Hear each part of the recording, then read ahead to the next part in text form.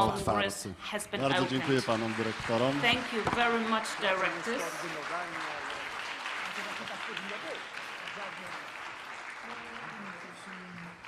Bardzo serdecznie panu dyrektorowi dziękuję za otwarcie i za te słowa, które w pewien sposób zarysowały niektóre tylko obszary tematyczne, którymi będziemy się przez te 3 dni zajmować. Bardzo chciałem podziękować panu premierowi, ministrowi kultury i dziedzictwa narodowego, profesorowi Glińskiemu za objęcie patronatem honorowym trzeciego Kongresu Tańca. Równie serdecznie chciałem podziękować też za objęcie patronatem marszałkowi województwa śląskiego Jakubowi Chełstowskiemu. I też bardzo serdecznie chciałem podziękować Muzeum Śląskiemu, które nas tutaj gości, całemu zespołowi muzeum, szczególnie zaś pani dyrektor Marii Czarneckiej. Jeżeli jesteśmy przy podziękowaniach, a to jest ważny moment, bo żeby cokolwiek się wydarzyło, to jest to olbrzymia praca i organizacji, i ludzi, którzy doprowadzili do tego, że my tutaj dzisiaj jesteśmy. Więc chciałem też podziękować patronom medialnym, TVP Kultura, TVP Katowice, Radio SK, Jazz Press, magazyn Taniec, Didaskalia, Dziennik Zachodni, Opera Lovers, Teatralny.pl, portalom Nasze Miasto, Moje Miasto, Nasze Miasto, Teatr dla Wszystkich Katowice. Stricte kongresowych mamy też wydarzenia towarzyszące i tu chciałem też podziękować za współpracę przy tych wydarzeniach Teatrowi Tańca i Ruchu Rozbar, Stowarzyszeniu Autorów ZAIKS oraz Zespołowi Pieśni i Tańca Śląsk imienia Stanisława Hadyi. Wczoraj wydarzeniem poprzedzającym kongres był Śląski Dzień Tańca. Naprawdę niezwykłe wydarzenie, w którym miałem zaszczyt wziąć udział w jakiejś jego niewielkiej części, więc bardzo chciałbym też podziękować tym wszystkim instytucjom, organizacjom, podmiotom, które się zgodziły brać udział w tym wydarzeniu. Teatr Rozrywki w Chorzowie, Opera Śląska, Zespół Pieśni i Tańca Śląsk, Teatr Tańca i Ruchu Rozbar, Zakład Tańca Akademii Muzycznej im. Karola Szymanowskiego w Katowicach, ogólnokształcąca szkoła baletowa,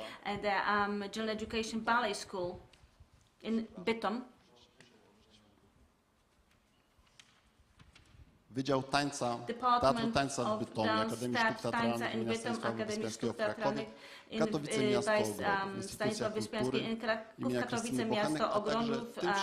Krystyny Bochenek, a także tym wszystkim, którzy przyłączyli się do wydarzenia, prezentując to, co w swojej ofercie z tańcem mają związane. Chciałbym też tutaj w tej chwili podziękować bardzo serdecznie wszystkim pracownikom Narodowego Instytutu Muzyki i Tańca, zwłaszcza zaś pracownikom Departamentu Tańca, Biuro Komunikacji, Biuro Rozwoju, Księgowości, Finansów. Tak, bo to się okazuje, że wszyscy ci ludzie, oni muszą mieć swój wkład, żeby to się mogło zadziać, ale też aby tych wszystkich ludzi spiąć, mówiąc kolokwialnie, potrzebny jest koordynator. I tym koordynatorem jest Alicja Kosińska, której bardzo serdecznie dziękuję za wielki trud doprowadzenia do tego, że kongres jest. Myślę, że podziękowałem wszystkim. Jeżeli kogoś pominąłem, to bardzo z serca przepraszam. Przygotowałem sobie tę kartkę, żeby tego uniknąć, ale życie jest bardzo skomplikowane czasami. Chciałem powiedzieć tylko kilka słów, że jestem bardzo dumny i szczęśliwy, że ten trzeci kongres tańca się dzieje. I głęboko wierzę w to, że on jest kontynuacją kongresów wcześniejszych. Ja miałem ten zaszczyt, że brałem udział zarówno w pierwszym, jak i w drugim kongresie. Wtedy, kiedy na czele Departamentu Tańca, wtedy jeszcze departamentu nie było, stała Joanna Szymajda i potem, kiedy na czele Departamentu Tańca stała Aleksandra Dziurow. Nie do przecenienia są zasługi obu tych osób and dla the achievements polskiego of both tańca. those persons have to be emphasized. I'd like to I thank pozdrowić, jeżeli them, gdzieś w their jakiejś achievements for Polish przestrzeni dance, nas oglądają. and send the words of greeting. Hopefully they are Myślę, że watching us right now. dużo rzeczy udało się And zrobić. I think we've managed to do a lot. When getting ready for the third dance congress, we wanted to verify which ideas were implemented, which were not, which ones we could improve. I think it's very important that the situation in which we're in has changed drastically, and that this Congress, I think, will attempt to see, to verify, to discuss what's going on around us, the difficult situation in economic terms. It's not, the outlook for the future is not good, so we think we need to think about how to finance the dance system in Poland so that we have enough funds, the institutions, and as well as independent dance initiatives. And Zastanawiałem się, jaki at the very end, I was wondering rodzaj metafory. What is the good metaphor I could use. And Krzysztof Pastor said he is a practitioner. I'm a practitioner too. I think we all of us here are practitioners, and I thought about the metaphor of a studio, that something that connects us all. It's a place that we enter in order to create, often to create as a result of improvisation, but to develop some structure, and then to keep improving the structure. From the world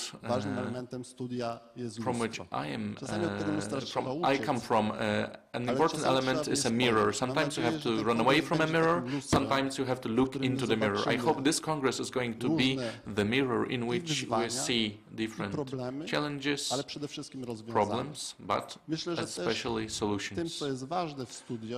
I think what's important in every studio is that, well, in our work we are dependent on many other people. To be a coach is really amazing. A coach is someone who shows us how we can develop, improve ourselves, and let's all be coaches for each other. And when we get rid of mirrors, get rid of coaches, a studio is a space that develops our awareness, consciousness, and let's be more conscious about what's going on in Polish dance scene and of the solutions that we can implement. Bardzo byśmy chcieli, aby po kongresie te działania miały swoją kontynuację. We hope after this Congress these activities are going to be continued, and so that we are on a good path towards the next Congress. The decision to organize the Congress in Katowice, it was Aleksandra's decision, but I think it is a good, very important idea, because it's a choice of a centrum tanecznego. Because that was a choice made of an important center, hub of dance, meaning ballet, meaning contemporary dance, folk dancing, in terms of education, including ballet education and contemporary education, when it comes to social initiatives. So it is the beginning of our path. But we would like this Congress to take place in different cities that are important for the Polish world of dance, so that on the occasion of these events, so that we can see the potential in these respective places, cities. To jest wszystko, co chciałbym w tej chwili powiedzieć. Well, that's it for now. Życzyć owocnych obrad. I'm sure you're going to have a lot of fruitful debates, deliberations. I'm sure you're going to use the space that we have created, provided, so that we can talk about Polish dance. Pierwsze hasło kongresu The first motto of the first Congress was dancing has its voice. That was a great achievement. The second Congress had the motto, we have our voice, meaning we have our strength, our power. The third Congress, its motto is, let's discuss, create and act. And all the elements of those three mottos are important. And I think we are going to be able to develop Polish dance if we execute the third element, do działania. i.e. acting, even Bardzo after the serdecznie Congress. Państwu dziękuję. W tej chwili chciałbym Thank you very much zamknąć for już coming część here. oficjalną Right now, i przejść it's do the części end of the stricte introduction, merytorycznej. and let's Pierwszym go to the panelem next będzie panel stage. The first poświęcony panel will be edukacji. devoted to Także education. bardzo chciałbym zaprosić tutaj So do I'd nas like to invite panelistów now pierwszego panelu. the members of the first panel.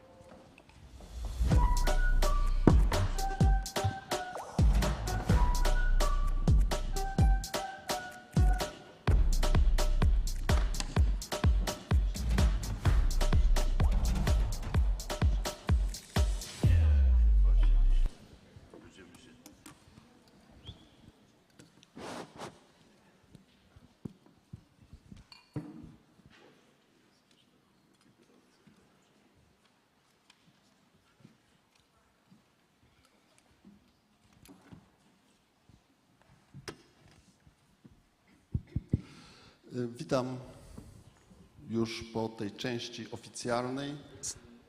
The official part is over. The first panel, professional education, occupational education. The members of this panel are Professor Elżbieta Aleksandrowicz, representing higher education, Director Elżbieta Mendakiewicz, representing ballet schools, Mrs. Agnieszka Hejduk-Domańska, representing the Department of Artistic Education in the Ministry of Culture and National Heritage, Dr. Jacek Jekiel, an expert representing the Association of Theatre Directors, Dr. Magdalena Malska, an expert selected in an open vote, and Mrs. Ewa Warchoł, an expert representing the National Institute of Music and Dance. So I'd like Mrs. Agnieszka Hejduk-Domańska to chair this panel. Ladies and gentlemen, it is a great pleasure to be here in the Silesian Museum and to be here with you during this Congress. I'm representing the Department of Artistic Education. I was asked to be an expert who can discuss the issues of vocational education, and well, this scenario of this panel is as follows.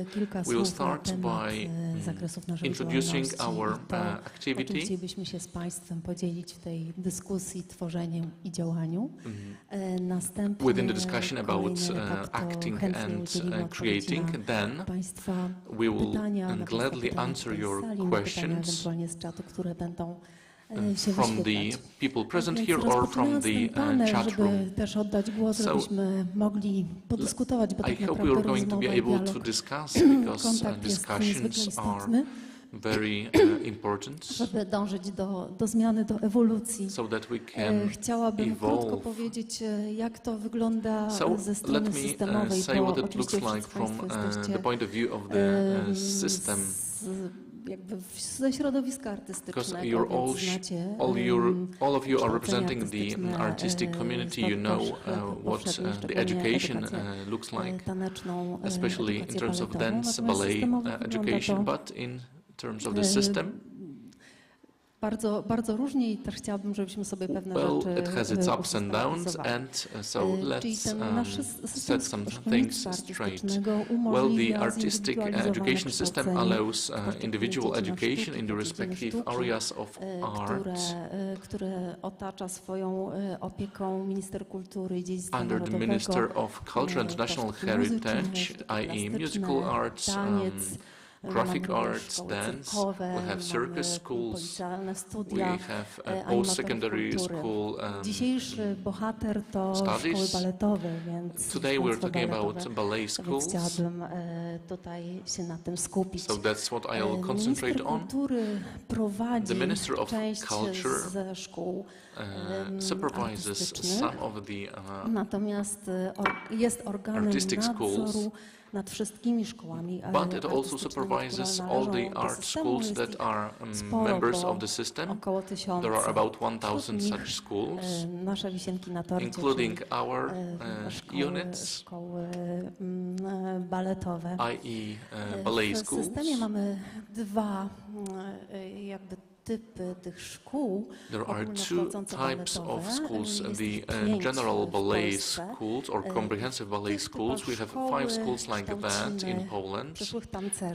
These are schools where we educate future dancers simultaneously with the general comprehensive education that is subject to the obligatory Polish education system. So that's a school where you have to pass the secondary school graduation exam, and we have dance schools. I w tym typie szkoły jest to system And this is a system of afternoon classes without this comprehensive element, comprehensive education element. Inaczej każdy kandydat, czyli na początku swojej ścieżki So every candidate at the beginning of their artistic path, they have to undergo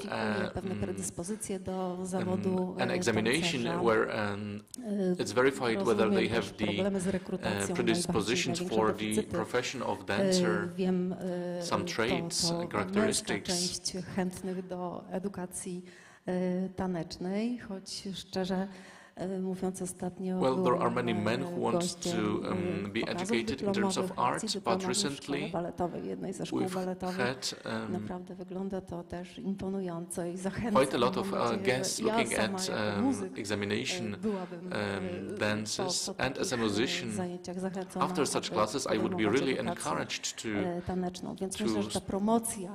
undergo dance education. So we have to promote this occupation. It is a fleeting occupation, but still it's beautiful, it's very important. So the examination of the characteristics in the comprehensive ballet schools, where you can apply for the school if you have if you are not older than 10 and if you have finished the 3rd grade at school. So as a mother of adult children, where if they were of school age now, I would be wondering whether at the age of 10, i.e. when your children start comprehensive general education, whether I would have the courage to take them away from that kind of school and to send them in a completely different, into a different community, a different environment. And it's a question whether education from the 3rd grade is comfortable for parents and for students. Maybe in the future we should think about starting ballet education from the 1st grade.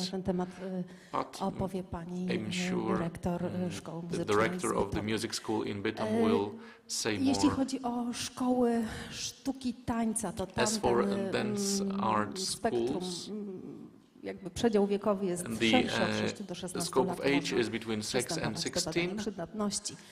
Kolejny etap to realizacja ramowych planów nauczania, obowiązkowych zajęć edukacyjnych, które Państwo z pewnością wiecie, to oprócz edukacji ogólnokształcącej so apart from the comprehensive education, you have artistic education, the framework education plans, the curriculum are specified by the Minister of Culture and National Heritage in terms of artistic education, and in comprehensive education, that's the Minister of Science and Education. Przedmioty, które In these plans, the subjects that are compulsory are folk dancing, all other kinds of dancing, audycje muzyczne i historia tańca. history of dance, and many other subjects. dzieło i sukces, At the end, egzamin dyplomowy, który składa się we z have the części diploma praktycznej, exam, z the części practical part and the teoretycznej theoretical parts. dla absolwentów i końcowy etap to uzyskanie The tytułu last stage that's zawodowego tanca. receiving the Jeśli chodzi occupational o title of a dancer kwalifikacje as for zawodowe, bo professional panel jest qualifications, poświęcony edukacji because the zawodowej. panel is devoted to professional education. Przepraszam. Sorry. Trochę chrypię.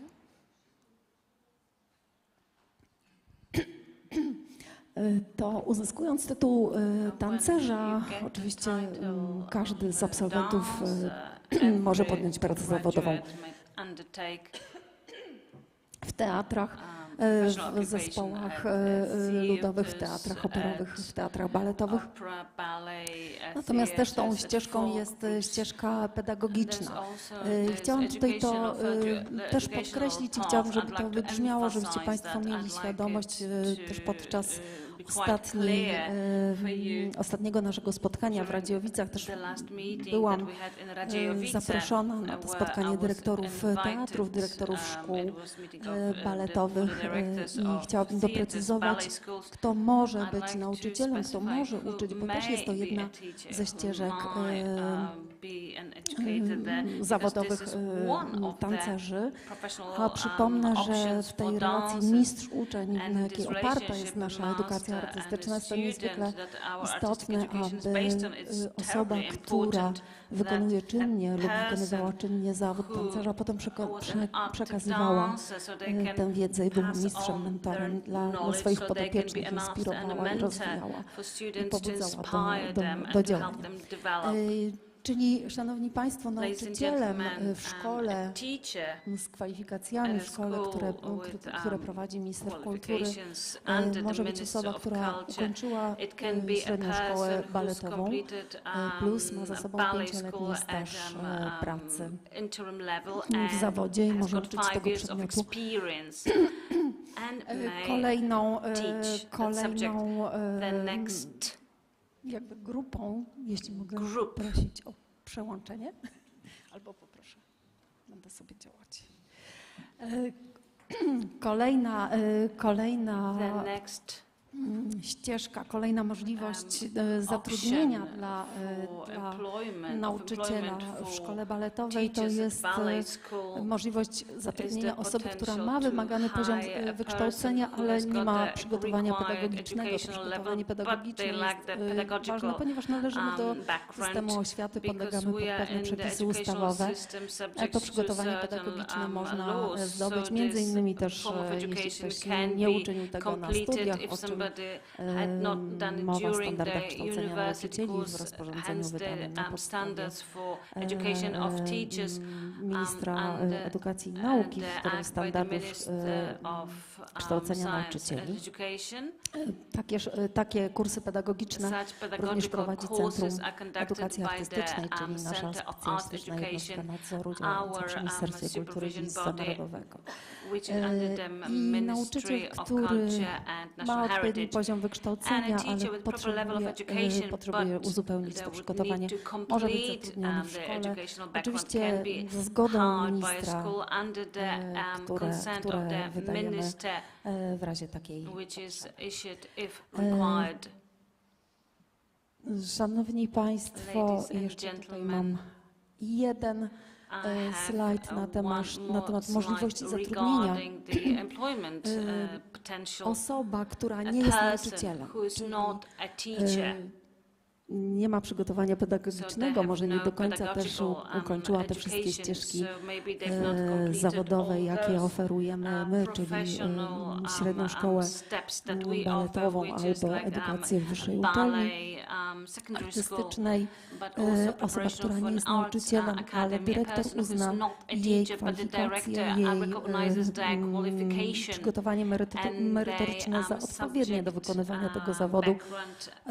Dla prowadzenia danych zajęć może się ubiegać o zatrudnienie w szkole i podstawą zatrudnienia wówczas jest kodeks pracy. Oczywiście wszystko odbywa się też za zgodą ministra kultury i dziedzictwa narodowego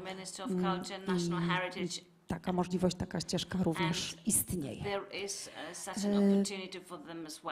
O tym mówiłam. Szanowni Państwo, kończąc już tę moją przydługą wypowiedź, chciałabym powiedzieć z mojej perspektywy, z naszej perspektywy Departamentu Szkolnictwa i z tego, czemu się przyglądamy, co słyszymy ze środowiska, jakie sprawy do nas przychodzą. Myślę, że warto rozwijać pewnością promocję sztuki tańca, pokazywać, jak piękny jest to zawód, mimo tego, że jest ulotny i krótki. Rekrutacja do szkół baletowych, zdecydowanej w moim odczuciu ewolucji. Widzę tutaj obszar współpracy z potencjalnymi pracodawcami, czyli to, jak kształcimy, kogo kształcimy. Nie kształcimy po nic, kształcimy po to, aby pracodawcy mogli zatrudniać wspaniałych tancerzy, ale też musimy znać ich potrzeby, więc sądzę, że ta współpraca na tym obszarze to jest taki obszar, nad którym trzeba się jeszcze pochylić i dyskutować i wypracowywać wspólne płaszczyzny działania, projekty edukacyjne zdecydowanie we współpracy z mistrzami i nawiązując tutaj również do wcześniejszych wypowiedzi panów, wydaje się, że system kształcenia tancerzy można zaczynać od klasy pierwszej. Czasami sądzę, że to, co mamy w szkolnictwie muzycznym, czyli ta dwustopniowość, mamy tam edukację na poziomie pierwszego stopnia, edukację na poziomie drugiego stopnia. Jest to pewien etap zamknięty. Ten pierwszy stopień to zwykle jak największa rzesza chętnych, natomiast dalej już kierunkowo, zawodowo decyduje się na to trochę mniej osób. Również odwołując się do tego jako rodzic, mając w perspektywie 9 lat nauki i tak naprawdę nie wiadomo, czy z zakończonej sukcesem, czyli nie każdy też kończy tę szkołę baletową. Też nie wiem, czy nie byłoby to dla mnie osobiście przeszkoda, aby posłać dziecko do szkoły baletowej. Chciałabym, żeby miał zamknięty pewien etap edukacyjny, żeby coś zaczął, potem mógł dokonać wyboru.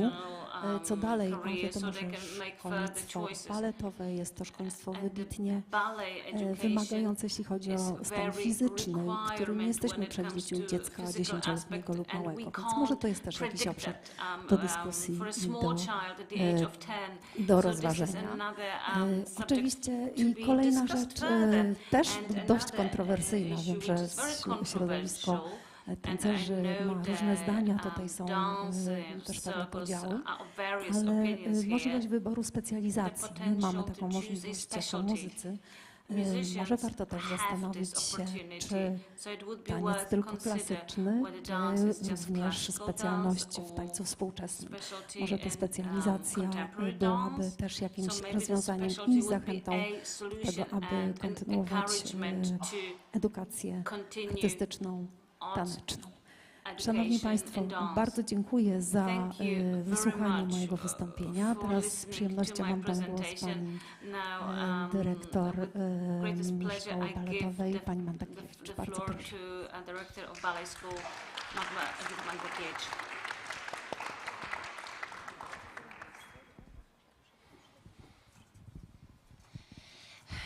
Witam serdecznie. Szanowni Państwo, jestem reprezentantem szkół ogólnokształcących, szkół baletowych.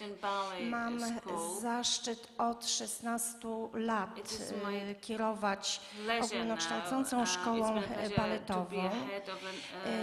Uczestniczyłam też w dwóch poprzednich kongresach tańca, gdzie dużo miejsca poświęcone było szkolnictwu.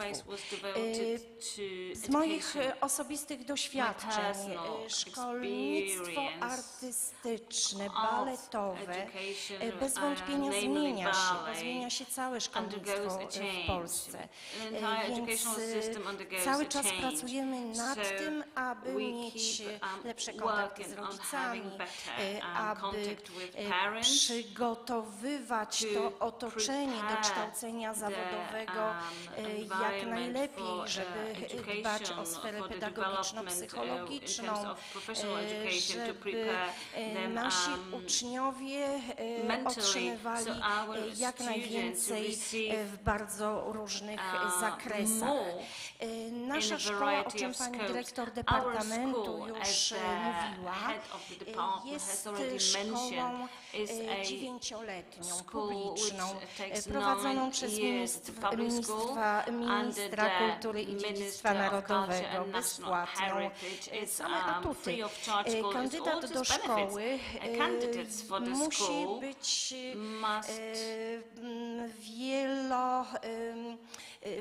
o wielorakich uzdolnieniach, bo przecież umuzykalnienie odgrywa ogromną rolę, bo przecież bardzo ważne są jego zdolności, pamięć. To wszystko ma ogromne znaczenie. No i oczywiście fizyczność, która jest podstawą w funkcjonowaniu w tym zawodzie.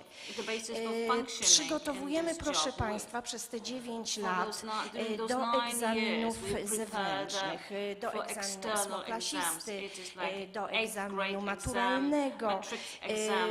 Nasz abiturient przystępuje do egzaminu dyplomowego, wreszcie wypuszczamy go w świat. Tutaj chciałabym z pełnym rozmysłem wypisałam przedmioty, które przez 9 lat są w różnych zakresach realizowane.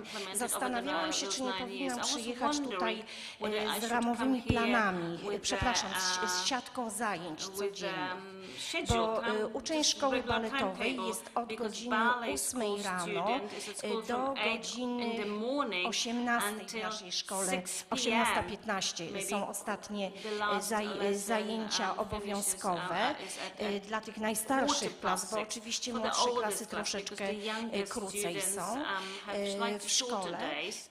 Natomiast jeszcze przed tym zdolnym uczniem są często repertuary, są często praktyki sceniczne.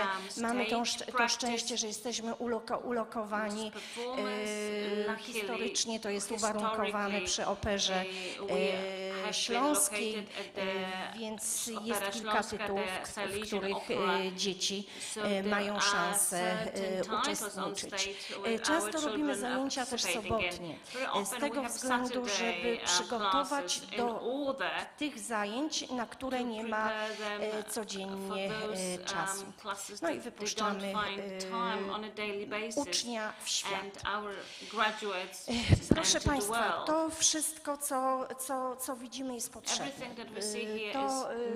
Ten zakres przedmiotów umożliwia uczniowi, który z różnych powodów musi opuścić szkołę, umożliwia wejścia w środowisko każdej innej szkoły, która pozwoli kontynuować po prostu naukę szkoły menowskiej. Natomiast my musimy poszukiwać takich rozwiązań, które pozwolą bez straty dla rozwoju szkolnego, też intelektualnego, po prostu przeprowadzić przez te wszystkie przedmioty. Jest to niezwykle trudna sprawa. Jeśli chodzi o cele, które realizujemy, ja już tutaj po części powiedziałam, że takimi celami to są przede wszystkim prowadzenie tych zajęć, o których mówimy, bo mamy wykształcić tancerza. Uczestniczymy w konkursach. Oczywiście konkurs nie może być podstawowym zadaniem kształcenia i ja osobiście uważam, że konkurs spełnia 2 cele. Jeden cel taki, żeby oswajać ze sceną, z sytuacją wysokiego stresu naszego ucznia, ucznia, a drugi cel też taki, żeby po prostu te dzieci, które są najbardziej utalentowane, miały możliwość zmierzyć się z innymi uczniami w celu porównania się, ustalenia, jaki poziom reprezentuje. Dla nas szkół też jest to bardzo ważna sprawa, bo konkursy zwykle to też jest taka platforma dyskusji, platforma przemyśleń, co jeszcze można zrobić, w jakim kierunku działać. Uczestniczymy w festiwalach, w warsztatach tanecznych ogólnopolskich i międzynarodowych. Współpracujemy ze szkołami baletowymi w kraju i za granicą i to jest bardzo cenne doświadczenie, ponieważ możemy tutaj też tak kształtować to, co robimy, żeby po prostu, znaczy możemy znajdować łatwiej rozwiązania do tego, żeby móc tego ucznia przeprowadzić przez te wszystkie kursy przedmiotowe. Współdziałamy z różnego typu instytucjami w kształceniu uczniów, postaw twórców i odbiorców kultury. Utrzymujemy kontakty z absolwentami szkoły, zasilamy rynek pracy, to jest podstawowa sprawa. I tutaj na pewno nie jesteśmy w pełni usatysfakcjonowani, bo chcielibyśmy, żeby każdy z naszych absolwentów trafiał na scenę. Rozumiemy powody, dla których ten absolwent nie jest gotowy wielokrotnie, żeby móc funkcjonować na tej scenie. Rozumiemy to, że kierunek taneczny musi być wzmacniany poprzez różne bodźce, bardzo poważne, powiązane z kadrą pedagogiczną i powiązane z naborem. To jest ogromny temat, o którym trzeba dyskutować i szukać bardzo poważnych rozwiązań. Upowszechniamy sztukę taneczną, co do tego nie mam żadnych wątpliwości. I proszę Państwa, jakie osiągnięcia w takim ogromie pracy można przypisywać szkole baletowej? Przede wszystkim absolwenci podejmują pracę w zawodzie. W przypadku szkół baletowych jest to około 50%, tych ogólnokształcących szkół baletowych jest około 50% absolwentów, którzy tańczą na scenach polskich, nieco rzadziej na scenach europejskich. Natomiast są bezpośrednio realizatorami tego celu, który został postawiony uczniowi, gdy przyszedł do naszej szkoły w wieku 10 lat. Promują sztukę baletową, podejmując m.in. zadania pedagogiczne, instruktorskie, choreograficzne. Nasza szkoła z różnych powodów has got plenty of achievement within this scope of choreography, because many of our graduates operate in this area in a fantastic way. Ballet school graduates, ambassadors of the high culture in Poland and all over the world. A very important aspect, they are theatre goers as mature recipients of art.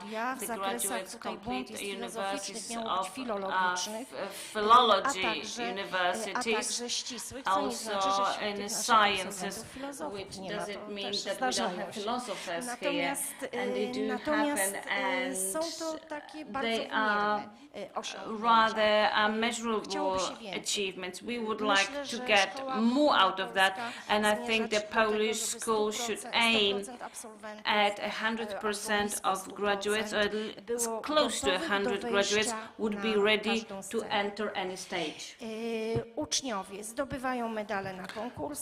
Our students win medals at Polish and foreign competitions, thus improving the prestige of the profession of dancers. They get scholarships, they participate in practice on stage, participate in valuable dance-related projects to promote the ballet culture. And all these tasks can be executed because they are in a professional ballet school. And let's cut to the chase. Well, this is the image of a student in a very, very demanding school, in a difficult school, in a time-consuming school.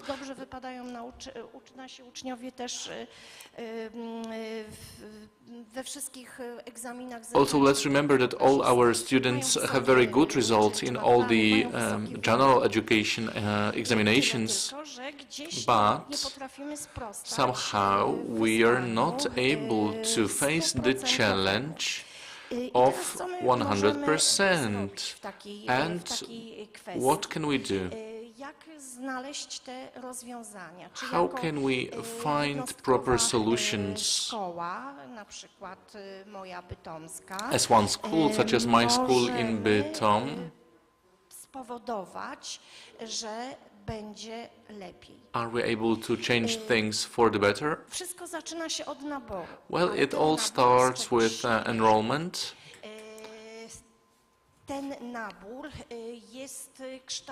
Recruitment. Recruitment takes place when the child is 10 years old. And it's very nice to hear when Madam Director said, maybe let's think of children starting ballet school earlier, maybe from the first grade. Well, we used to have an experiment like that, and the Bytom school has had quite a good experience with that, and this also required to change the way of thinking about the needs for starting education as early as possible. Did it bring about any effects in the quality of education? Well, it would be hard to demonstrate, because the children who started this project have not graduated from the 9-year ballet school yet. And certainly a 10-year-old child can feel the scene, is more courageous,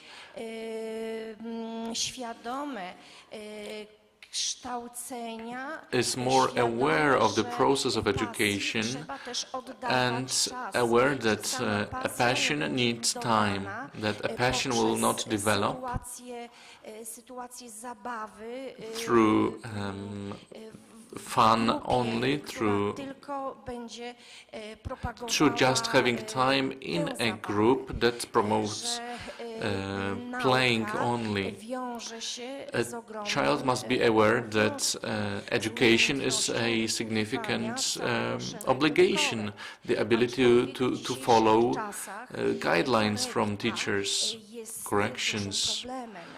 But in our times, there is a big problem with such guidelines, such corrections. I've heard that in serious ballet schools, there are situations that we should rather suggest proper execution of the given moves. Is it the right path or the wrong path? Well, it's up to the teachers to assess.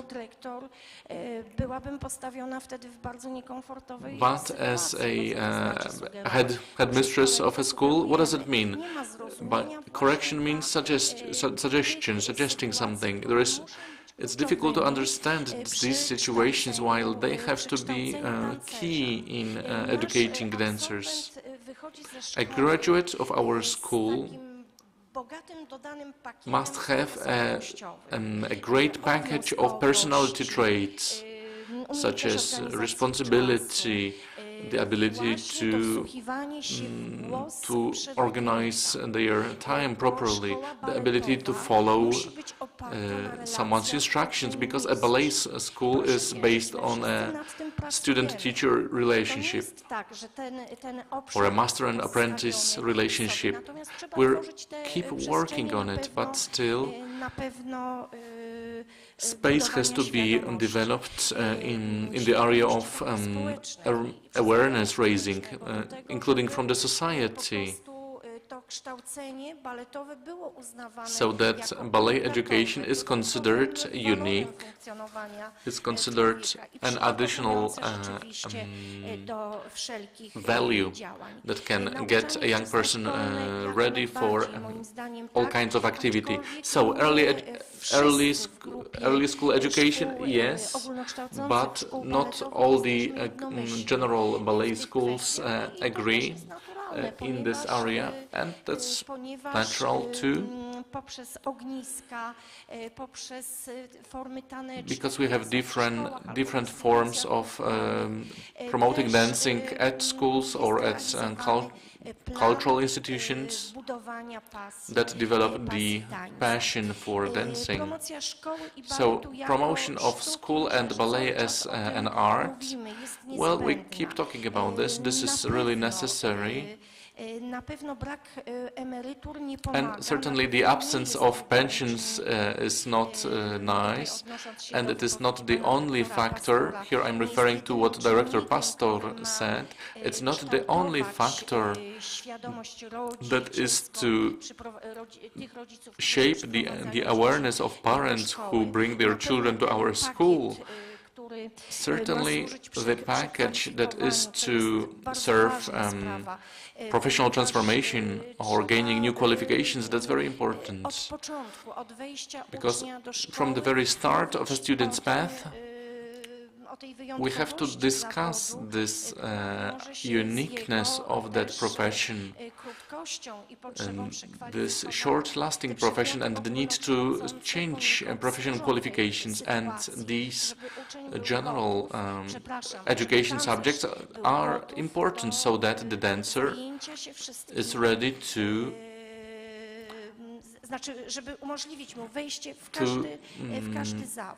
choose a different job. After the Radziejowice meeting, it was a very useful meeting. Well, I've been thinking a lot about what we could do in our school.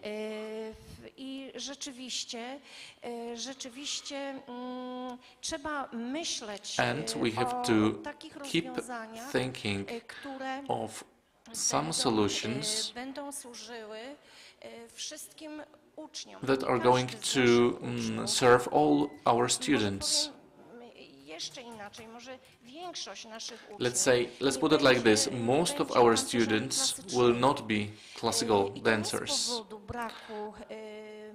And it's not because of a lack of opportunities in understanding the required technique, but for the reasons that the talent of mastering the technique it's not always the same as physiognomy of the given person, and it is quite a problematic thing. And the needs of theaters, because the most difficult thing in our system of education is to prepare a student to facing the situation of entering the labor market. It is a serious problem, because sometimes we promise too much, or sometimes we think that we should promise a lot, and then people facing the market opportunities, and it can be quite painful. I've never researched in this area, but my impression is that there are quite few jobs for dancers, few vacancies for dancers, and it's then associated with some problems entering the labor market as a dancer. In Radziejowice, you as the headmasters and headmistresses, you said not enough boys. Yes, it's a great problem. And we're looking for ways of having more male students. So this is just a summary, because Madam Director is probably wants me to finish. Well, projects that's a lot of challenges, the school dance scene, that's something I've been dreaming of for as long as I've been the headmistress, and well, we don't have it, but still we can have great projects. So entering dance projects to allow some practical experience on the scene, so there is still a lot to do before us. We hope to have great cooperation with the Center of Artistic Education, with the supervisory body, and with all the headmasters and mistresses of theaters. Thank you very much. Ladies and gentlemen, us as public officers, we have a lot of passion. We also have a lot of passion for dancing. I'm sorry for cutting short, but still everyone has to have a chance to speak and to answer some questions. So now, Madam Rector, I represented higher education, so it's one level up. I'm wondering where I should start, but the best it's best to start with the Higher Education Act from 2005. What did it give us? Well, the laws that were included in this act helped create the so-called standards of education, which finally, after years of education and development of education programs, curricula in the artistic education,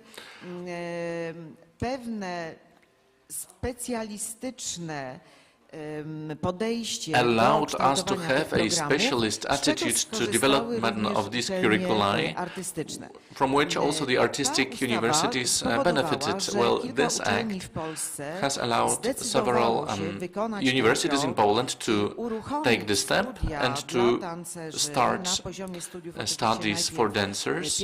Naturally, the first cycle studies first in different specialties, different programs.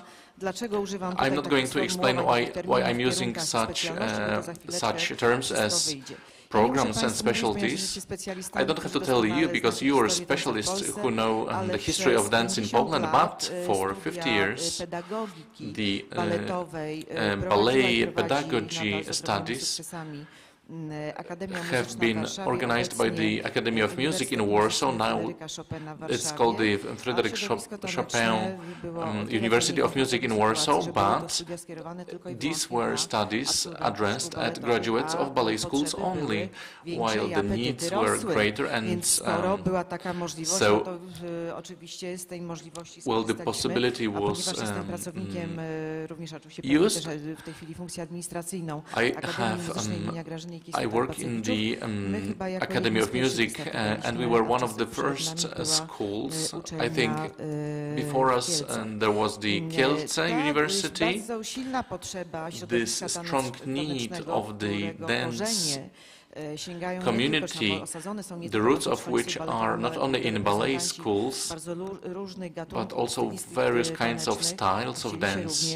And they wanted to have the privilege to have education at the level of specialists, artistic studies, and not only. Next slide, please. So that we can see the structure. Right now, in the higher education system, we have 7 universities. including 6 public ones, 1 private, 1 including 3 music schools, 1 theater school, 2 physical education schools, and 1 humanities, exact sciences and artistic university. It's a combined model, so this shows how deeply dance went into the structures of higher education and in what types of education it has appeared. I don't want to forget anyone. That's why I let's see. We can see all the music, artistic universities. There is a strong hierarchy there, without which we wouldn't be able to function. That's what is required from us by the lawmakers. You can see the programs where the studies are, and as you see, the word dance is not always included in the name of the program, which results from some legal regulations that we have to follow.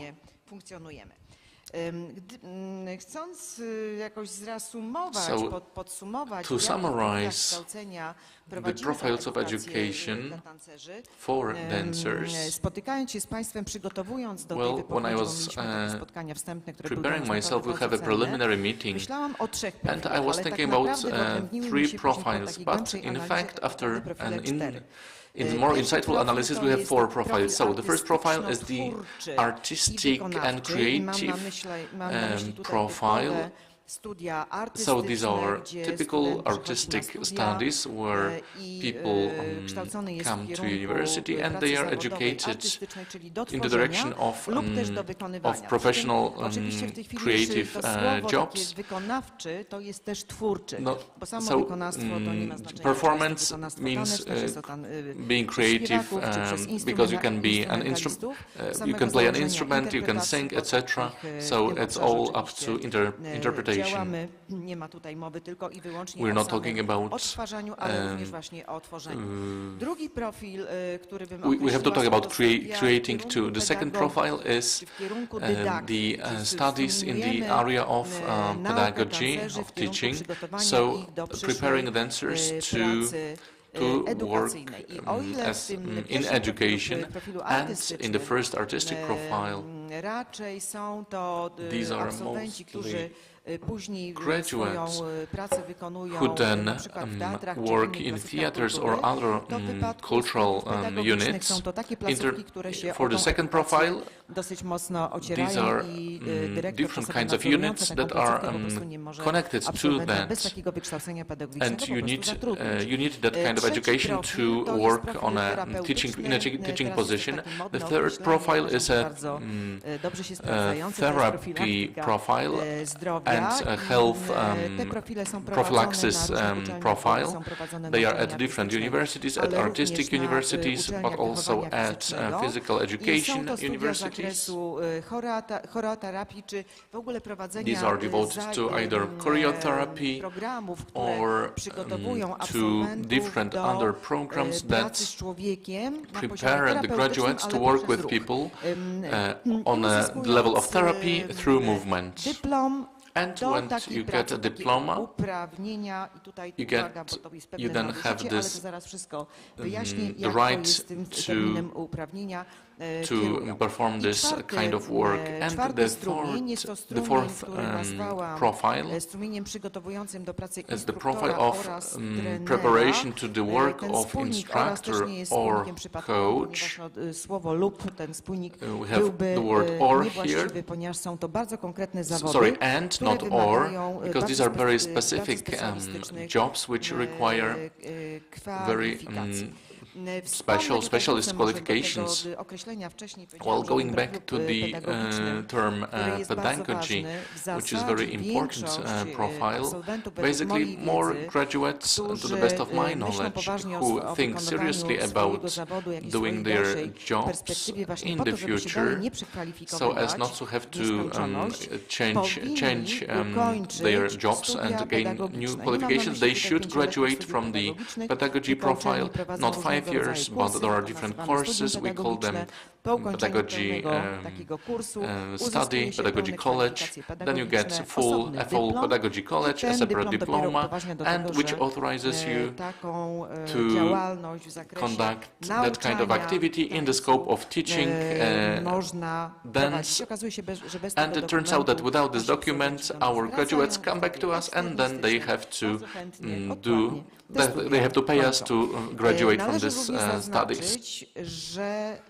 Dyplom studiów wyższych wraz z suplementem to nie są uprawnienia do wykonywania zawodu, ponieważ my jako uczelnie wyższe nie nadajemy takich uprawnień, tylko kształcimy studentów, kwalifikując ich w odpowiednich profilach wiedzy, umiejętności i kompetencji. I dopiero dyrekcja instytucji tak naprawdę podejmuje decyzję, czy ten absolwent kwalifikacje do wykonywania tego zawodu, tego profilu, gdzie jest przyjęty do pracy, posiada, czy też nie. No i teraz, drodzy Państwo, proszę mnie źle nie zrozumieć, oczywiście starałam się to zrobić bardzo delikatnie, żeby ważyć słowa, ale są w mojej opinii pewne wady i zalety dostępnej w Polsce oferty dydaktycznej, na poziomie oczywiście studiów wyższych. To jest bardzo dobrze, że my tą ofertę w ogóle mamy, dlatego że na całym świecie tancerze mają możliwość prowadzenia dalej swojej edukacji na poziomie studiów wyższych. Dobrze, że mamy tą różnorodność specjalności, że są to właśnie te studia wykonawcze w różnych technikach, że mamy choreograficzne, mamy zakresy teorii tańca, pedagogiczne, terapeutyczne, instruktorskie, trenerskie, jeszcze pewnie można ich wymienić wiele. To są tylko przykłady, że oczywiście mamy pewną specyfikę kształcenia w każdej uczelni i to jest na pewno bardzo ważne, to jest potrzebne. Wtedy kandydat na studia może wybrać taki profil kształcenia, na którym mu zależy, w którym obszarze chciałby się rozwijać dalej. Na pewno formy kształcenia, to znaczy studia dwustopniowe, jednolite magisterskie oraz studia stacjonarne i niestacjonarne, które umożliwiają wykonywanie na przykład pracy zawodowej, żeby nie rezygnować z wykonywanego zawodu i dodatkowo uzyskać wykształcenie wyższe. Rozsądny koszt studiów niestacjonarnych wynika z przepisów ustawowych i to jest bardzo ważne, bo to chodzi o dostępność takich studiów. I w ogóle generalnie tak zwana mapa studiów wyższych w Polsce, jakbyśmy tutaj, przygotowałam dla Państwa taką mapę, jakbym pineskami zaznaczyła na mapie Polski, w jakich miejscach się znajdujemy, to tak naprawdę wszędzie. Więc dostępność tych studiów jest rozpostarta bardzo korzystnie dla kandydatów na studia.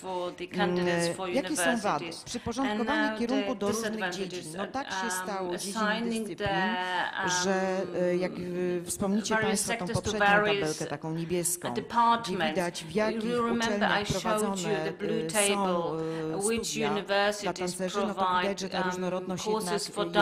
I dobrze by było, żeby chyba już jednak poza tę różnorodność nie wychodziła i mówię to z własnego doświadczenia i z konsekwencji, jakie mogą za sobą po prostu pociągać. Trochę brakuje nam takiej wspólnej podstawy programowej, taka nazwa chyba ją powinnam wziąć curriculum, I would say. It should be inverted commas, really, because it is not about unification of that, no, not at all. But so these universities don't just spread apart too much. In Poland, there is still no higher education dedicated to the art of dance, and quite nearby, close to our borders, there are universities like that in other countries, so the university staff should also look after it. Running university, in order to run a higher education facility, there are some strict regulations within that regard. Of course, we need to observe those regulations, but they also organize a lot of items, so it's also Mamy nad beneficial. sobą prawo o We szkolnictwie have wyższym i nauce, the higher które education to prawo weszło law, w lipcu which 2018 entered into roku. Ta force ustawa in July obowiązuje od dnia 1 2018. października It's been 2019 effective roku. as of the 1st of Żadną October nową też myślę, że dla 2019. Państwa informacją jest to, It's że not a uczelnie novum for you artystyczne, that bo art to jest universities, artystyczna, czy to jest because AWF, we need ale to know whether it's AWF-y art są tylko university and wyłącznie physical pod education universities, ministrem edukacji and i they are nauki. Tutaj also trochę patrzę na panią dyrektor, reporting która, to the ale myślę, że Ministry to of może to Education. potwierdzić. A teraz artystyczne są pomiędzy But the kulturą a nauką, to w art zależności is od tego, between culture and do jakich science. przepisów prawa mamy się Depends dostosować, do takich się oczywiście on which dostosowujemy. regulations we're supposed I to są apply, jeszcze do tego, and proszę there are Państwa, also odpowiednie specific rozporządzenia. Ja tutaj wypisałam regulations. takie I have trzy, uważam, że one named są 3 najbardziej regulations which ważne, I think czyli are to są most takie, które dotyczą crucial, prowadzenia which studiów, refer ale to running również jest universities, bardzo but ważne also what's rozporządzenie very important, dotyczące the efektu regulation uczenia się. on the To jest tak effects of podobnie jak ze learning. standardami kształcenia, It is o like, których wcześniej wspominałam. Jest to educational pewien standards wzór, that I've mentioned. do It's a którego template niestety, drodzy Państwo, for trzeba się which dostosować. unfortunately to I which to we need to adjust. niestety powoduje, And że unfortunately profilując program makes edukacyjny it czy program so kształcenia that when we profile w the jakimś educational bardzo system takim wąskim, czyli że in a chcemy uzyskać rzeczywiście rather wąski taki profil dla narrow tancerzy, profile no for to wcale nie jest to taka dancers, prosta sprawa, it's ponieważ not on such an musi easy spełnić task because they pewne need to kryteria i meet poza some te kryteria nie można criteria, wyjść. and you Na can't całe szczęście, step out dzięki of temu, that że line mamy at all. polską ramę, Luckily that we have polską ramę the kwalifikacji, do której musimy się Polish dostosować, ta polska rama qualification framework, kwalifikacji daje which we pewne need to obszary, observe. taki So it margines provides działania like a margin uczelniom, of gdzie operation of the pozwalają, universities, gdzie pozwala ten where margines na this wyjście margin poza allows tą stałą, to tą step taką out of twardą strukturę, która this wynika z tej rigid ramy structure which kwalifikacji, my to robimy.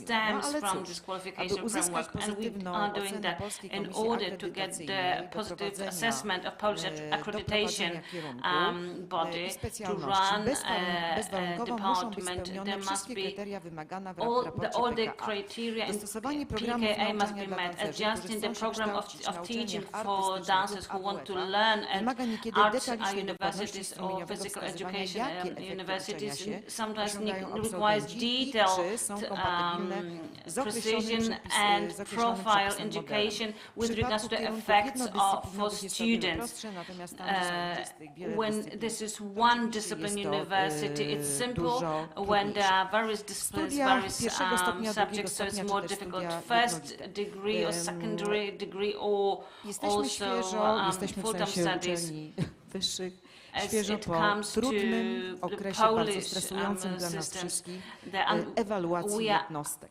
We have undergone very difficult Nie ukrywam, evaluation że system.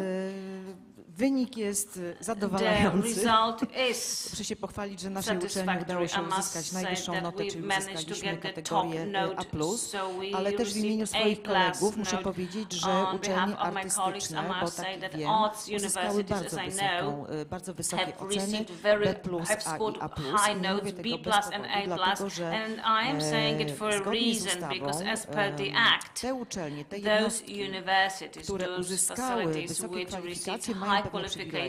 I te przywileje powodują, że możemy sobie na pewne rzeczy pozwolić. Uczelnie, jednostki, które uzyskały kategorię A i A+, mogą dowolnie formułować od dnia 1 stycznia 2023 studia dzielone i studia jednolite magisterskie. Teraz pytanie, które z tych studiów są lepsze? Są oczywiście tak samo plusy i minusy tych studiów. And which ones are I better? też There are of powinny course być to advantages studia and disadvantages, stacjonarne and whether czy there studia should be full-time niestacjonarne. studies on site or not. Studia jednolite programowo są wygodniejsze dla uczelni, dlatego że studenta przyjmuje się raz, jest 5-letni proces kształcenia, raz się go dyplomuje, program można rozpostrzeć na większą liczbę semestrów Program i can be uzyskuje się divided into a pełniejszy larger obraz number of semesters, absolwenta. and you have a broader Dla studenta, image i mogę to of a powiedzieć student. And for the z pewnego student, doświadczenia po and rozmowach I'm speaking from z młodymi adeptami experience after sztuki discussions tańca, with the jednak young chyba people wygodniejsze who są wanted to studia dance. dwustopniowe. One pozwalają na zakończenie studiów szybciej, ponieważ studia pierwszego stopnia to są również studia wyższe.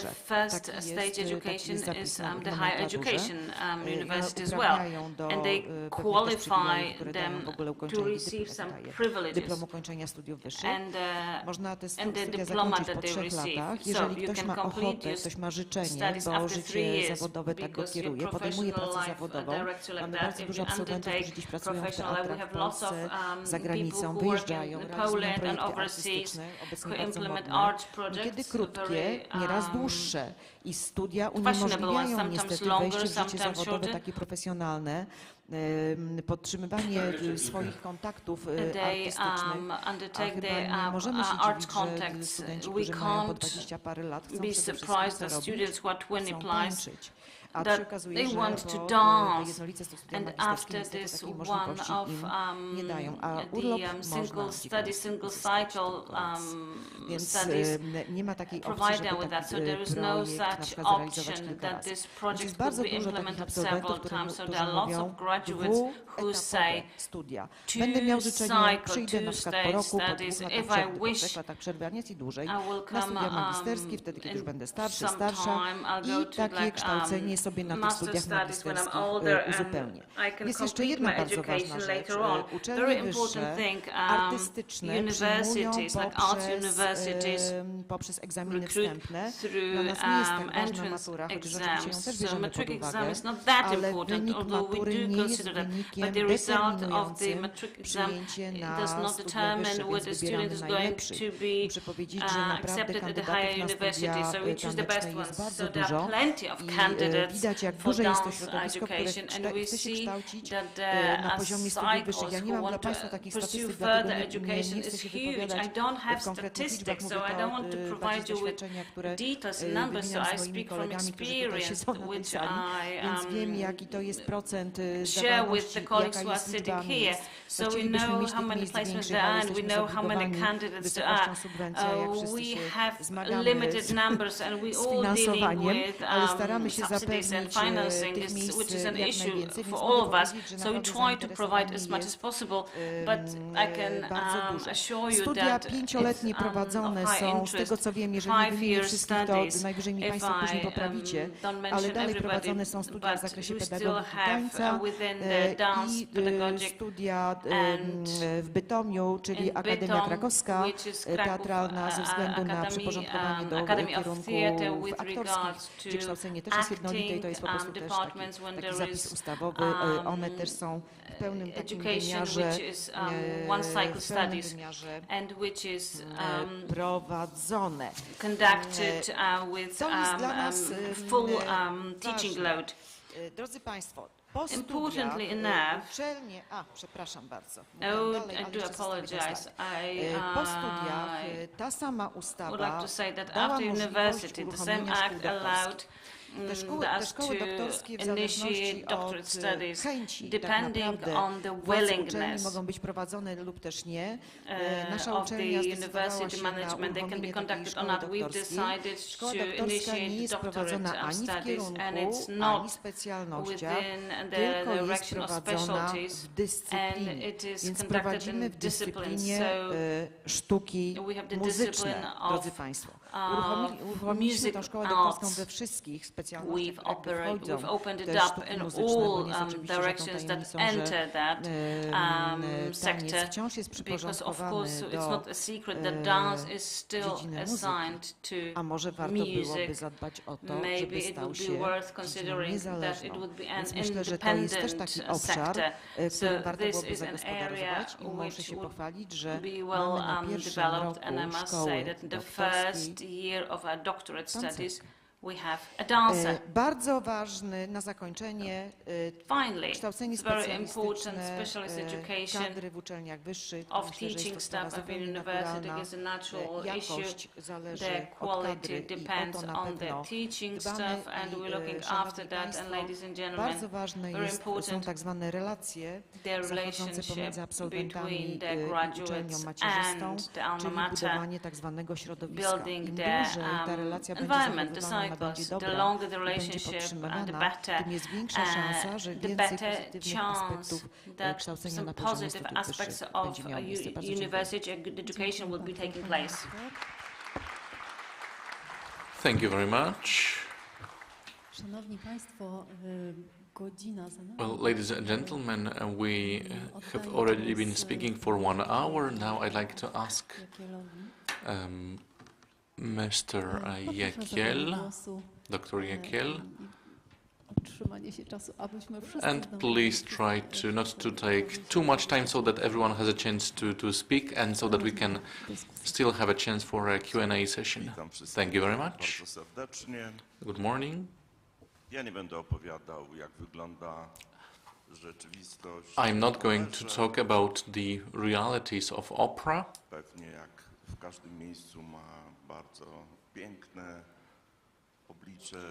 Probably, just like in any other place, it has its very beautiful moments, but also some worse moments. But I'm not going to talk about that. I'd like to share some thoughts after many hours of discussions with my colleagues, other headmasters, headmistresses, directors of opera theaters in Poland. Since 2018, we've been organizing conferences to directors of musical and opera schools, theaters, and so our community has been quite integrated. We try to make our position heard, make our position be uniform, and we try to speak our minds when need be. And one of the first things that integrated us was the awareness of you can see in front of you, right here. But let's say in reverse. So when we want to hire members of ballet groups, we have more or less that amount of women and this amount of men. Sometimes it's even worse. If in your institutions you want to have classical ballet repertoire, you cannot do it with women only. So we have to borrow some troops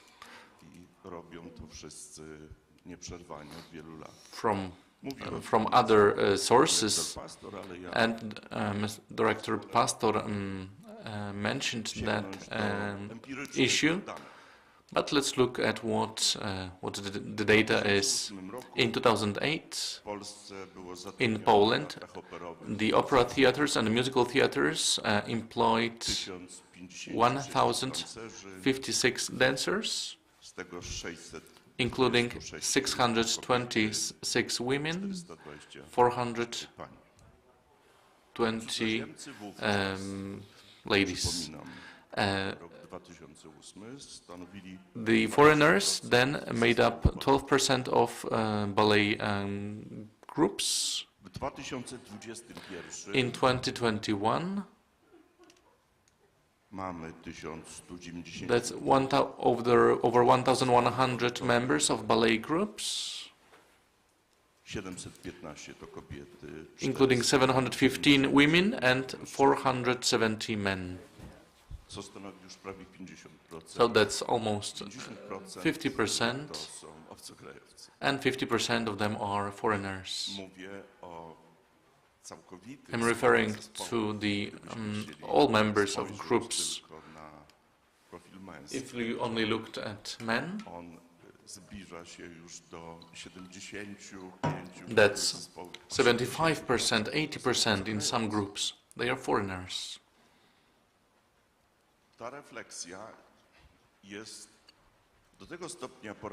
Well, it's disturbing, and people ask questions. Why is it so? Why? Why do young boys not want to perform this beautiful job?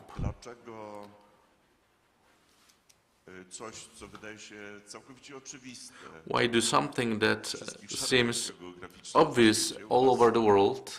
It is not obvious in Poland. It has some strong connotations. I don't want to quote them. I'm sure you know perfectly well what I'm talking about.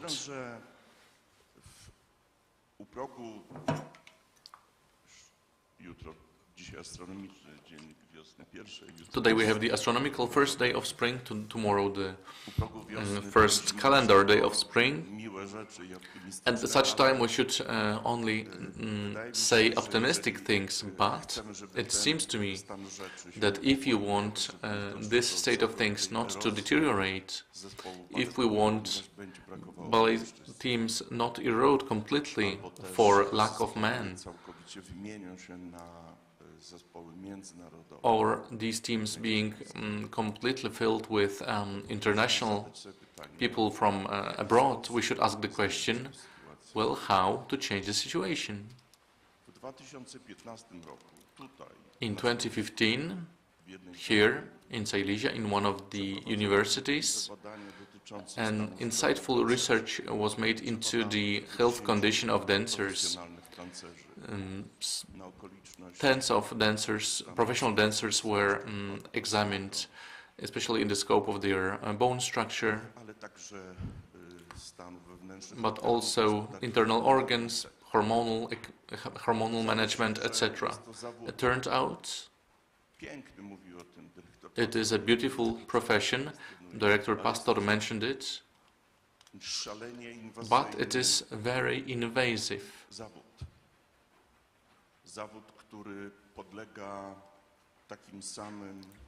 One that is subject to the same loads as professional athletes, such as footballers. You know, how much does Lewandowski earn and how much the biggest ballet soloist earn? You know, there is no comparison. I think it was the other way around. Lewandowski wouldn't be Lewandowski, and you would be familiar with the name of this greatest Polish dancer.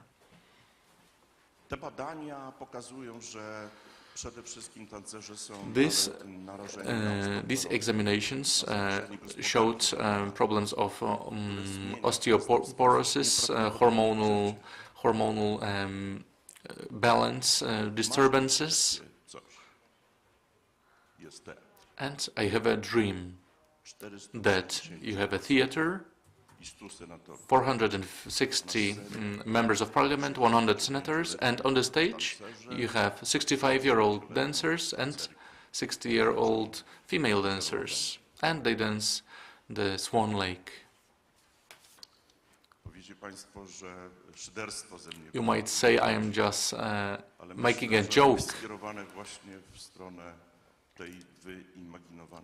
Well, no, it is a statement made before the imaginary audience.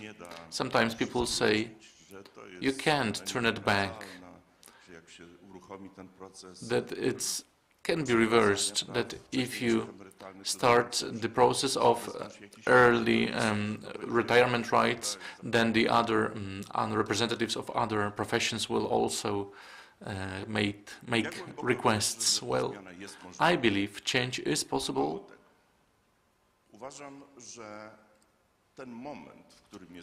What is more, I believe nowadays that's the only possible time to make this change come true. We have the elections, the politicians are looking to get our votes, to win our votes, and as a community we can use it.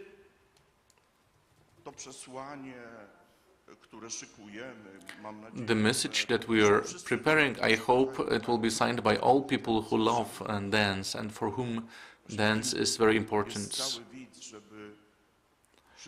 So the whole point is that the dance community make a request of getting back the pension rights, early retirement rights. That's not a privilege, no. This profession cannot be performed after this age that used to be set by the lawmakers. It's such tiring work, difficult work by dancers in musical and opera theaters. Well, Madam Director said, we would wish theaters employ more dancers. Sure.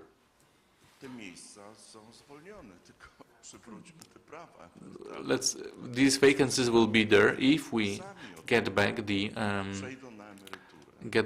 early retirement rights.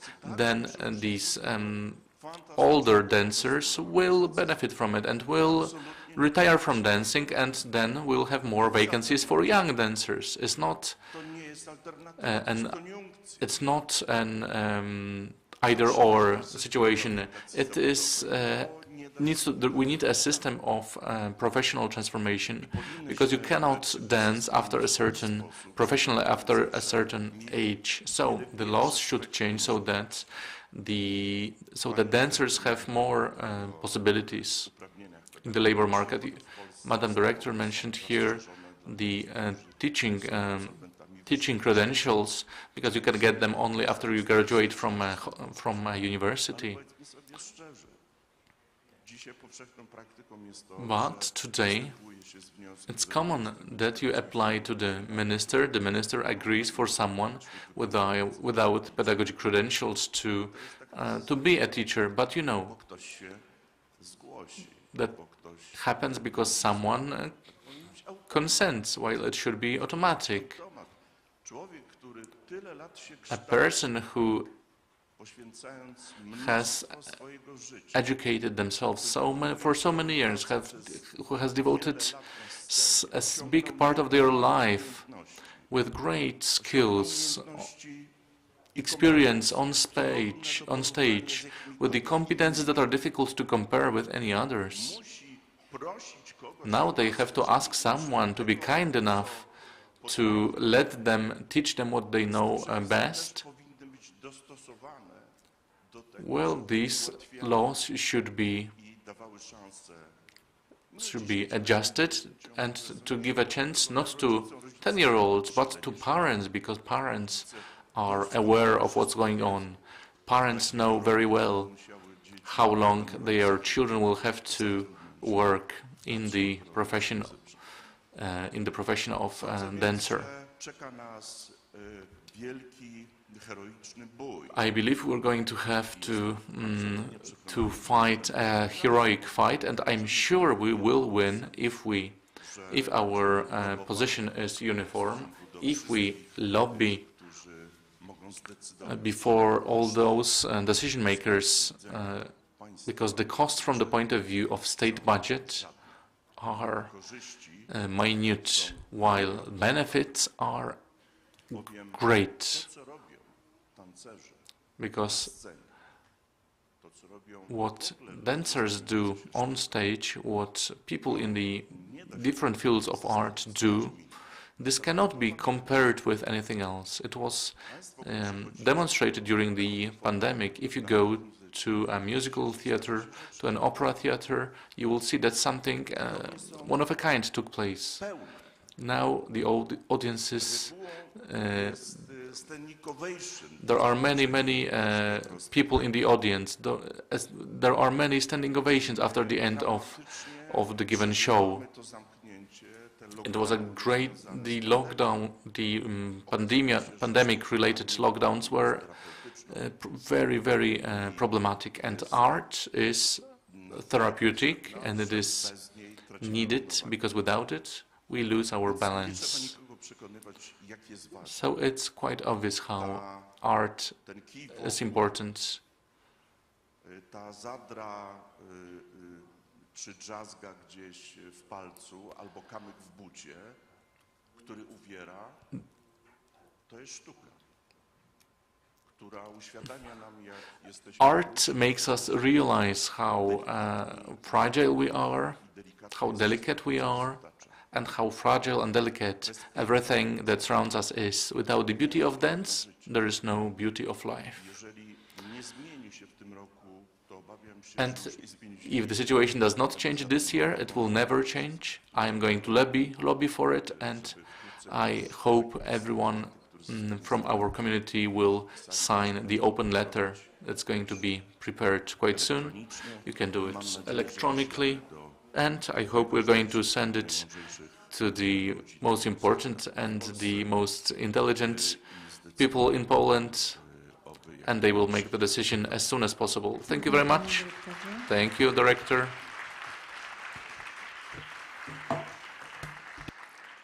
Szanowni Państwo, dwa ostatnie głosy, zanim przejdziemy do... So, ladies and gentlemen, the penultimate person, let's remember that also graduates or middle schools are qualified to teach. Thank you very much for inviting me, for allowing me to present the non-public education system and the dance school offers. What's a private school? Well, we have many different forms, not to call it a mess. Well, a non-public school is a private school, i.e. established by a legal person or natural person, such as an association or foundation, and entered in the register of non-public schools of a given type, in our case, the register of artistic schools. Unlike other artistic schools, such as musical schools, it is called non-public school of the art of dancing. It is based on the regulation of the Minister of Culture and National Heritage, dated the 26th of May 2017. A non-public school is different from a public school because it needs to charge fees for education. It recruits students in the way determined internally by the school, not imposed by any ministry, and the school may have the same authorizations and rights that a public school has, and if it does,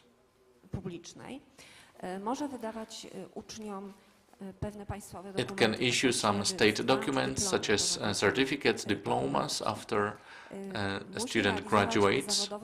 It has to follow the occupational program of education that is consistent with the public school program. The grading school should be consistent with the determinations made by the Ministry of Education of National Heritage, and it is supervised by the ministry, and the legal bases. These include Article 176, Section 4 of the Education Law, and Article 53 of Section 1 of Education Law. Apart from schools with authorizations, we have in Poland 15 non-public dance schools with public authorizations. Some of them are new, some of them are experienced, but recently they've been transformed into schools with public authorizations. And if you look at this list and this geography, you can see that every region in Poland has a school of this type. So there are 15 such schools. If you add 5 public schools, then you see there is a great demand from the society to educate children in the art of dance. And there are even more possibilities of non-public education. There are lots and lots of other forms of education that are not schools, i.e. they are not entered in the above-mentioned register, supervised by Madam Director, but they do exist. And whether we want it or not, they educate children, youth, adults, and seniors. We can call them schools, not because of their legal name, but because of their educational, promotional character, because of many years of experience, the high level of services offered, and some great achievements. So some of them have school in their names. So we have different dance studios, dance clubs, dance formations, classes in different facilities, non-school forms based on private business operations, sports clubs, workshops, one-time events. Schools also include the forms that are not addressed at children and youth, but at all age groups of the society, such as the centers of sports and recreations, fitness clubs, seniors clubs, educational and therapeutic facilities, occupational therapy centers, and the artistic activity in such places, despite the absence of a purely school character, it has a clear educational and promotional elements, making the society being aware of the dance culture. Non-public schools in Poland offer the following program of education and a similar form of organization, the full cycle of dance education, especially classical ballet. It needs to take several years. Classical dance, best case scenario, is 9 years or even more. There are two age groups. The preschool group, this is just my own label, please don't get used to it. These are classes for children aged 4, sometimes from 3, and it takes about until the child is 9. Then the school unit or the youth unit for children from aged 10 to 19, and the classes for seniors and adults. Such classes take place between 2 and 6 times a week, depending on the level of advancement and the adopted curriculum.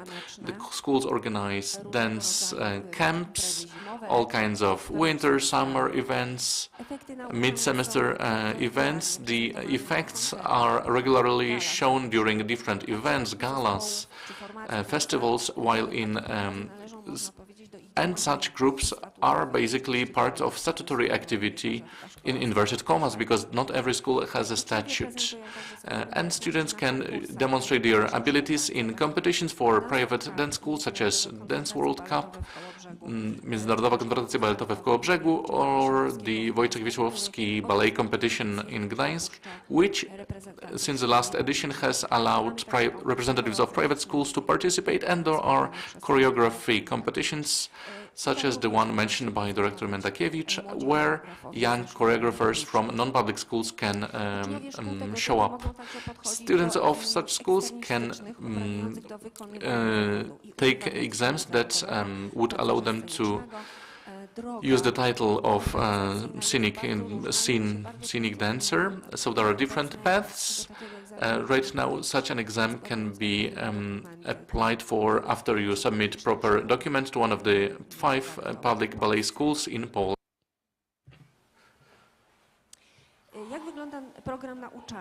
The educational curriculum. What I'm going to present is a maximum version. Each of those schools holds an internal program which can be based on the basic curriculum, but doesn't have to. It may depend on various factors such as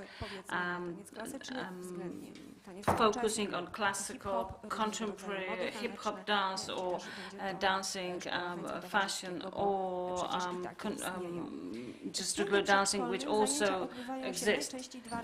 At kindergarten stage, the classes are usually 2 times a week, sometimes it's 1, sometimes 3 times.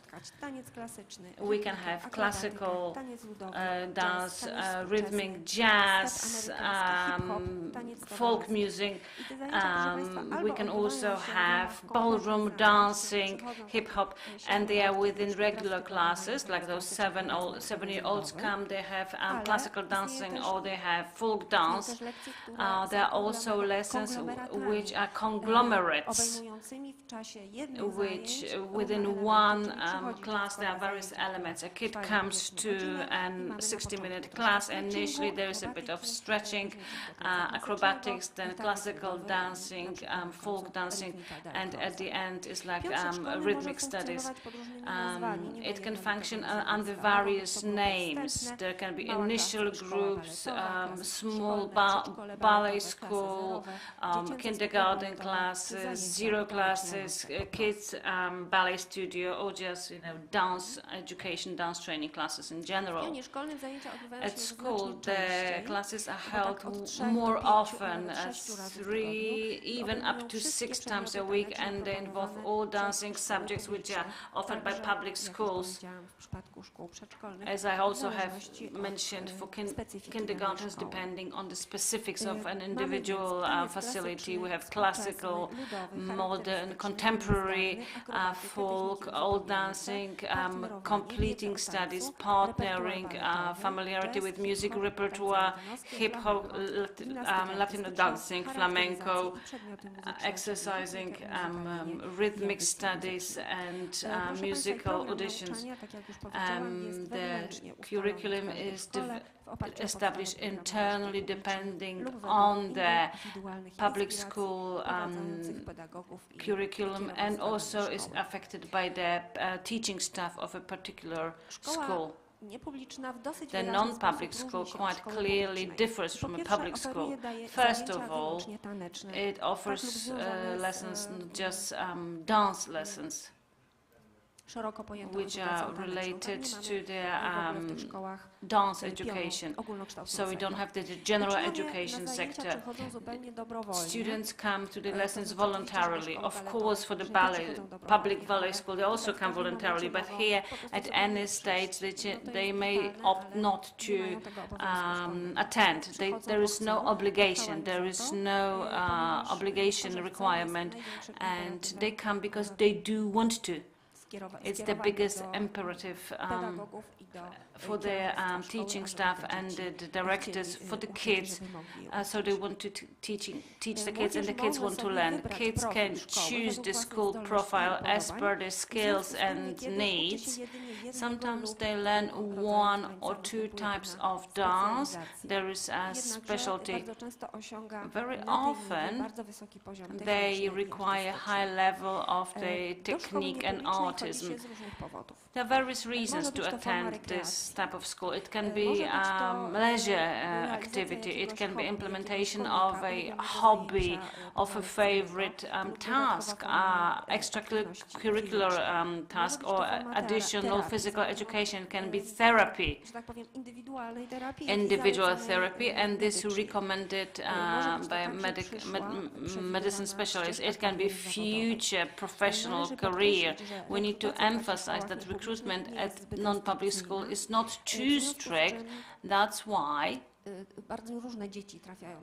a variety of children end up at such schools. Sometimes have better mental and physical predispositions, and some, I do apologize what I'm going to say, they have no mental or physical predispositions, but it's worth educating them because they develop. Even if they never become professional dancers, nobody's going to pay them for dancing, they will definitely expand their knowledge and their horizons, and they will acquire various social skills.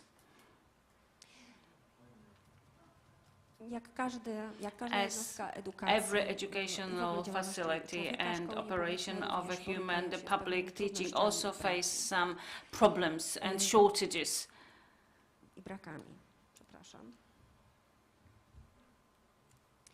Do takich niedogodności such difficulties involve the facility problems. We don't have enough facilities with proper equipment where we can teach dance classes, and it doesn't help that we have beautiful ballet rooms at like local culture centers.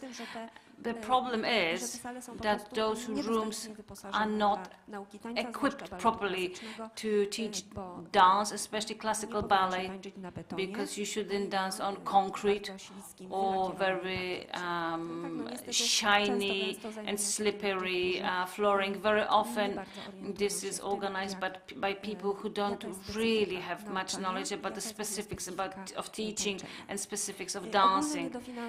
General lack of financing for culture and education is public knowledge, and it also reflects on non-public education.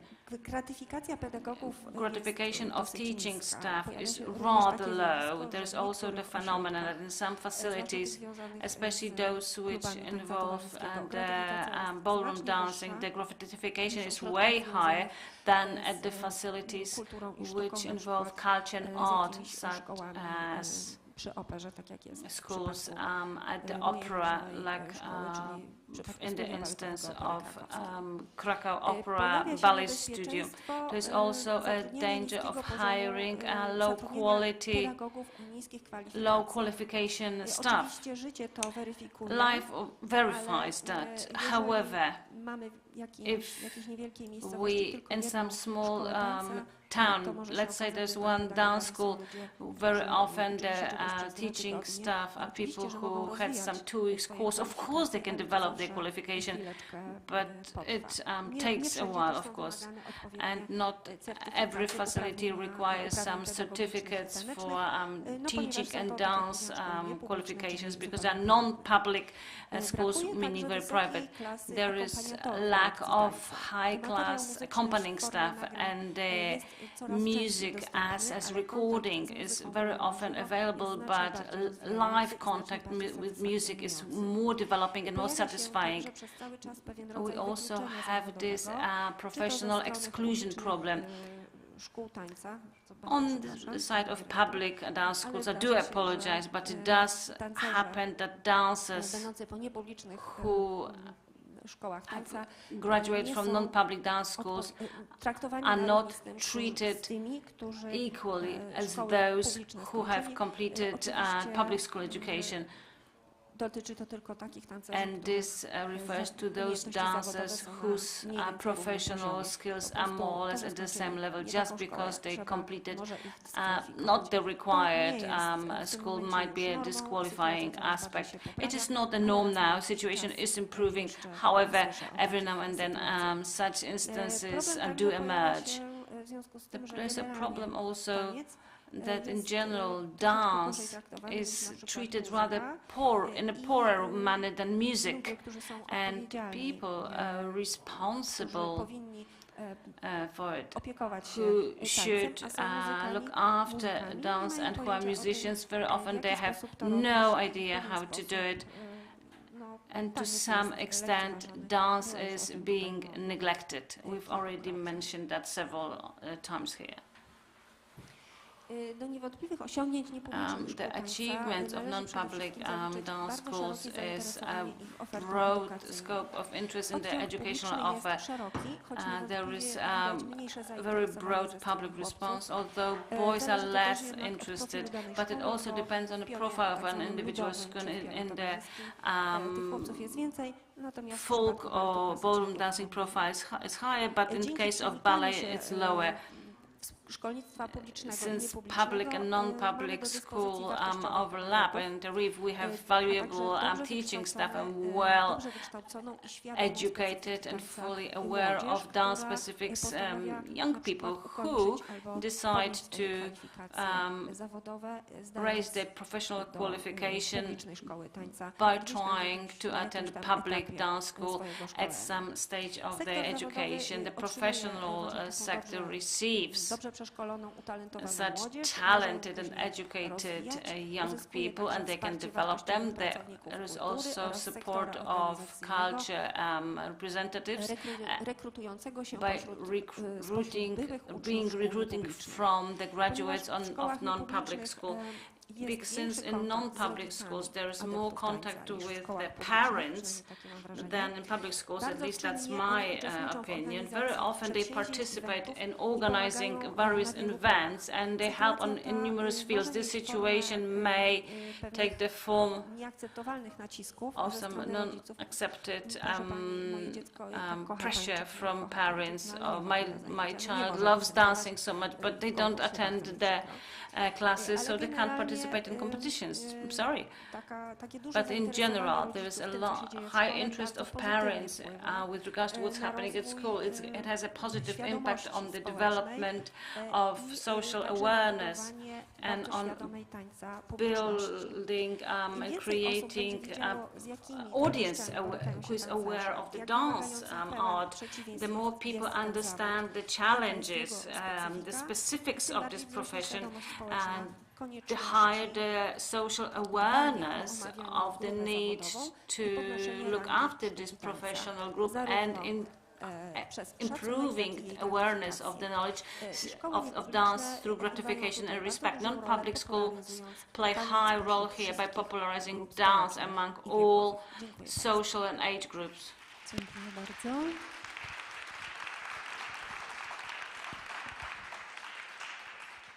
Na zakończenie naszych prezentacji. Just at the end of the presentations, let me remind you that we've got just half an hour, so I'll give the floor to Eva, if you may consider the time for asking questions. Yes, it's 12:02. My presentation is 10, maybe 11 minutes, so maybe I'll be fine with time.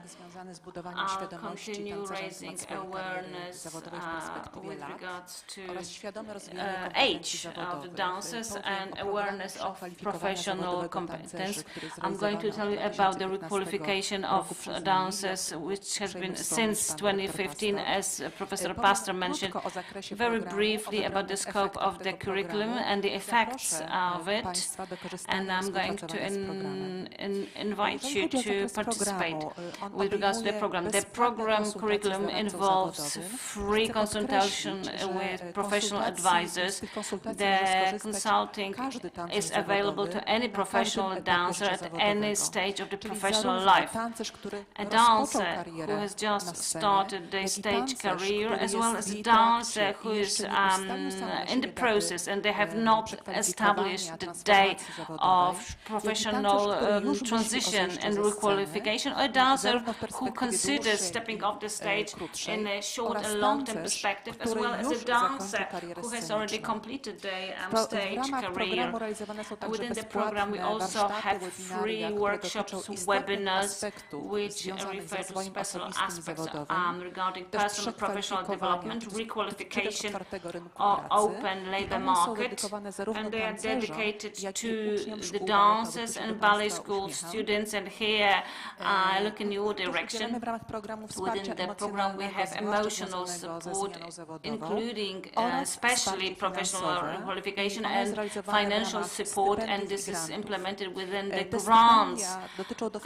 Those grants refer financing for dancers who want to educate in new areas. This is grants for dancers who have at least 12 years of stage experience and work.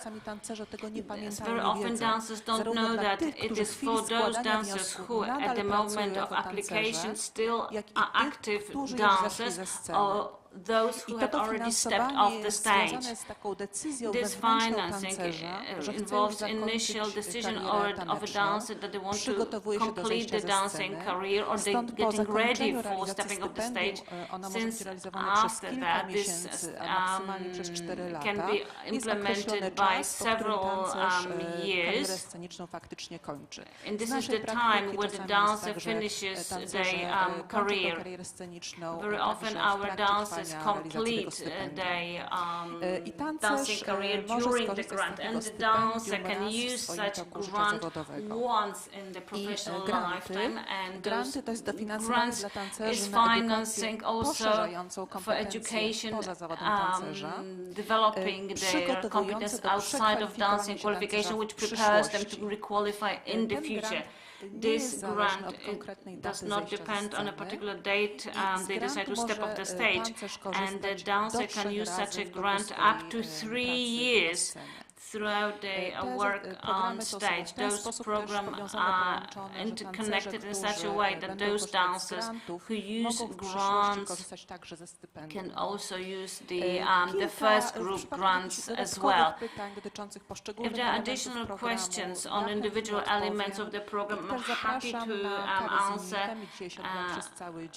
We also have the lobby discussions throughout the day. So at the coffee break, we have our program coordinators and also professional counselor who we cooperate with. Before I entered the stage, there was also a dancer who benefited from our grant, Marcin. A great round of applause for Marcin. Marcin agreed that if anybody wishes to ask him directly about his experience and participation in this program, he's happy to answer questions. Several effects of the program, effects for today. About 300 dancers use the professional consulting talks. Sometimes those consultations are just one-off and sometimes multiple discussions depending on your needs. 104 dancers got grants for requalification. Over 60 of them have already completed their requalification program and they work in new professions.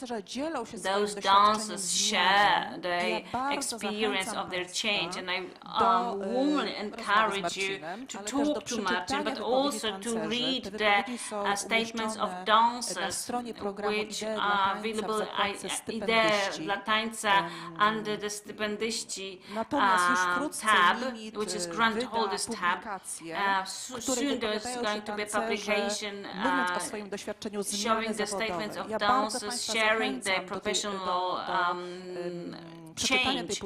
I warmly encourage you to read it because those statements are very interesting and very inspiring, and I know also from other dancers that they are also inspiring for them. We can also learn what professions dancers choose when they step off the stage, and you might find it surprising. I'm not going to reveal all the details. The program material also has a leaflet on the program, and there are examples of jobs that dancers undertake. And the pilot grant program, because the pilot was conducted in the autumn last year, 12 dancers received grants which allowed them to develop their competences outside of dance. I'm not going to share too much statistics with you. I'm going to tell you about the dancers, and I'd like to give you examples of these statements. I'm talking about those who received grants, who completed their requalification program and they work in new professions. One the dancer said, when I observe my transition period from this time perspective, I have a very positive opinion. Now, with time, I can tell that my self-independence changed and my responsibility. I organize many things. I keep learning. I learned about myself, that there are lots of things I can do and I'm able to do. If I were to experience another change in my life, I know I am ready to go through it. I understand that changes keep coming.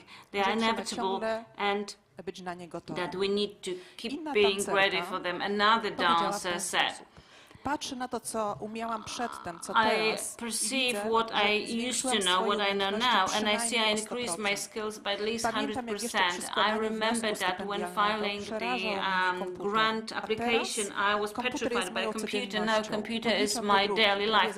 I sum up the printers, I do Excel. Another person, when I look back at myself and myself now, I see myself way braver. I'm not afraid to make new decisions and pose challenges. I'm stronger through this professional change. I have new objectives, plans that I organize successively. I have the willingness to overcome difficulties that I used to think were impossible. And finally, a statement that could be the motto of my speech. That's a statement by a dancer who said as follows: well, I have the feeling that for me this change was natural. Being a dancer was the first very important stage of my professional life. Now it's another stage, also another important one of my life, of my professional life. I enjoy both of them, and so the assumption of the program is that the dancers can enjoy both the profession of dancer first and then a different one in the future. That's why please feel invited to use our program. I would like to invite dancers and others to contact us, the team within this program, to contact the coordinator, who's a former dancer too. You can find the data. You can see on the leaflet, we have the Idea dla Tańca website. You can have a consultation with a job advisor. You can get to know yourself in terms of what kind of different job you could do. It's a good idea to do this, undergo this process as soon as possible, so that you develop different competences, so that you think about your professional development and the development of yourself over the years. And one more quote from one dancer: in this change, it was most difficult to understand myself anew. When I stopped being a dancer, at first I didn't know who I was. I think this change brought me back to life and feel and live the life to the full. So please compare these statements, including my motto called "I have a feeling that for me this professional change was natural." And that's what we want. We want dancers to have the feeling that this professional change can be natural at any stage. I'd like to invite ballet schools to cooperation. I'd like to invite you to contact Monika Kaszewska, the coordinator of the program, to discuss the possibilities to cooperate and with some good ideas. I'd like the theaters to join. I think every theater group should have regular meetings with our coordinators.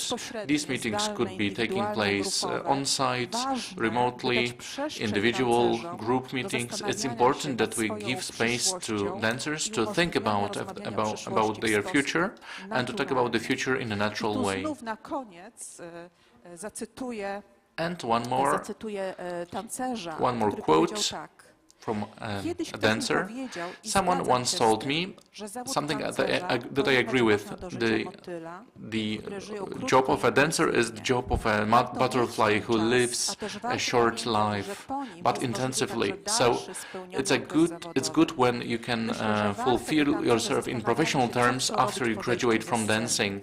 It's important that dancers know there is life after dancing. I think it's a good idea to take your brain and your heart to think again about your professional career. So enjoy dancing, but at the same time, think early about another job. Think what you might want, what you might learn, getting new knowledge and practical experience. Thank you very much. I was trying to be as concise as possible. Well, ladies and gentlemen, dear panel members, thank you for your statements, thank you for your patience, thank you for listening to us. We talked a lot, but I believe, well, in order to start the process of change, you have to determine the current condition. We presented the public and private education in Poland with regard to dance. We could present some problems of headmasters, headmistresses of theater and opera schools. And you know, when I've been listening right now, it's a really good idea to make use of this program. Well, we do not have a lot of time. We have one chat question. I think I'll ask. Let's see the question. I suggest the student recruitment process take place also in primary schools directly through recruitment on-site. Would you take into account such a possibility? So, Director Mendakiewicz, if you could say what you think about it. Thank you very much. Mrs. Ania, I think she is one of our graduates. Well, the process of recruitment is very complex, difficult. There was a time when a teacher would enter every ballet school where they would conduct the first recruitment through this personal contact with students. Now it's a bit more difficult because schools don't really want to let us in, basically, to conduct recruitment. It's a very rare occasion that the headmasters and headmistresses help get consent from parents for organizing such first recruitment on school grounds. But it's a very good idea. We visit schools quite often. We have some shows. We want to show that we exist, but still it's not enough. So, in short, a very good idea to go back to primary schools. All right. Anna Piotrowska, if I may, the Rosberg Theatre in Bytom, and an associate professor in the Academy of Fine Arts in Krakow. I have, well, thank you very much for this great summary of the condition of education and of the current situation. Let me start from the end. In terms of programs that are to demonstrate new competences for dancers, is it not problematic for the environment? Maybe we should look for the programs where the potential of a person who lives dancing, who has knowledge from the area of, body awareness. Maybe we should offer programs that would promote the art of dancing. I know a colleague who used to be a dancer and became a hairdresser. So sure, it's beautiful. It's an individual choice. But maybe we should expand promotion of dance. Maybe we should add photography, producing dancing shows. So a number of tasks that support the development on the promotion of dance. So different ideas for a person who wants to add some competencies.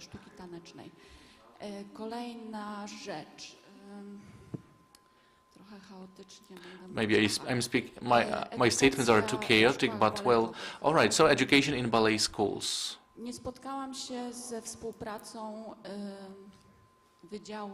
I've never had cooperation from dance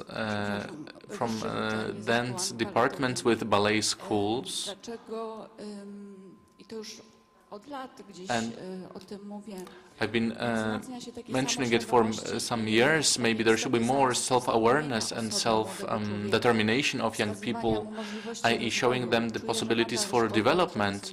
I feel ballet schools keep being very closed.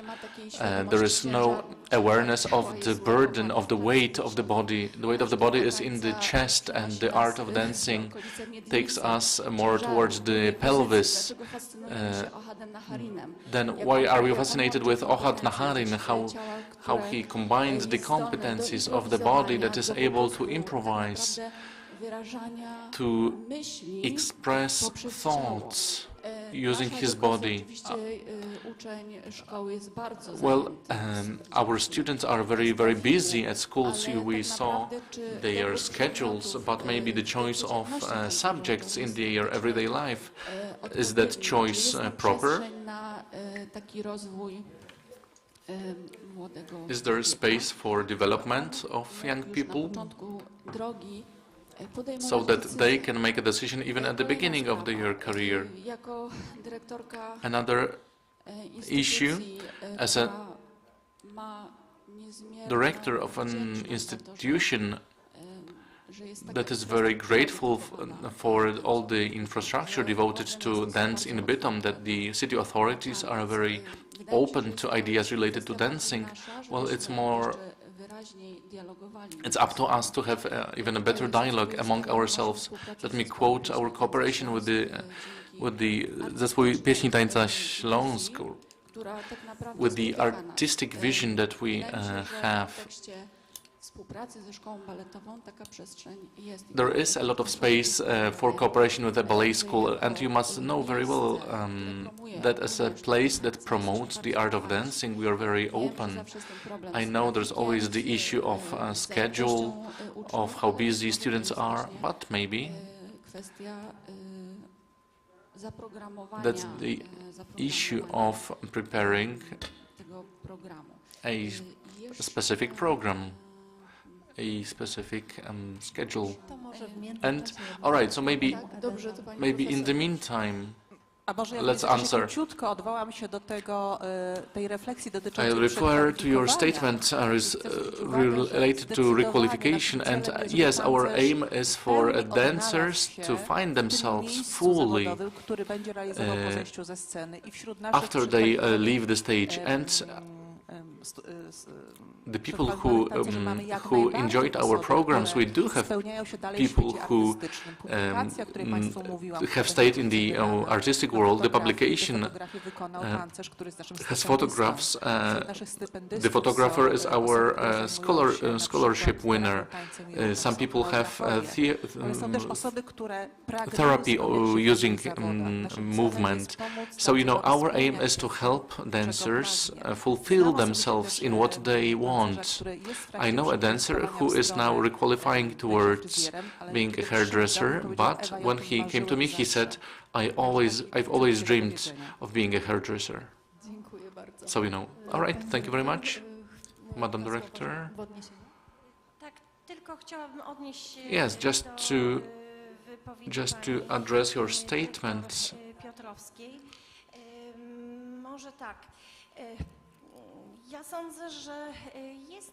I believe there is both space for cooperation and there is actual cooperation, because our teachers also teach at the Faculty of Dance. So there is space. Maybe there is no joint project. Maybe that's something worth considering. But I wouldn't say there is lack of opportunities. As for the artistic feeling, maybe that's what you were referring to.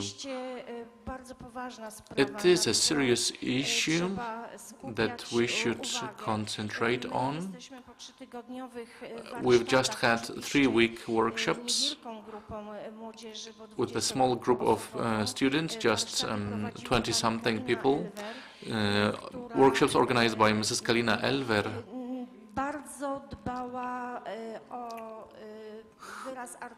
who looked after this artistic expression for us. Workshops devoted to classical dance, they are really necessary. But the scope of your proposal concerning dance is also being taken into account. Thank you. Madam Professor, good afternoon, a great panel. But I have my survey, the final report on the profession of artist. How many ballet dancers do we have? 430. How many other dancers? 1,700. And my question is, put your hands up if you are a ballet dancer.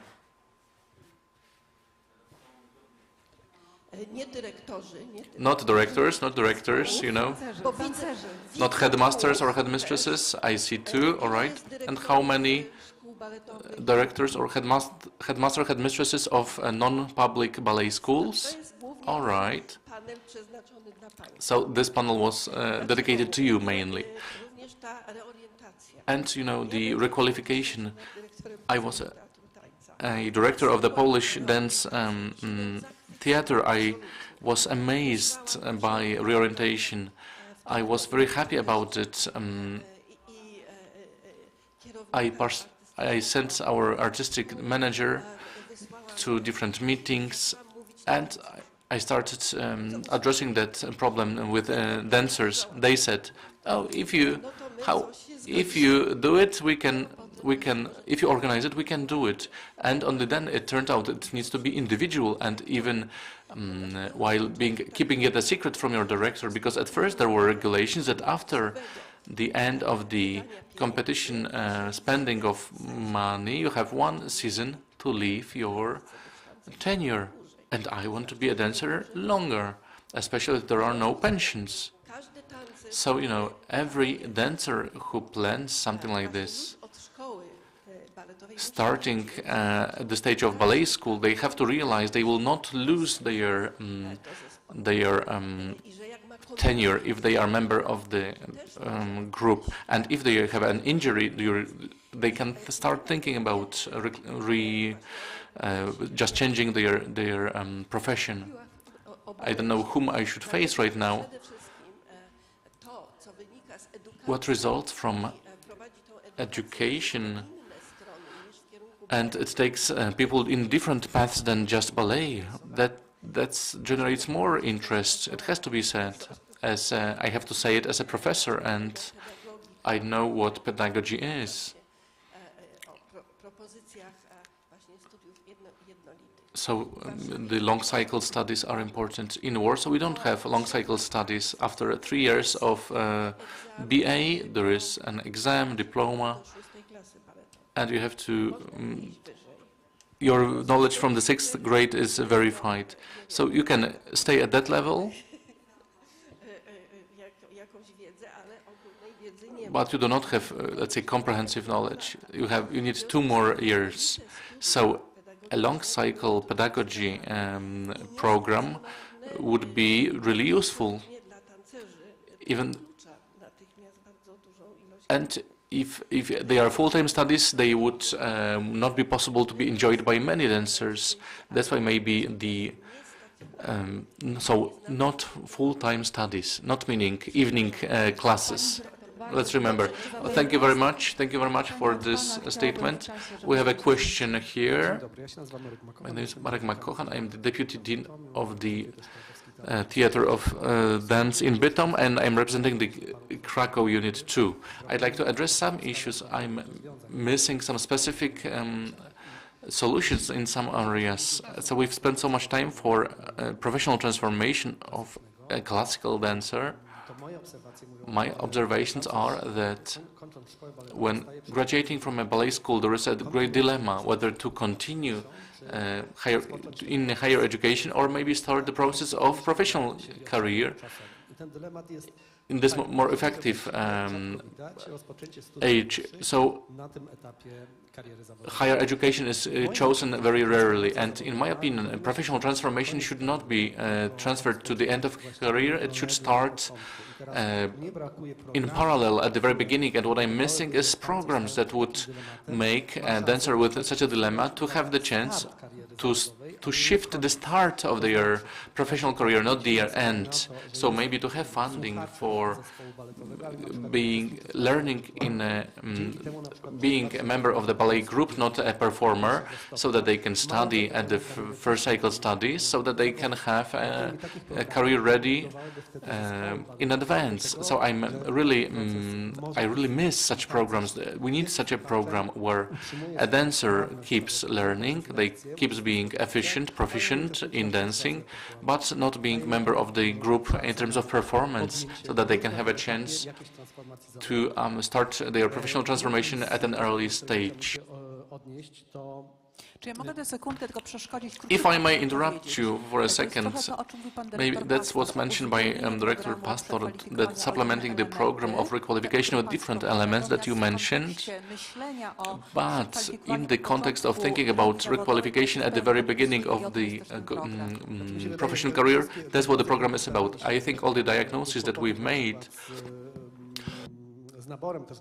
of the trouble with the repertoire, this might result from the thinking about the possibilities of requalification might be not stable. So the second statement, pedagogy, preparation, I was lost in what you were saying, because some of you say that middle school allows you to teach, others not, but still the ballet school should provide teaching qualification.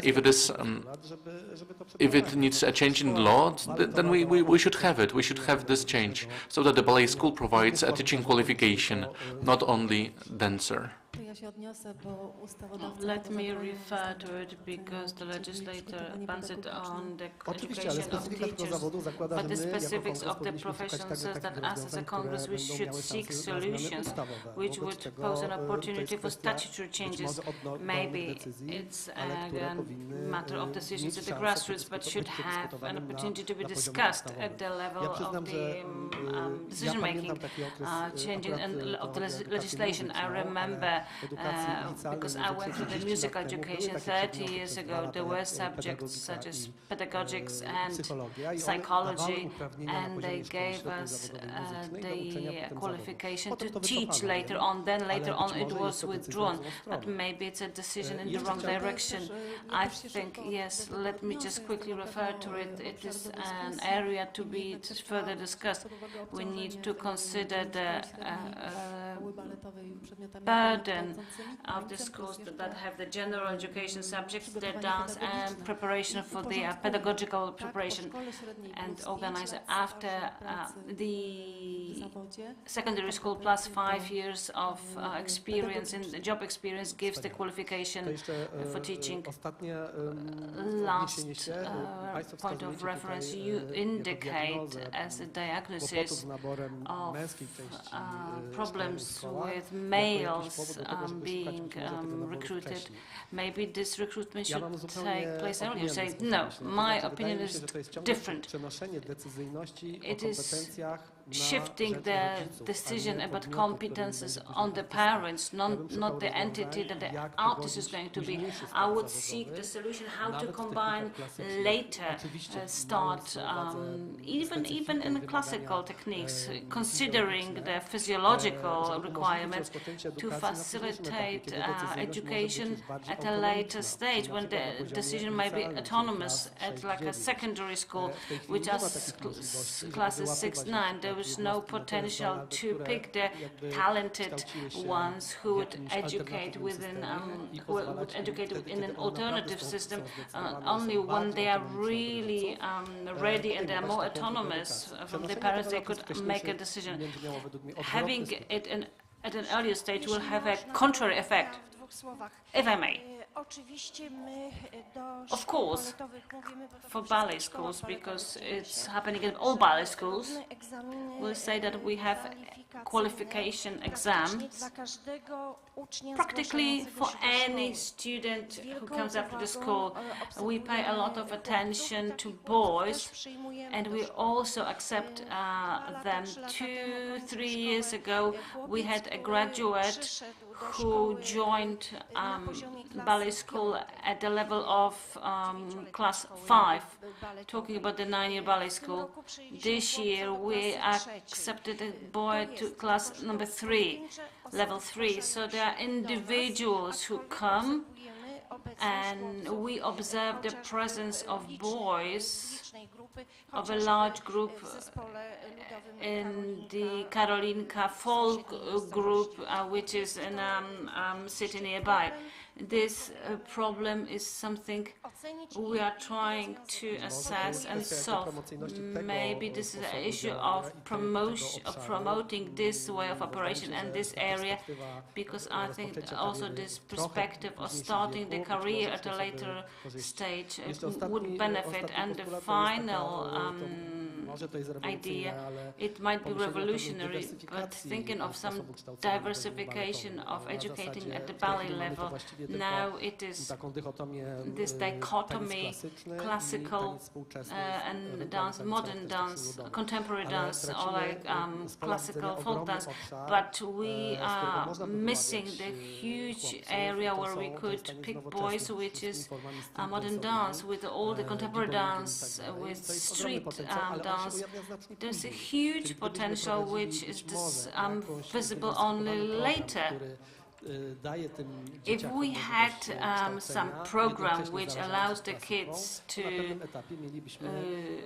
dance and infect them in a way with classical dance, then we could transfer them. Now this area seems to be outside of the scope of ballet school, if I may. We can't have everything in those short expressions. If I were to say what percentage of students or graduates from ballet schools there are at our university, I would say we have several. 3%, 2%, maybe 4%, not more. This also shows a trend that there are reasons. Yes, we've heard the reasons, yes.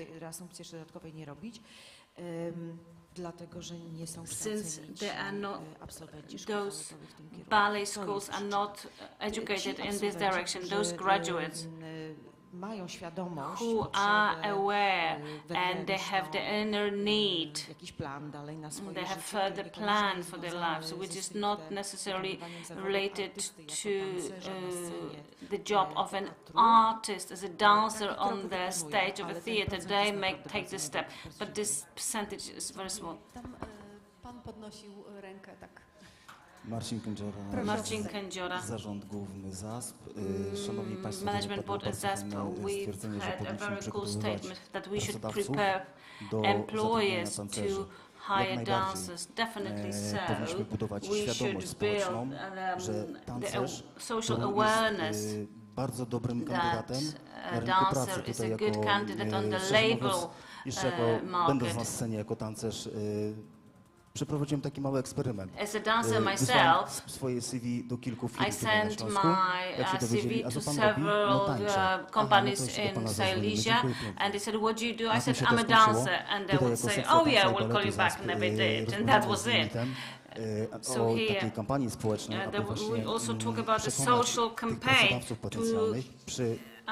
convince the potential employers during potential reorientation of dancers to show that a dancer is an equal candidate on the labor market, because they're great people who would need to get a second chance if we are at it.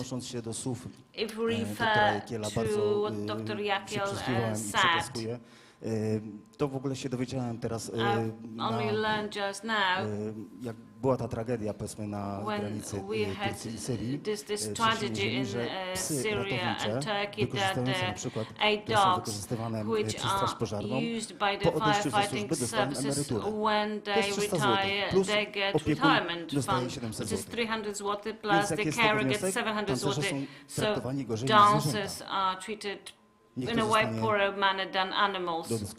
And let's just leave it for a debate. Thank you very much. Sweterek w paski, bo pan podnosił rękę, ale dużo wcześniej i potem jeszcze z pani i musimy naprawdę further candidates for discussion, but we need to finish. Kacper Szklarski. I'm involved in dance freelance, and I was wondering, after what I've heard here, how many things related to education at ballet school were consulted with dancers who learn at those schools, because from the perspective of a person who dances, who talks to dancers after classical education, when I asked them where did they study, they said they survived, that they experienced, that they survived the ballet school as a traumatizing period which takes away their bodily identity when it comes to pedagogics and the form of it, and the unwanted touch involving particular exercises. And I was wondering, because professional education sounds controversial, because when it says professional education, but there is a panel on professional education of ballet dancers. I feel that this very clearly shows where we are at this stage. If a dancer, only ballet or musical dancer. When I say I'm a dancer, they say, you mean like, you know, dancing with the stars, that's where we can see you, or a ballet. And then I say, no, there is something like contemporary dance, and you can dance.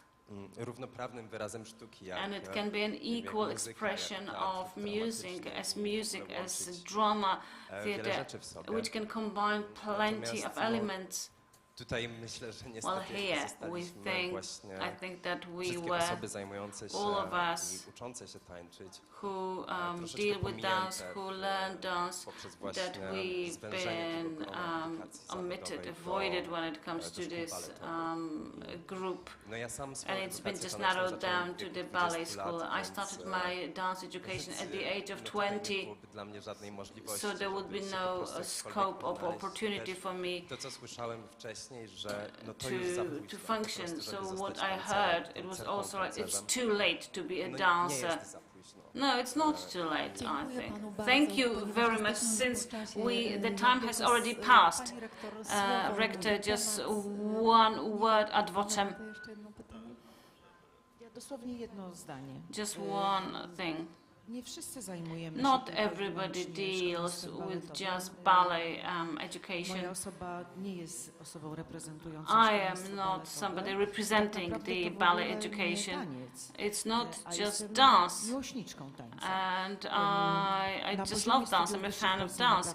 At the level of higher education in Poland, you have plenty of choices.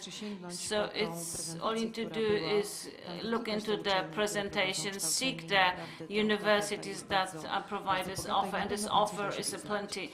So you'll find something. One more thing we would like to invite. We always invite to the qualification program also the contemporary dancers. It's not for people who have graduated from ballet school. Last question. Sandra Lewandowska, theatre pedagogue and producer, and I'll try to swap my question into a comment. I step further away from that. Maybe it's all the better because I look at it from the side. I work with children, with the youth, with adults, and the issue which I found striking is the relationship student-master, because I think to jest moje oczywiście this odczucie, is my perspective, że jest to jakaś relacja, that it która is a relationship which assumes hierarchy. It of course requires some huge change in the educational system, but it's the 21st century when I think we're talking about language, which is like inclusive language. Maybe this relationship should be changed, or maybe we should use different language which wouldn't assume that somebody is above somebody. It stems from the system, as I understand, but a child knows a lot and is subject partner here. And I would like to try and develop this partnership, that we create and co-create something together, even if it's my teacher, a trainer. Dziękuję. Dziękuję Pani za ten komentarz. Thank you very much for this comment. The last comment.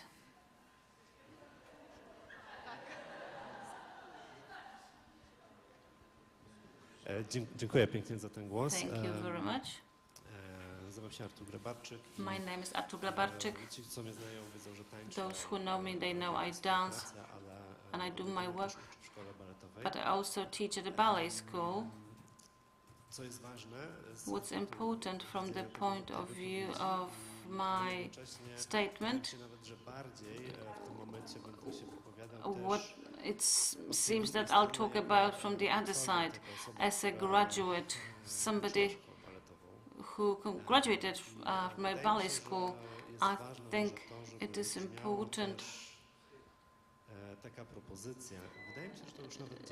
that we have this suggestion voiced. I think it's already been said that it is very important that we approach it and we observe the times that we live in.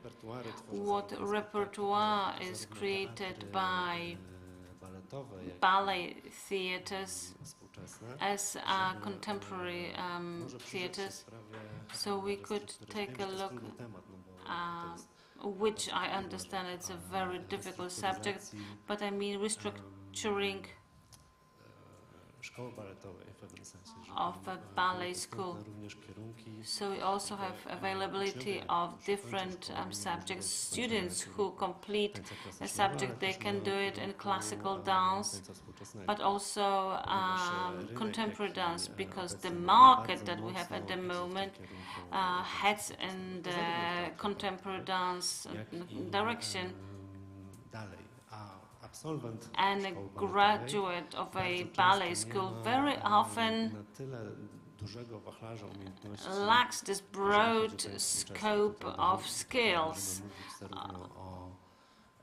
When it comes to the contemporary dance, we can talk about improvisation, choreography. At school, we focus on the technique, and very often there is no additional time. Personally, as a teacher, I'll try to implement it. Thank you very much. Thank you very much for your statement.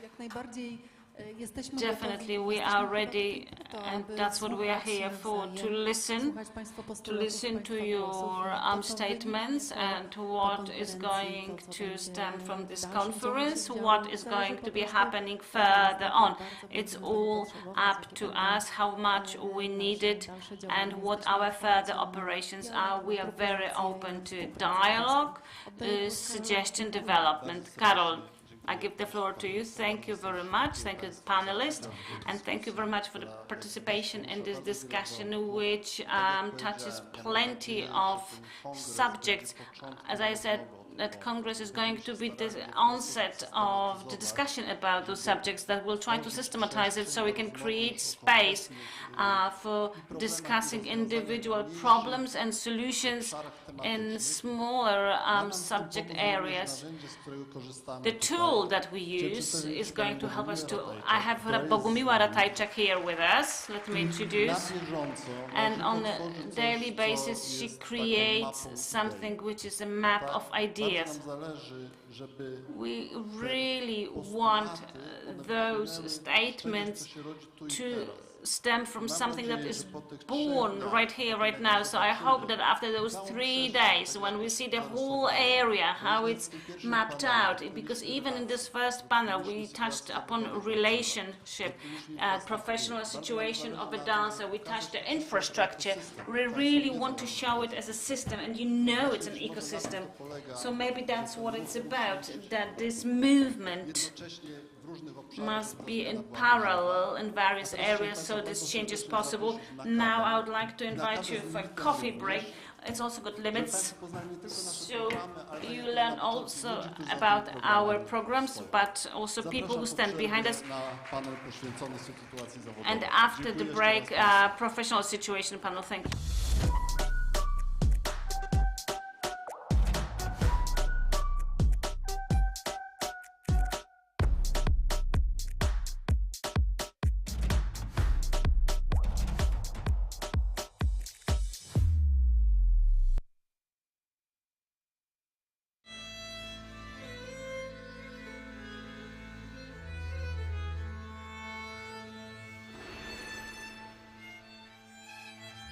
The past is a very big thing. You should realize what was there before in your past. So if you realized, it can give you so many details, so many impulses, and so many feelings.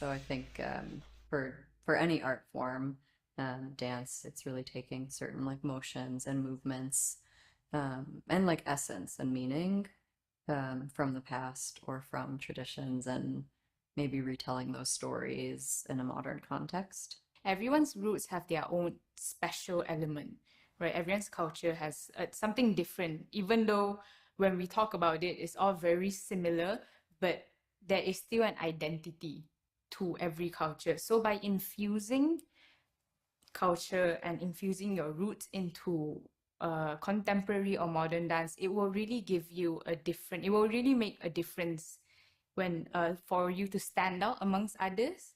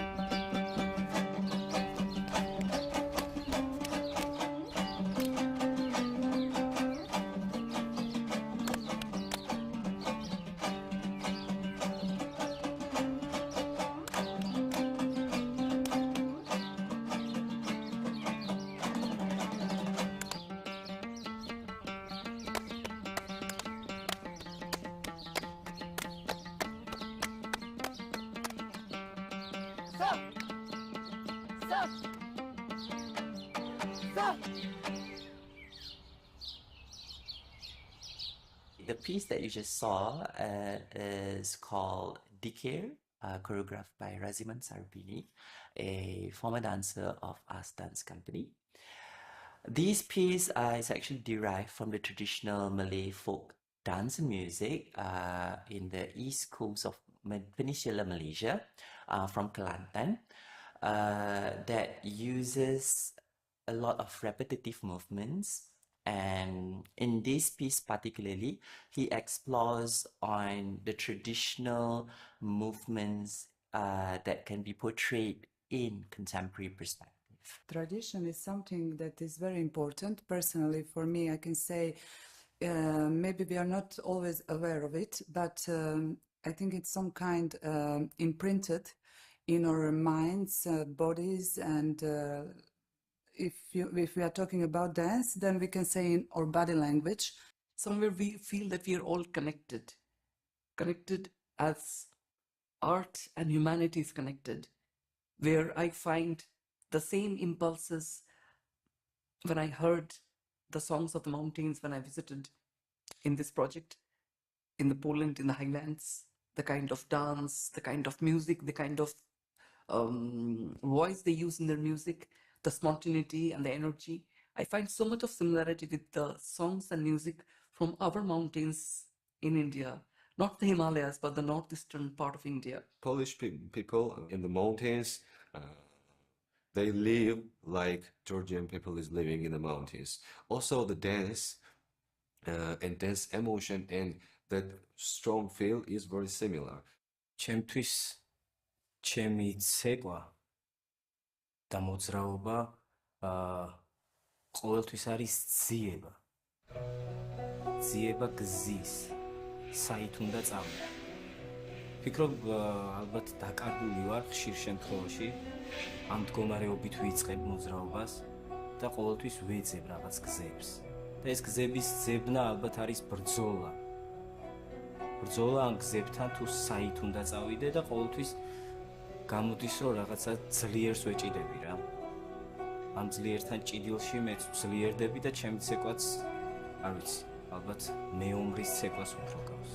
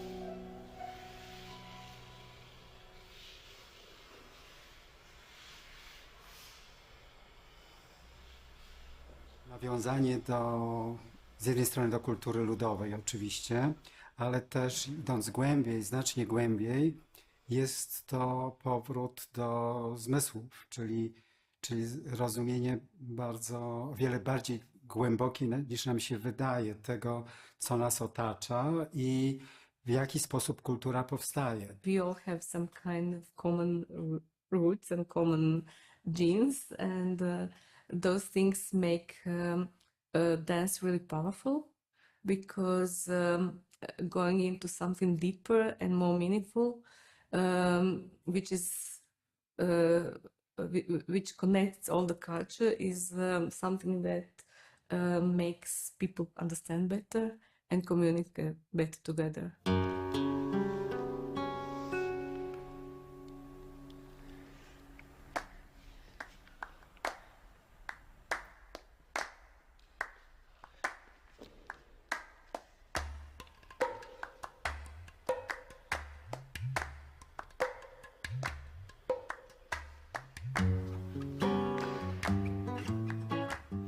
was really excited to be asked to come to Poland, to the Roots of Dance project.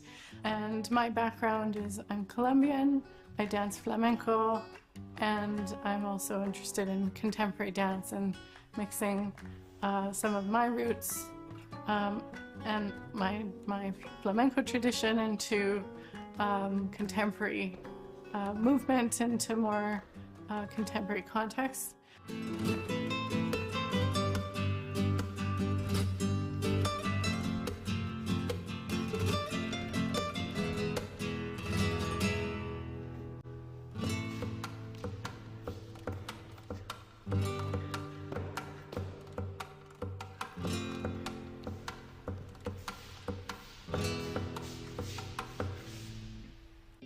I would definitely say it was very inspiring the first time when we heard about this whole project online.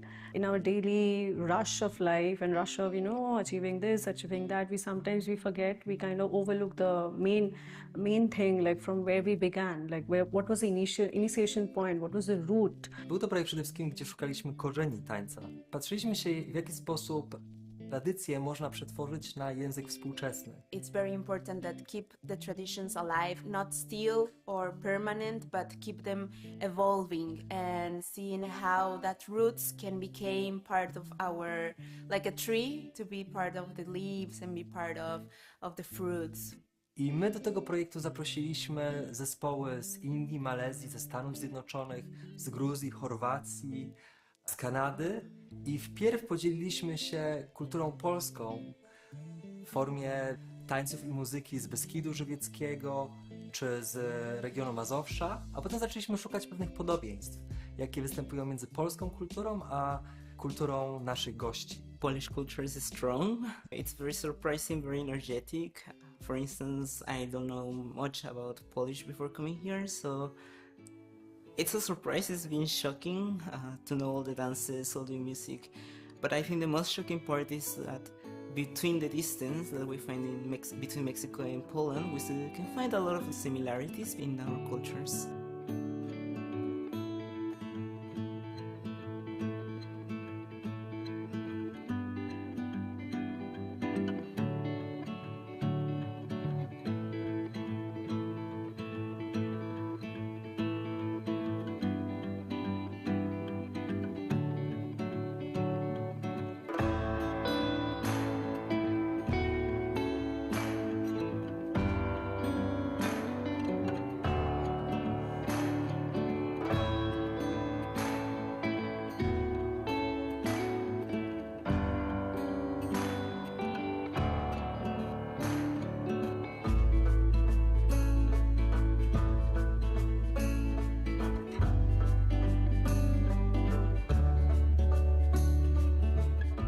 When I feel myself sensible, I find myself fragile. But in this vulnerability, I find also groundedness from the earth, from the nature, which is holding me. So I take care of it as a human being. But also I feel cared by heaven, by God above of me. And myself is placed in between. So it's always a connection between the highest and below.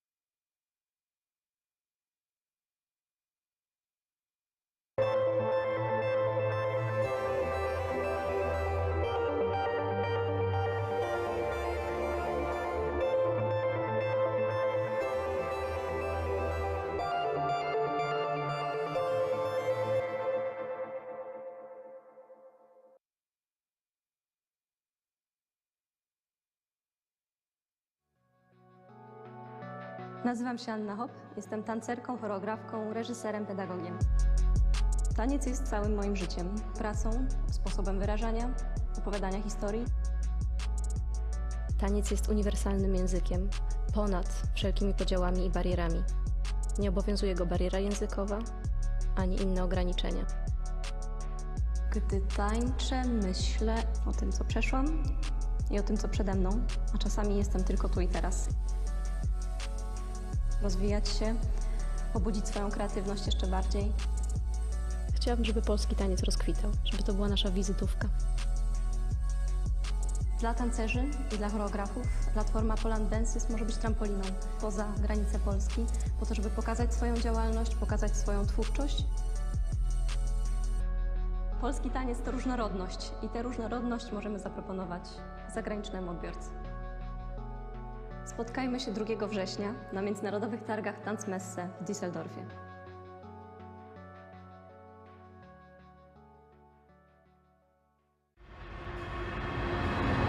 Nazywam się Bartek Woszczyński, jestem choreografem oraz dyrektorem artystycznym Because Dance Company. Z tańcem związany jestem od dziecka, a Because Dance Company prowadzę prawie od 5 lat. Taniec i szeroko pojęty ruch jest dla mnie najszczerszym, bo też najbardziej pierwotnym środkiem wyrazu, który moim zdaniem potrafi najdokładniej przekazać nawet najbardziej skomplikowane relacje, emocje czy zależności. Taniec jest bardzo uniwersalnym środkiem komunikacji, ponieważ omija konieczność kodyfikacji, definiowania różnych zjawisk, ubierania ich w słowa i właśnie dlatego jest tak doskonałym medium, które pozwala łączyć ludzi i kultury ze wszystkich zakątków świata, będąc językiem nie tylko międzynarodowym, ale także ponadczasowym. Na stronie Poland Dances znaleźć można niemal wszystkich polskich artystów indywidualnych, zespoły niezależne, kolektywy, NGO-sy czy zespoły instytucjonalne. Jest to swego rodzaju artystyczny katalog polskiego tańca dla odbiorcy zagranicznego, który dzięki swojej różnorodności sprawia, że każdy znajdzie w nim choreografów czy zespoły, które odpowiadają mu stylem czy estetyką. Spotkajmy się 3 września na Międzynarodowych Targach Tanzmesse w Düsseldorfie, a chętnie opowiem Wam więcej o tym projekcie. Pozdrawiam serdecznie, Bartek Woszczyński. Do zobaczenia.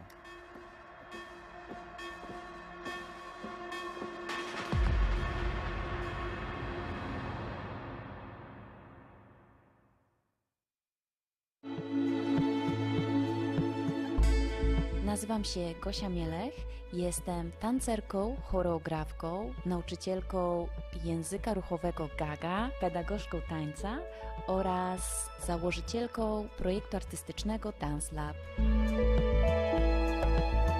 Jestem związana z tańcem od 25 lat. Taniec jest dla mnie językiem, którym porozumiewam się ze światem. Taniec jest dla mnie jak powietrze, które jest we mnie, jest wokół mnie, jest dla mnie niezbędne do życia. Motywuje mnie do tego, aby stale wzrastać, poznawać siebie, poznawać swoje ciało. I taniec jest takim elementem, który pomaga mi być tu i teraz. W mojej twórczości staram się przekazać odbiorcy prawdę, moją prawdę, autentyczność. Zależy mi na tym, aby pobudzić odbiorcę do zadawania pytań. Zależy mi, aby w jakiś sposób delikatnie poruszyć tą klatką, w której się gdzieś znajdujemy i pobudzić wyobraźnię odbiorcy i pozwolić mu, aby to on przejął inicjatywę i tworzył sobie swoją historię z tych takich bardziej lub mniej fantazyjnych obrazów, które tworzone są i odtwarzane na scenie. Poland Dances umożliwia artystkom i artystom polskim bardziej skuteczne wyjście do promotorów, kuratorów, dyrektorów festiwali zagranicznych. W tym roku platforma Poland Dances będzie prezentowana podczas Międzynarodowych Targów Tanzmesse. Spotkajmy się 1 września w Düsseldorfie.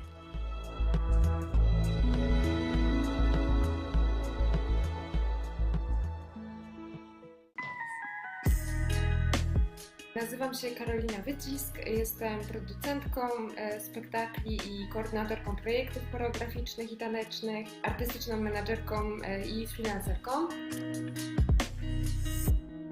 Od 7 lat prowadzę Fundację Performat, od 2 działalność Performat Production, w ramach których współpracuję z artystkami.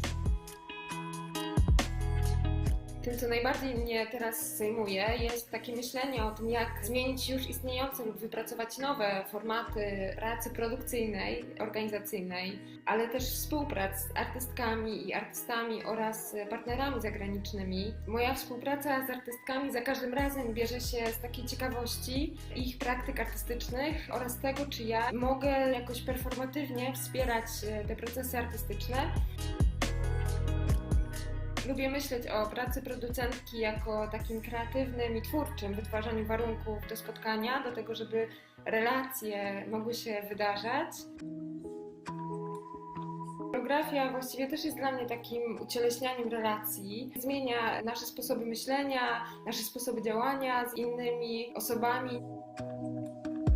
Takie narzędzie jak Poland Dances jest na pewno potrzebnym katalogiem zbierającym kontakty do artystek i artystów, których praktyk jesteśmy ciekawi i ciekawe, do instytucji, festiwali, fundacji, organizacji pozarządowych, które zajmują się szeroko rozumianym tańcem. Oczywiście ta mapa powinna się poszerzać, żeby pokazać coraz bardziej zróżnicowany obraz praktyk performatywnych w Polsce. Zachęcam do odwiedzenia strony Poland Dances.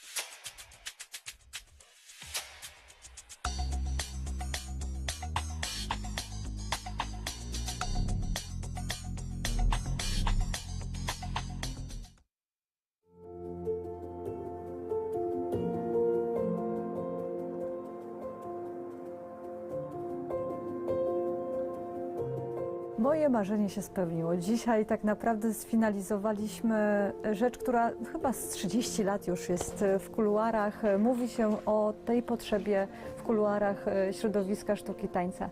Dzisiaj to marzenie, że powstają miejsca, które będą służyć polskim artystom tańca, tym niezależnym, którzy nie mają swojego domu jeszcze, wczoraj nie mieli, a już dzisiaj mają, jest po prostu tak wzruszające, że naprawdę czuję to wszędzie na sobie, wewnątrz, w głowie. To jest moment szczególny. Takiego projektu chyba nie było w polskiej kulturze, przynajmniej w ostatnich latach. Tu szczególnie został wreszcie doceniony taniec. Program Przestrzenie Sztuki, który w tym roku jest pilotażem, jest naprawdę ogromnym przedsięwzięciem.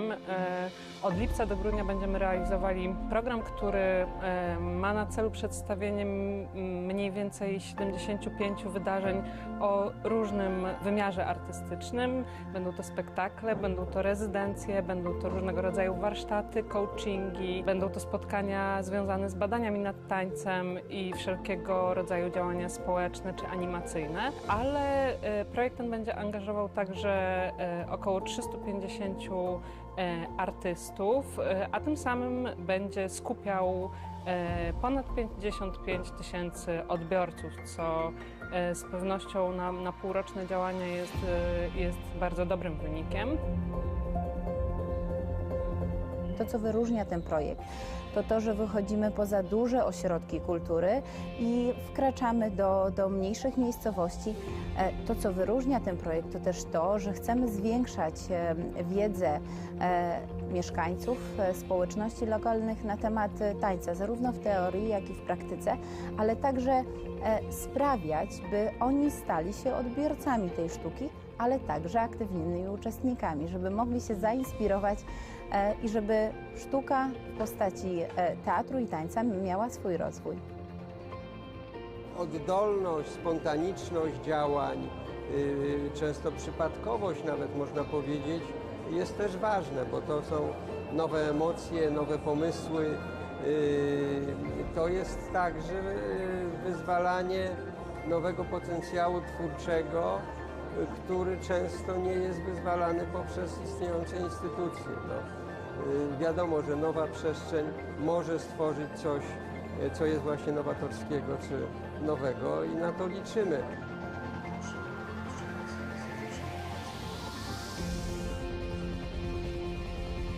Tutaj chodzi nie tylko o najmłodszych, ale chodzi też o dorosłych artystów, o twórców, którzy często nie mają gdzie pokazać swojej twórczości, swojego artyzmu. I chyba temu służy właśnie ten projekt, te przestrzenie dla sztuki. Miejmy nadzieję, że odbije się to szerokim echem i sam pilotaż zmieni się w duży projekt. Taniec jakoś tak zawsze był niedoceniony, a jak Państwo wiecie, taniec to nie ma oszukaństwa.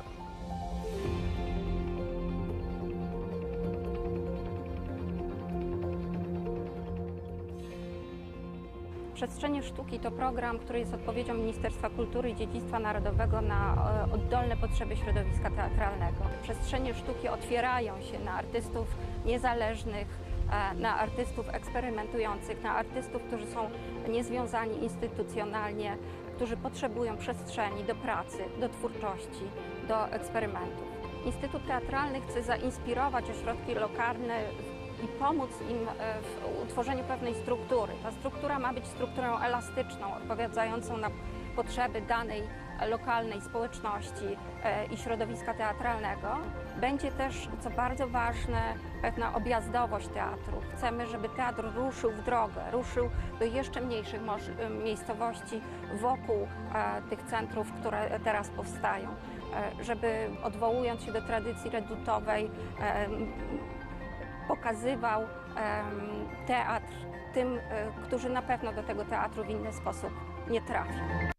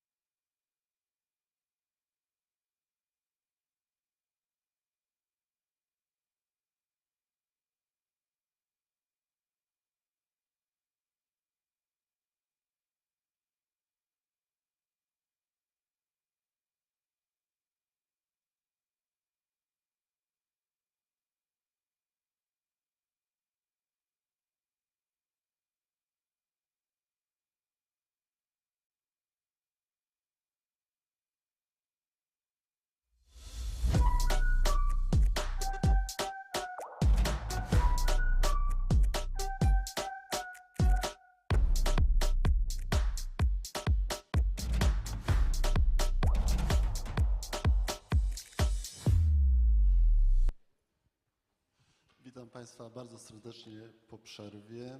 Widzę, że tutaj witam również Welcome everyone after the break. Also I'd like to welcome again all the persons watching us online. All right. Maybe at the end of the Congress we will add some choreography to this music we've just heard as an added value. And so, the second panel and issues related to our work, and I'd like to present the members of this panel, Mrs. Kaja Kołodziejczyk, an expert representing the Association of Authors, ZAIKS, Dr. Monika Myśliwiec, an expert representing the Association of Polish Artists ZASP, Dr. Artur Szklener, an expert selected by the National Institute for Music and Dance, Marta Wołowiec, an expert representing the Association Forum Środowisk Sztuki Tańca, Professor Ewa Wecichowska, an expert selected in an open vote, Antonina Ziomska, an expert representing the Polish Solidarity Labor Union, representing Polish dancers. So, Madam Professor, the floor is yours. You are going to be the chairperson for this panel. I have just one more thing to add regarding the very beginning. I have a request. Maybe we should meet in a ballet room or space without a mirror. Without a mirror? But I was only talking about my dreams, talking about mirrors. Remember, the mirror lies, mirrors lie, while we mean relationships among people. All right, I'm going to defend mirror. I said I would address joint coaching and, in the long run, self-awareness. All right. I'm sure there will be no mirrors as long as I have something to say. So, why am I talking about mirrors? Well, we copy many things out of habit. So this panel, devoted to the profession of an artist, of a dancer, through different activities, it is very extensive, very difficult. That's why during our experts meetings, we were trying to find some suggestions for good practices that would be addressed by the respective speakers. And I think this will make our statements shorter, because in fact this panel also refers to each of the other panels. For example, I have some notes here. So the profession of dancer depends on education, that was just addressed, but also it depends on funding of dancing. That's going to be the third panel, i.e. minimum work conditions, infrastructure for dancing. The fourth panel, the space and opportunities for performing this work, the relationships, the fifth panel. So these are all key issues that have to be resolved. As a side note, as a person with a lot of experience, I keep repeating many things. All right. So now we are at the beginning. We are going back to point one. So what is important in relationships? Panel 5, the joint position of the environment and inclusivity of the addressees of activities. So developing the audience and the prestige of dancers, what we call professional dancers, professional status. And at the very end of our short presentation is going to refer to the law on professional dancers in general and in particular dance artists. So one by one we're going to have representatives of the respective associations, groups, so people who can already do something without waiting for any general conclusions or laws, because we can already start preparing in advance earlier. So Dr. Monika Myśliwiec, the chief of the ZASP association, is the honor to be able to represent the Association of Artists of Polish Scenes, ZASP. I am not going to be speaking for too long. Maybe it might seem that I'm speaking too generally, but I'm going to answer all the questions even after this panel. I'd like to present the current activity of our association after the transformation that we have undergone and I'd like to address the point of view of ZASP as an organization that represents the dance community, and to address some statements made by the previous congresses to show that we have executed some of them in part or in full. So ZASP, our association, its history dates back to 1918. Since that year we've been executing our mission, i.e. looking after the artistic community in Poland and developing Polish art and culture. The advantage of ZASP is not only our history, our achievements and experience in that type of activity, but also our brand. Everyone in the area of culture in Poland knows what ZASP is, and despite different disadvantages of ours or faults of ours, it is the most recognizable institution with regards to artists, and our strengths are our assets, our headquarters and all the branch offices all over Poland, but also the fact that we represent artists of different professions, which provides us a broader perspective of artists in Poland and a stronger voice when fighting for the rights of dancers. As an organization representing artists, ZASP has almost 2,000 members in 13 sections. The 14th section of independent theaters is being established right now, which this shows we are a living organism. We used to have 5,000 members, but I believe that with your help, maybe we will reverse this negative trend. ZASP has the section of dance and ballet, which was established in 2002. It covers professional dancers, and not only ballet dancers, but also contemporary dancers, jazz dancers, folk dancers, as well as for 2 years the critics and theoreticians of dance, which result from the statements made during the second Congress of the Second Dance Congress.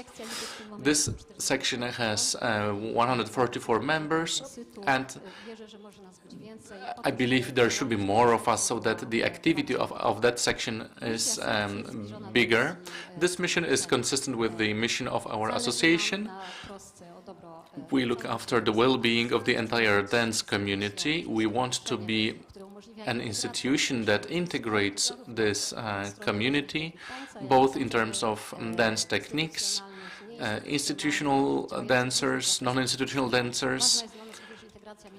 We need the generation integration. We look after our colleagues who have retired from professional dancing. We try to do it as best we can, because the memory of their achievements is very important. What's also important is that the activity of our section is on a pro bono basis, so we devote our time to professional work, and you know how demanding the work of a dancer in Poland is in terms of time and involvement, and we benefit from the assistance of retired dancers who have more time and great experience advice. I hear on many occasions that ZASP is an archaic organization with old-fashioned structures not fitting the current situation. So, in part, yes, ZASP is a gigantic association which, in order to adopt changes, it requires the involvement of all the delegates. So it requires the involvement of its members, and there is no way to change the activity of ZASP and to adapt it to the current conditions, because the situation, the artistic community has been changing rapidly. But the only solution for me is to invite you to join ZASP, to work for ZASP, or to cooperate with ZASP. We're looking forward to it. What can we offer? After the recent transformations, Well, the possibility to act for the benefit of the dance community, institutional, legal and organizational support in that activity, as well as mutual support from ZOSP members, including among sections to make our voice more representative, more loud. We prepare recommendations for our members, which are very important in all kinds of competitions, scholarships, grants. It's much more easy to prepare these recommendations because we know our members and know their artistic and educational activity. And now what's new? Well, for about a year, with the funds, with the social, cultural and educational funds, the so-called SKE funds, we offer the possibility to organize own artistic ideas using ZASP funds. And I think that's a great idea for the entire community, because these funds support the execution of independent projects mainly.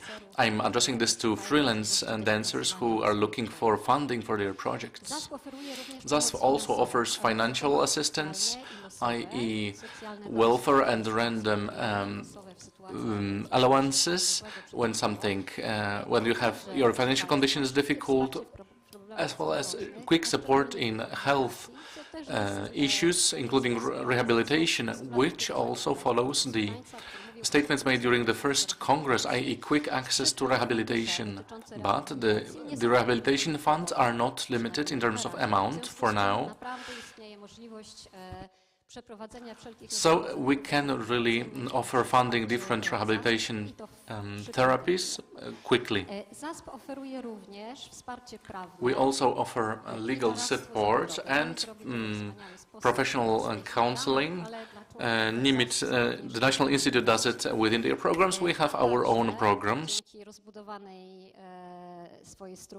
And with our developed structure, we undertake local activities for the benefit of field units, such as the Warsaw unit, where we signed a contract with a local clinic. Our members can enjoy examinations and consultations in that clinic with a 50% discount. We have integration meetings on every first Thursday of every month. These are just informal meetings. This is important. This is a platform for integration, for understandings, for establishing for just getting to know each other. And the House of Veteran Artists in Skolimów, ZASP was really associated with it. And this is one of the most important areas of our activity. And the so-called funeral fund, now called Guaranteed Self-Assistance Fund. I know some of you associate ZASP with it only, so it has to be mentioned. But as you can see, the scope of our activity has been expanded, really. And I'm proud to say that in the difficult age of pandemic, ZASP was very effective in supporting our members in need. Out of about 460 applications for financial assistance, we provided lots of funds for the amount of 500,000 zloty. On a micro scale for the respective persons, it was a significant assistance, and I can declare that this kind of support from ZASP is going to be available always. I am proud of our association because in the age of war in Ukraine, not only did we support Ukrainian artists, but also provided them a place to live in, and we have been operating to find them jobs in Poland related to their professions.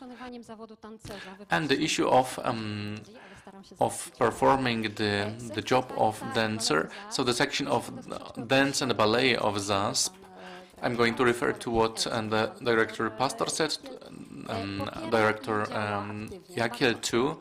We have been very active to introduce the Act on Professional Artists that's going to be addressed and later on during the panel. We are ready in terms of education, because such questions were asked, so we are ready in organizational and subject matter terms to organize professional examinations.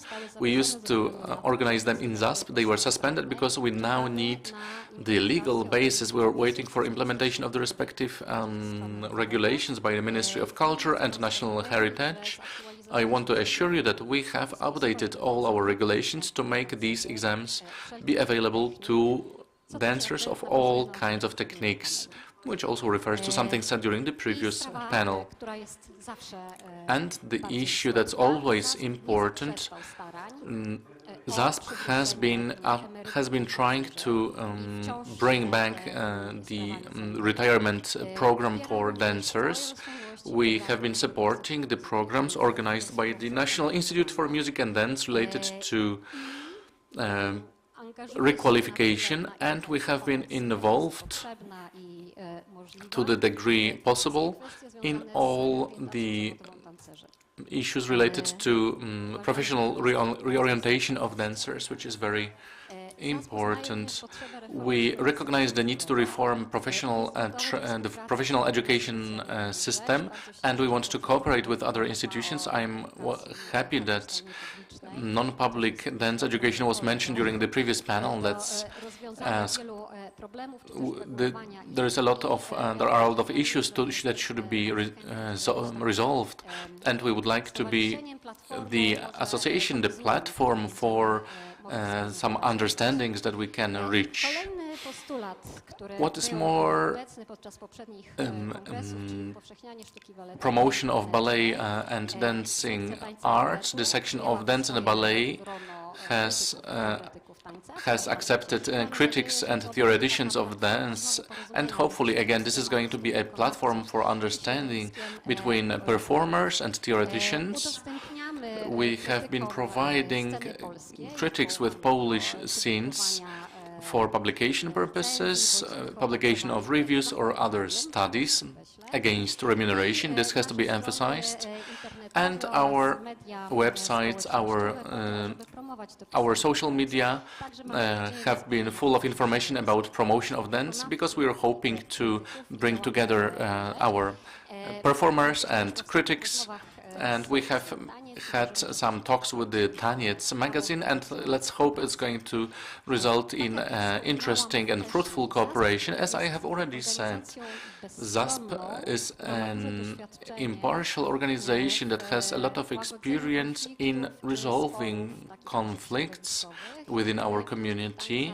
And in terms of dance, we're also prepared for this. Sometimes I've heard of some difficult situations and ZASP has not addressed. Well, ZASP cannot address a situation if it is not informed about a given situation, and if you're in such a need, be it individuals or groups, we are ready to be the mediator, to provide support in conflict situations. ZASP looks after section members after the end of their professional artistic career, and I want to emphasize it because the different generations represented in ZASP is a big advantage. We want to have more and more young active dancers who would like to act to the benefit of our section. So at the end, thinking about small steps that can change things, we've been talking about a collective labor agreement to regulate different issues related to employment of dancers. I would like to say that as the section of dance and ballet in ZASP, I would like it if good practices were implemented. It would be easier to implement than laws. Rules for cooperation among institutions, directors, performers, dancers. And we are ready to act in this area. We have some internal documents that have already been developed. They need to be updated only, but we are open to cooperation with you, and I declare our full readiness, and I would appreciate it if we manage to prepare and implement such good practices before the next Congress. So, all right, maybe at the end, I'm going to make a lofty statement.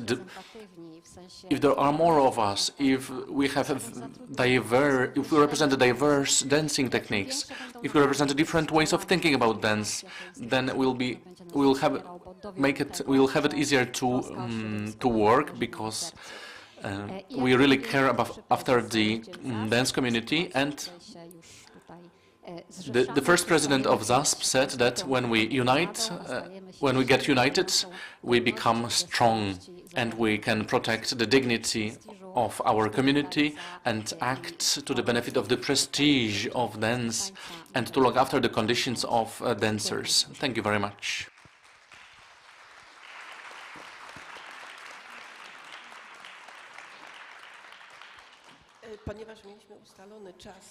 Since we agreed on the time of individual presentations and they short, so maybe later during the discussion, can we have the role of the Polish Association of Dancers and Artists with the principles by Witold Biegański during the Polish Conference on Culture. Antonina Ziomska is going to give a presentation. Let me welcome you. I am honored to be able to represent the Polish Association of Artists and Dancers, and let me address the issues related to the profession of a dancer. As per introduction, I'd like to mention that our association includes dancers employed at the institution, which are financed by public funds. As per our poll, at 23 of such institutions we have nearly 600 dancers.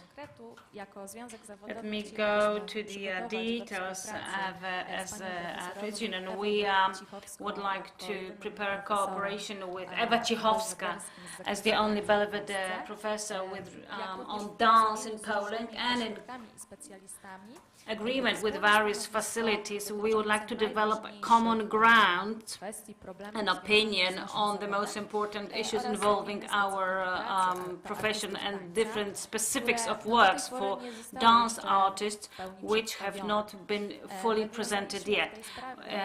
Within this regard, we've established contact with the National Institute of Dance, which also has positive attitude towards this idea. So I do hope that we are going to develop our operations within this scope.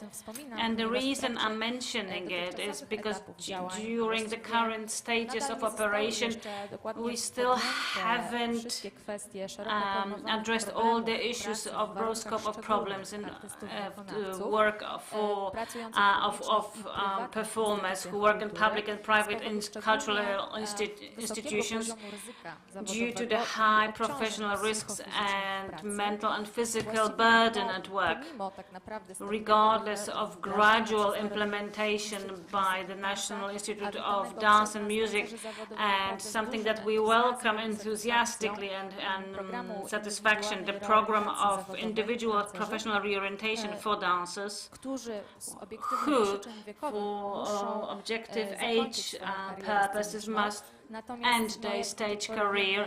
And so far as we know, this program does not cover all professional dancers, and I hope that with time and with the development of this program is going to undergo a change.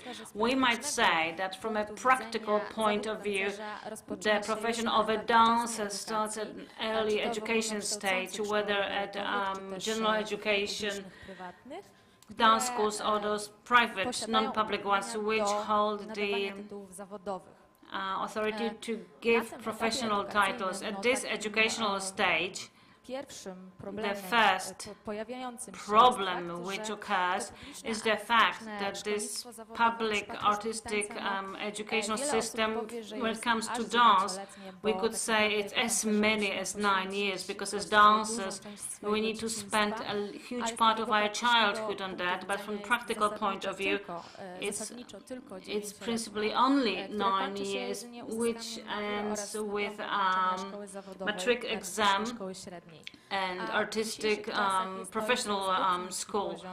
And today it's too low educational system when it comes to the current labor market, which is developing dynamically. Following this educational path, because many dancers do not want to complete their professional education only by graduating from a ballet school, there is another issue which involves the level of public educational system. Definitely a way more satisfactory fact is that we could have observed in recent years a large development of dance subjects. For example, at Fryderyk Chopin University of Music in Warsaw, a success is separate division of dance over there, which finally may develop in a robust manner and offer more educational opportunities for dancers, but also for choreographers, dance theorists or teachers. Still, the disadvantage for people who work in this subject is continuation of universities and work in arts groups. And for us, as the trade unions, we perceive it as a bottleneck or maybe as a proof of lack of systemic approach to this relatively small professional group. Then we should address a systemic solution which would facilitate it for dancers to increase the educational level during their occupational work, but also to provide more opportunities and to secure them when they need to depart from this job long before they reach their retirement age.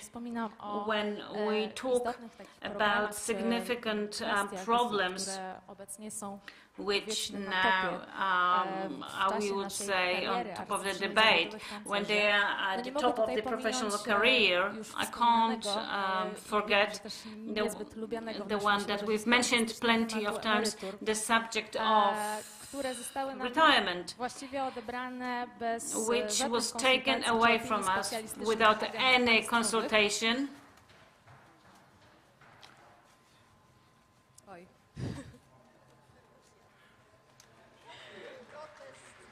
Yes, it was a protest. Yes, this is the subject that we don't like. Yes, this is the burden. The burden has just dropped.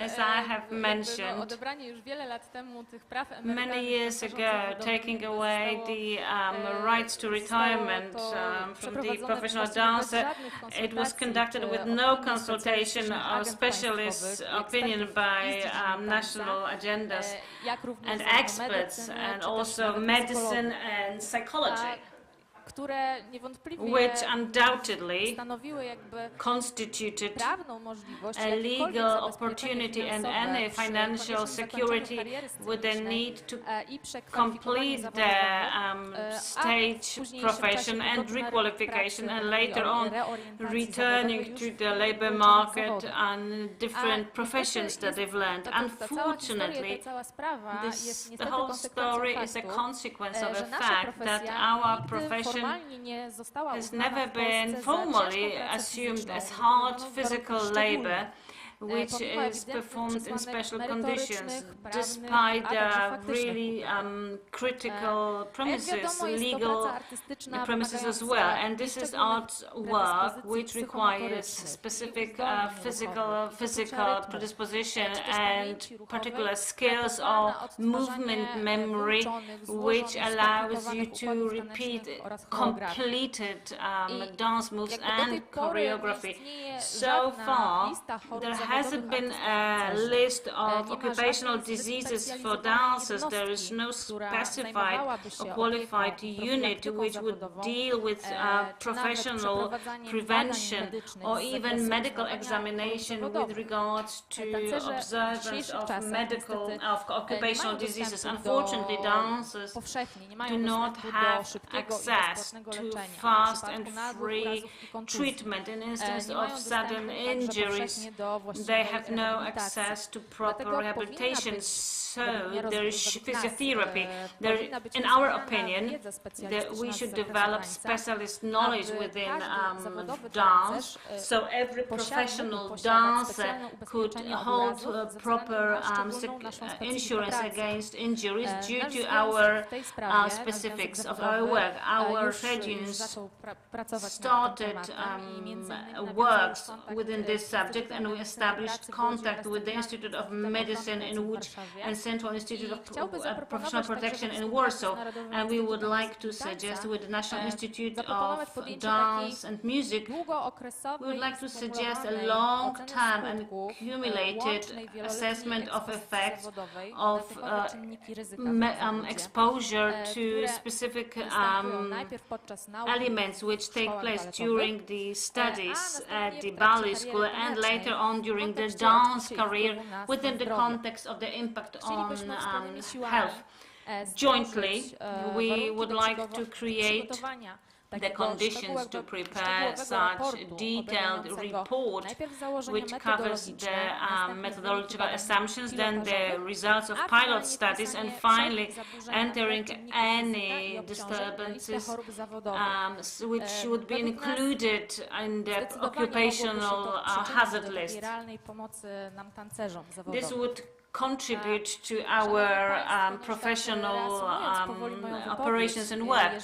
Summing up, if we were to seek the solution further, how to provide comprehensive protection for dancer with current large requirements at theatres and professional teams, with high intensity of burden, which keeps increasing with the development of various dancing techniques and artistic work, we would need to deal with this problem comprehensively, because it also refers to high injury exposure and exposure to other professional occupational risks. It also refers to prevention and physiotherapy of extreme burden, overload with burden and injuries. That's why I think we need some comprehensive overall solution to that problem. As I have mentioned, and let me emphasize again, within this scope there is no research and specialty for dancers within traumatology or orthopedics or neurology or even clinical psychology. As a general Polish trade unions for dancers and artists, we are of the opinion that this conference ends with a success. There should be like a common report on the most important problems of individual professions and creative specialties. The problem is that in order to develop them in a short period of time professionally, most of our organizations would need the necessary financing. However, it would be about creating, with the participation of the National Institute for Music and Dance and our experts, a report and an analysis with the results which would consider the work of dancers in special conditions with all the consequences involved. Thank you.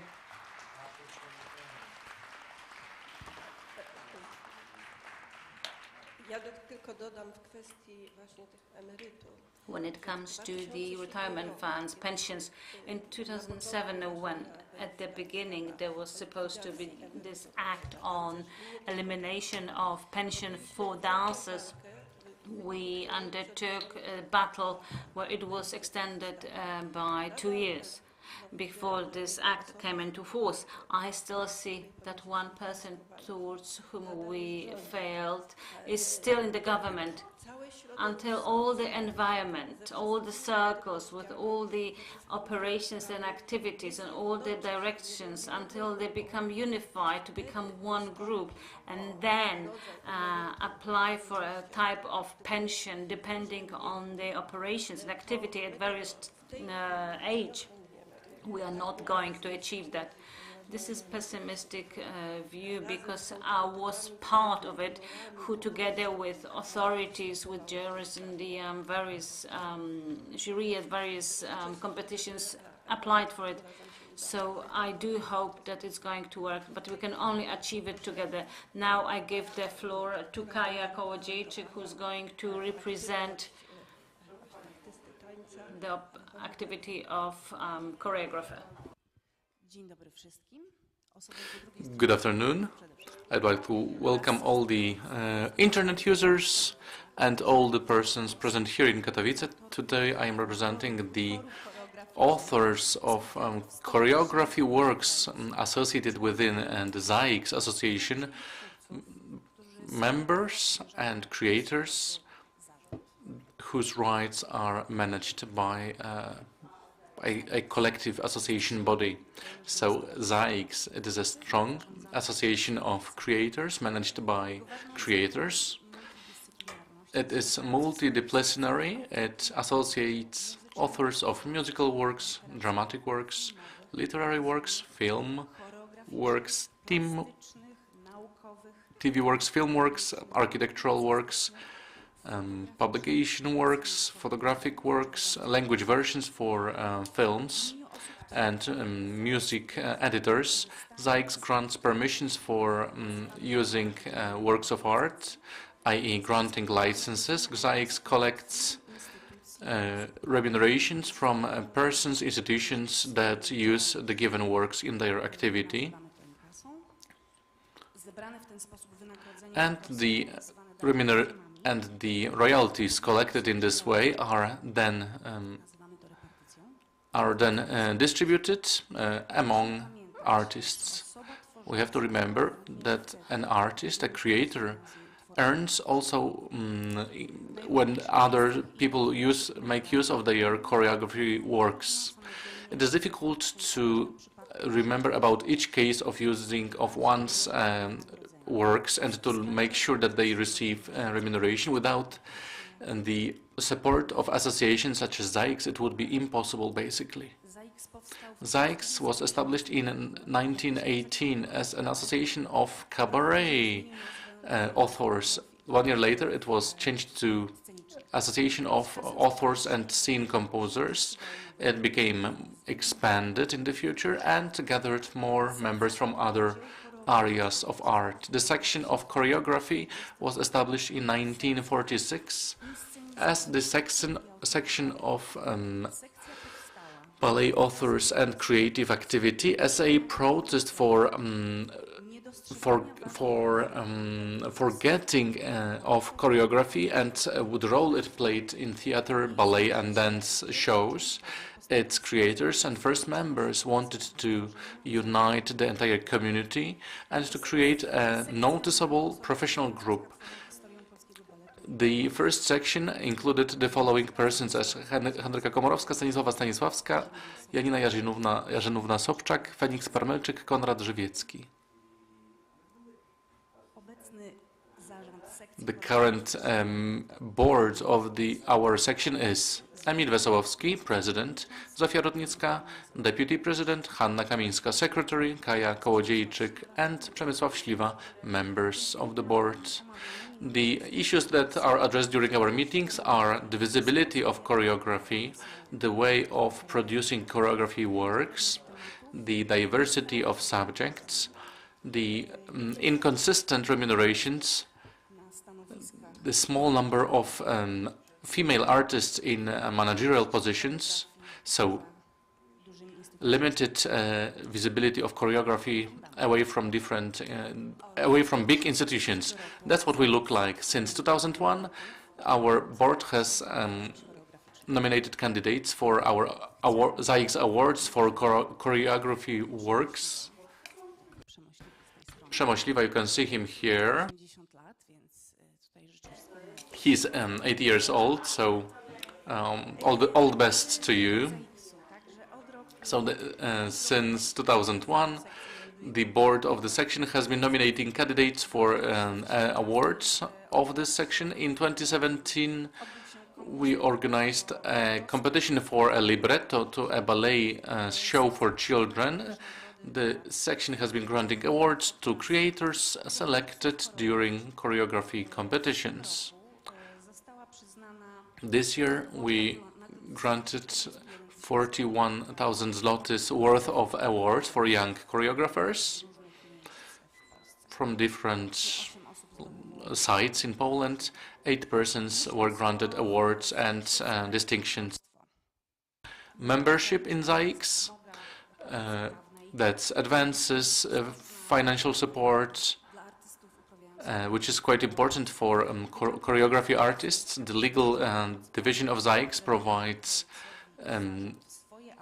legal support for persons whose rights are covered by our association, and in the matters related to protection of their copyrights. This counseling is related only to the issues that can be connected to the relationship between creators and ZAIX and with the entities that make use of their works. We conduct social activities. For example, we have a social fund. We provide non-reimbursable financial assistance to members who are in difficult financial condition.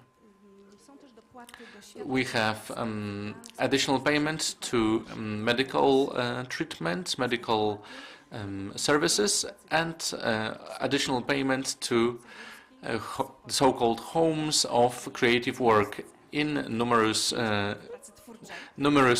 places in Poland. We have 5 of these places situated in beautiful, legendary sites in Poland, where Polish culture is developed. They were created for authors and by authors in order to provide us with the best possible conditions for work and leisure. The objective of those homes, of those buildings, is development of Polish culture. That's why the rates that we charge are several times lower than the average price in the attractive cities or towns in which they are situated. 42. Today, that's the number of members of the choreography section, while the number of creators with a collective management agreement, that's 140. 3,797, that's a big number. It is the result of organizers of concerts at which the choreography appeared over the last 10 years. 3,797, that's the number of persons to whom royalties have been paid for choreography, or for whom that remuneration is being reserved. Another slide contains data prepared by Mrs. Katarzyna Duszyńska, manager of the documentation and department, with the support of Mrs. Anna Klimczak, the spokesperson for ZAIX. This shows the potential of the market of choreography. And it shows the amounts paid and the amounts booked. These are the amounts from the years 2020, 21, 22. So if we see the big rights, so 2020, that was over 1 million zloty for so-called big rights, while the booked amount was 44,000. It's still waiting for its owners. So please remember to register your works. If you are a choreographer, if you forget to register your works, I brought a magazine, and inside it there is a form that you can fill in. If your choreography work is used in a film, for example, please remember to tell the producer to fill in the data properly. Here in this table you can see small amounts for film projections, because there are few films with choreography, or the choreography is not reported properly. If your choreography work is a part of a musical, a theater work, a concert, part of a small or big rights, remember to sign your names as authors of choreography.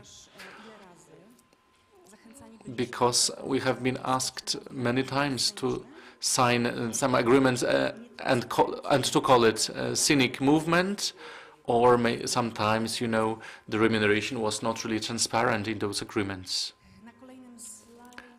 The next slide. All right, small rights, big rights. So the list of choreography works with small rights and big rights. Let's look at the numbers of non-registered works.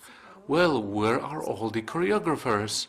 Let's look at small rights. Unregistered works, that's 24,000. A small work means small choreography for a music video, etc., etc. The choreographers who for over 100 years have been creating Polish theater, Polish cultures within the institutional system, they are still called independent. They are often forgotten among theatrical institutions. There are few institutions where choreographers have permanent employment agreements. Choreography is used in original performances, in video games, in ballet performances, but still we do not have awards in such events such as Gdynia Festival or the Paszporty Polityki Awards. Go ahead and read the Didaskalia magazine. It's called Bittersweet Choreography Practices in Theater by Michalina Spychała, where you'll be able to see some important statements made by choreographers. Alrighty. I think the pandemic has disclosed some shortages within the system. ZAIX has become a safe haven. We granted financial support to people aged 70 or more, because authors could receive scholarships for creative activity, and organizers of cultural activities could apply for donations. During the pandemic, we granted support for about 25 million zloty. That's total, not only choreography. The total amount of support, 166 million zloty. These were non-refundable grants, advances towards future profits, and low interest loans. Now I can get a bit emotional. Well, what I want to say is we believe that Ukraine will win. We want to demonstrate solidarity with Ukrainian creators and their families. The Creators for Ukraine Fund has collected over 1.4 million euro. The money was paid out as allowances for creators, artists, the culture sector members or their families. Since March 2022, one of our homes has provided accommodations for people, for refugees in crisis. So, going back to our issue, by helping authors, ZAIX is trying to compensate the absence of social security solutions for artists in Poland, which is very important, especially that now we've been recovering after the difficult years. During the pandemic, ZAIX has been supporting creators more, to a higher degree than other European associations. We've been providing more support than French or German associations, because foreign organizations often adopted the limited amount of support, or sometimes they only provided loans towards future remunerations. These organizations have been functioning in the countries where systemic state support for the creative sector is much higher than in Poland. As for future activities of ZAIX, well, by developing the creative industry, we've been participating in the Key Change program towards gender balance within our industry. We've been trying to equalize the streaming royalties, which is important for choreographers too, and we're going to act on the AI market, because AI benefits from works of art created by people. I'm sorry for stuttering and for my emotional statement. Thank you.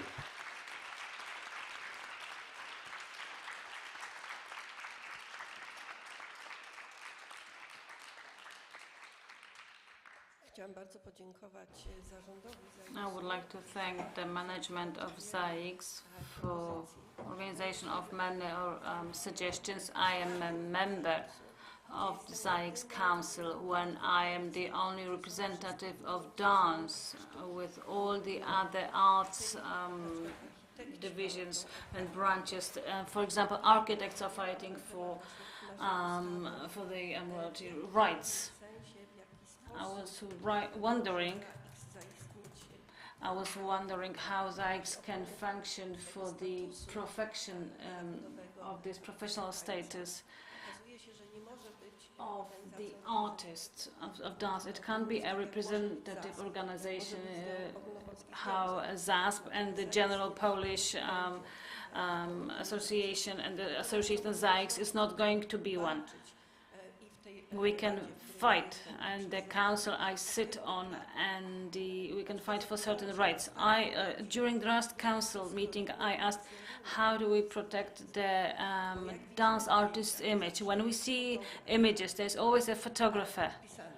The photographer is there, but we frequently see who and in what choreography, and this is very difficult, but photographers have organized it, and so can we.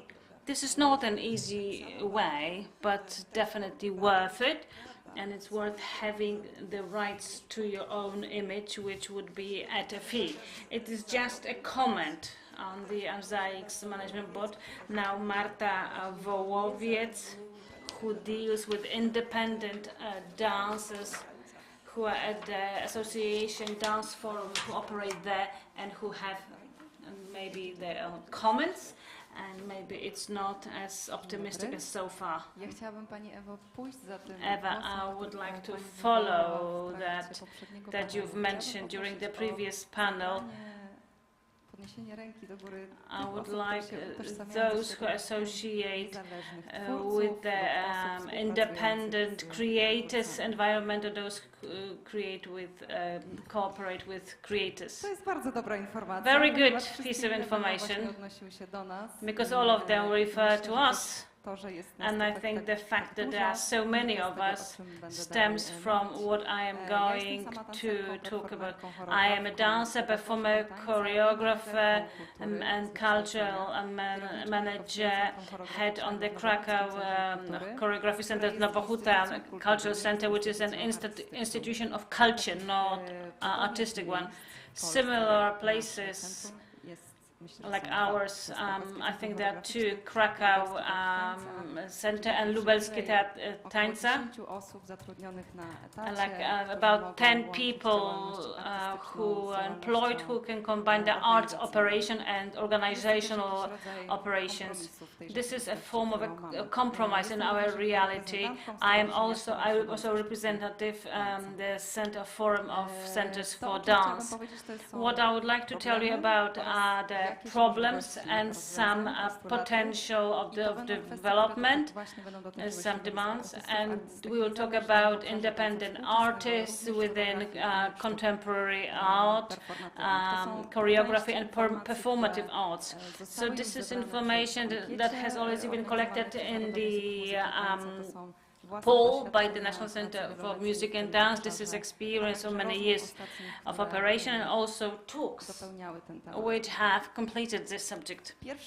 The first problem I observe is the scale problem, the scale in which the dance operates in Poland, especially within the area that I mentioned, the contemporary dance and others.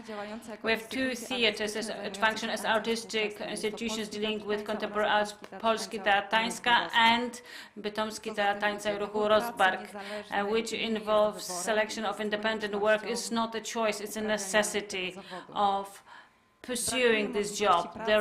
We don't have potential to work on full-time in contemporary dance and its transitions related jobs. There's also no potential to transfer from one institution to another one because, as I have said, we have two different institutions, so it's not really much option of wherever to go. The principal problem of performing the job is the number of opportunities to perform it. From my perspective, there are rather opportunities than potential. There are like occasions, there are quotes that I heard, and I really believe that in order to be a dancer, you need to have a different profession with guarantees safety and flexibility to provide you the potential to participate in the project. The demand here, creating other fixed jobs and separating the obligations, limiting the multitasking, which is everywhere. And I'm also an example of development of higher education and universities that were mentioned during the previous panel. From my point of view, must correlate with other professional perspective, not only with as far as grants are concerned, but also fixed jobs. The next problem is the program calendar and also information. Independent environment is not dependent. It is dependent very much on the external programs because there are programs supporting dance which give us a potential to perform our job. There are not many of those programs, and the system is organized in such a way that it promotes strong cooperation, competition between artists, producers, also the dance institutes. And also due to the deadlines for the rollouts, the system is organized that accumulates work usually in the second part of the year. When it comes January, February, March, very often that's when there isn't much artistic work. We very often wait for the results of individual grants. Those programs do not consider the perspective on those who receive grants. As artists, institutions who try to perform dance in Poland, they don't consider the factors such as time to file an application, a lot of work, deal with finances, preparing partnership. An example of such programs are two spaces of art, przestrzenie sztuki, and I hope that this subject is going to be addressed in the next panel. And the second is Poland Dancers Tourney. We saw how many people rose their hands. I think each of us would dream of working abroad. Since we received such short time to plan international tourney, it was 21 days, only 2 applicants applied for that program.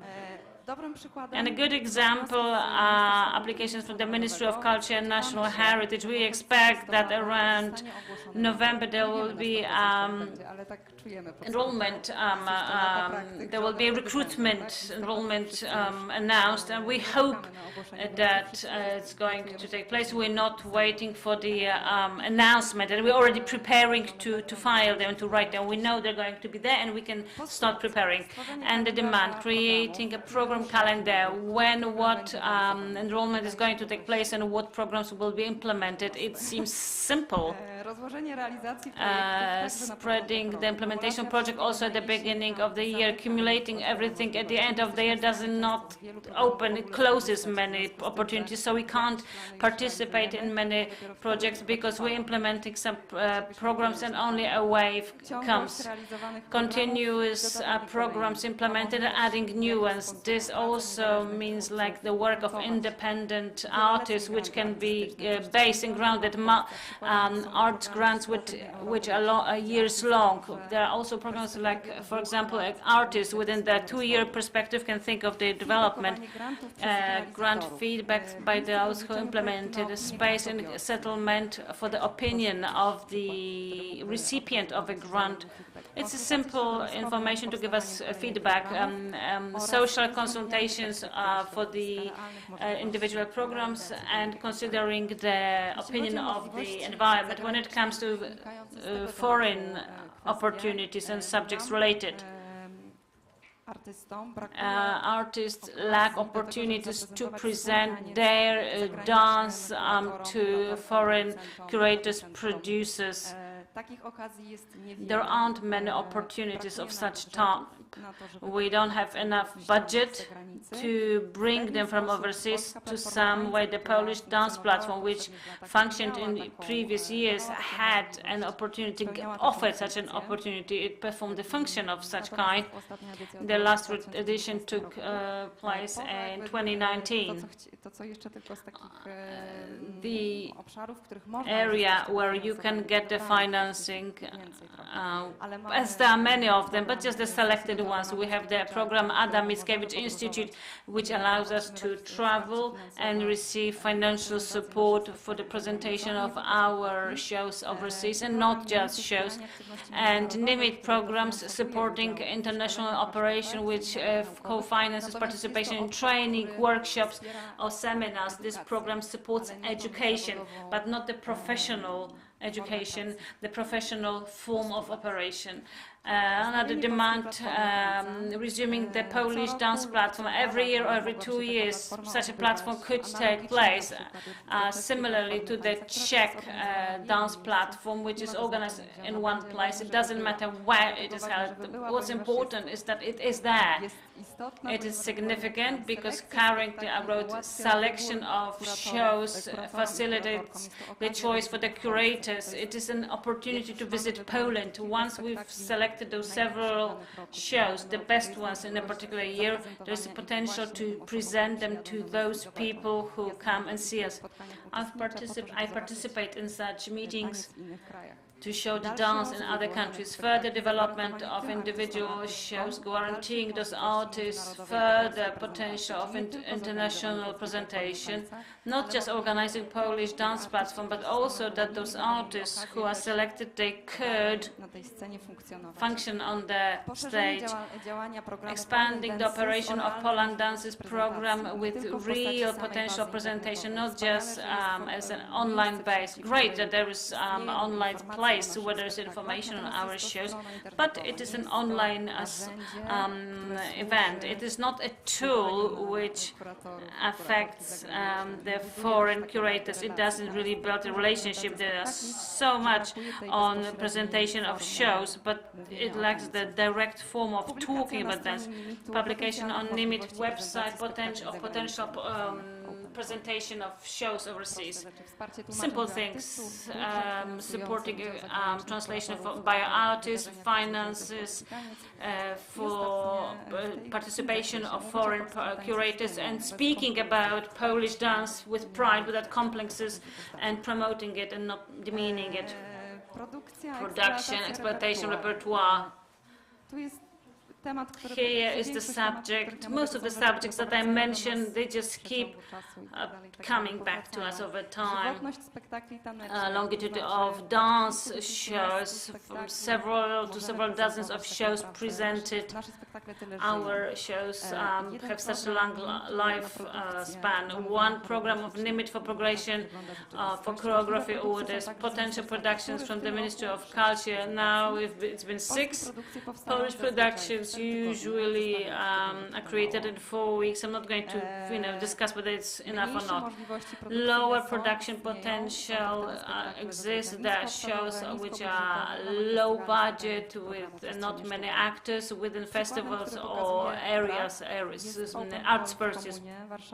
Open call в Komunie in Warsaw, where there are 250 applicants.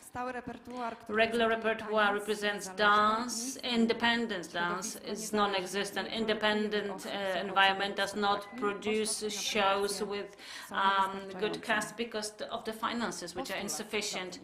Again, the demand. Supporting exploitation of shows, combining production programs with exploitation ones, and separate program dedicated just to that. Some form of systemic thinking about creating repertoires in the places which represent dance. We've not got to that stage yet. and it wants to be created. Choreography orders also for collectives. We work like that in Poland, and we want to continue it. Supporting research work, programs dedicated to such with regards to the 4 weeks that I've mentioned. Increasing the budget for production programs, and here's an example. In choreography orders is 75,000 of financing, with inviting a known choreographer in the world of theaters, 80,000 for a debut of directing student at the theatre. Remuneration. No standards on wages and working conditions, and non-institutional circles. There is remuneration for a show, no money for rehearsals. In case of an injury, there is no payment if somebody attended rehearsals, but they were not on the show. The amount of financing decides on the financing of individual people who participate in the project. That is with reference to the 75,000. What can we do with that? Appointing an environmental circle in order to develop minimum wages for various professions within the area of dance, considering those rates in the program suggested. And final subject, performing the job and parenthood. This is a subject which I've already heard or want to address. I'm going to read what I have read. Willingness to perform this job actually excludes the potential of having kids. Having children either means automatic change of job, giving up artistic work, or diversification of income. That stems from what I've said earlier, of the fact that our environment functions in a very mobile version. We don't have systemic solutions to work like that, low wages, but also environment, the dependence on external programs and preparation of those grants is time-consuming, and the demand here would be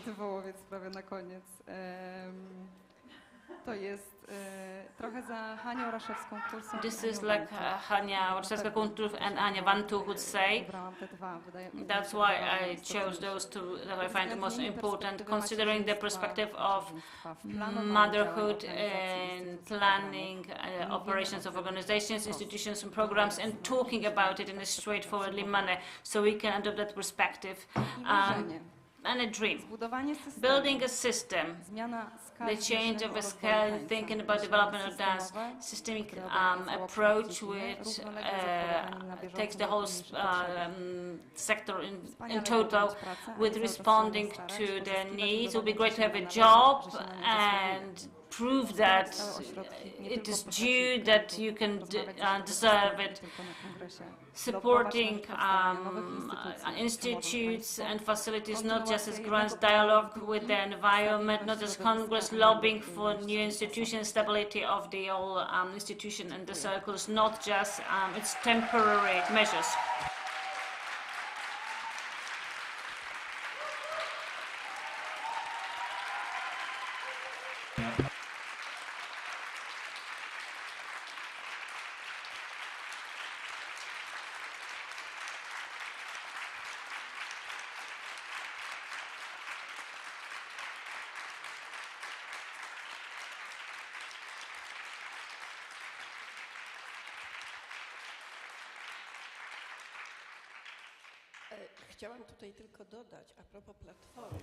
May I add, with regard to the platform, the conclusions from the 2019 event was that even the best, most extensive group of experts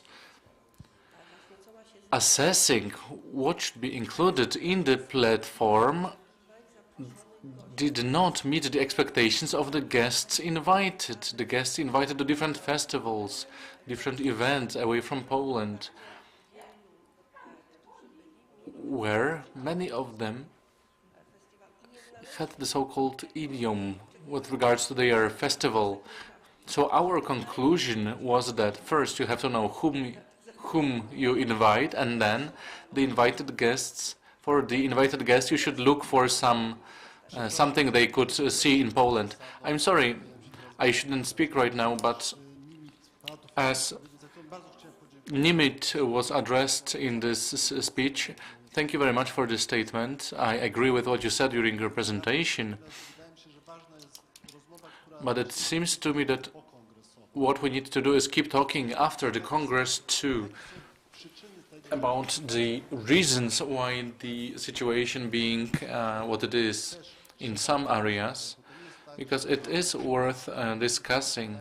Because, for example, in the National Institute of Music and Dance, sometimes we don't do something because we are subject to some regulations, and we should take a collective attitude to how to find funding to support our structures. And so I can suggest that your association meet with us after the Congress and to use your presentation that you just made to discuss the respective issues, problems, and then see how we can change things in the respective areas. Thank you. Yes, we appreciate it. But the Act on Professional Artists, it can address all these questions on the condition that it is lobbied. But now it is not lobbied enough by us, even though since 2016 we have been paying attention to it during the All Polish Culture Conference. And where are the effects? Thank you, Madam Professor. And just to correct, this was supposed to be a conclusion, but the draft act will not. The act will not solve all the problems mentioned by Mrs. Marta and by the previous speakers. But I can say that I am satisfied about one thing: all the persons sitting on the stage. Well, we could have much more influence on the dance life in Poland. I changed my colors, so maybe treat this color as the color of a school start set or kit, because many wanted to have more boys in dance. So I have a question now. Most of you are so-called freelancers. Do you know what the Act on Professional Artists suggests to freelancers? Do you know what it suggests? All right, so it's a more difficult task. Well, this draft, it is your draft. It was developed within the community, for the community. Formally, it's a government draft, but only because this process was adopted by the ministry. That's why they called it the government legislative path. But that draft is dedicated to you, and I think more to dancers than any other group of artists. Why? Because from the very beginning you have been discussing with us very actively. You have participated in the development of this project, 2 years of conferences in Poland, and then legislative works. I'd like to give thanks to Madam Professor. The objective of that act is to support development of a system that can be done, a system for all artists. And that draft does not give us not only social security payments. No, that's not the only element. This draft assumes that all active artists will be members of the system. Why? Because this draft, well, entering the system is cost-free for the people who are functioning within the system today. So if you have a permanent job, you will not have more charges. If you start your own business activity, the same. But if you're a freelancer and you don't really have insurance, then you will benefit most on this act. What are the major elements of this act? So, we have a definition of artistic activity. We stabilize the tax-deductible expenses, and it guarantees much higher amounts for royalties. I'm going to go into detail in a moment. And it proposes the Charter of Professional Artists based on the Large Family Charter. And what are the preferences for freelancers? Lump sum social security and health insurance premiums calculated on the basis of minimum salary, additional payments for those with lowest salaries, and insurance agreements that are free from taxation. The associations and the industry associations and labor unions become players in the culture management system because their status is going to be such that they will influence multiple elements, multiple areas, including by being a filter of access to the given profession. It is you who will make decisions, who will determine who is a member of this group, of this professional group, and what conditions have to be met to be a professional artist. The board of the Polish Chamber of Artists, these bodies will manage the entire system.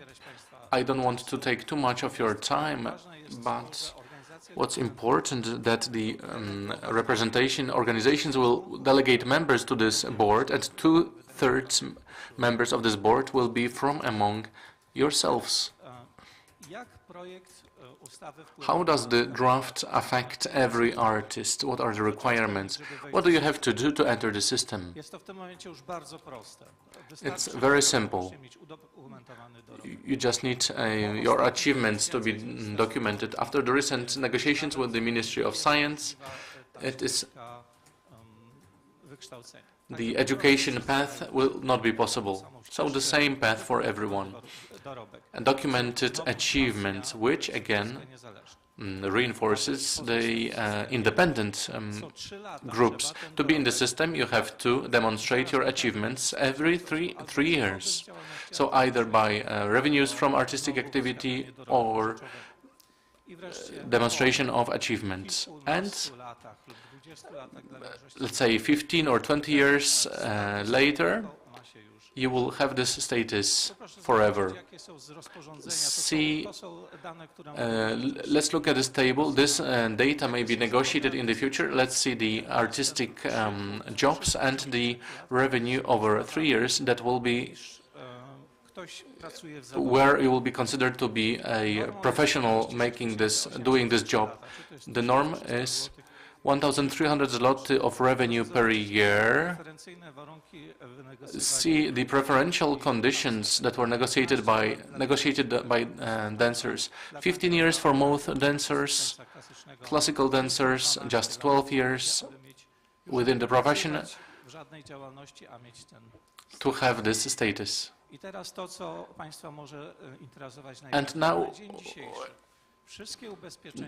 as of today, all the social and health insurance, including sickness insurance, which provides, for example, maternity leave, that's the cost of about 1,320 zlotys. No one can afford this, really, especially people who do not have a permanent job.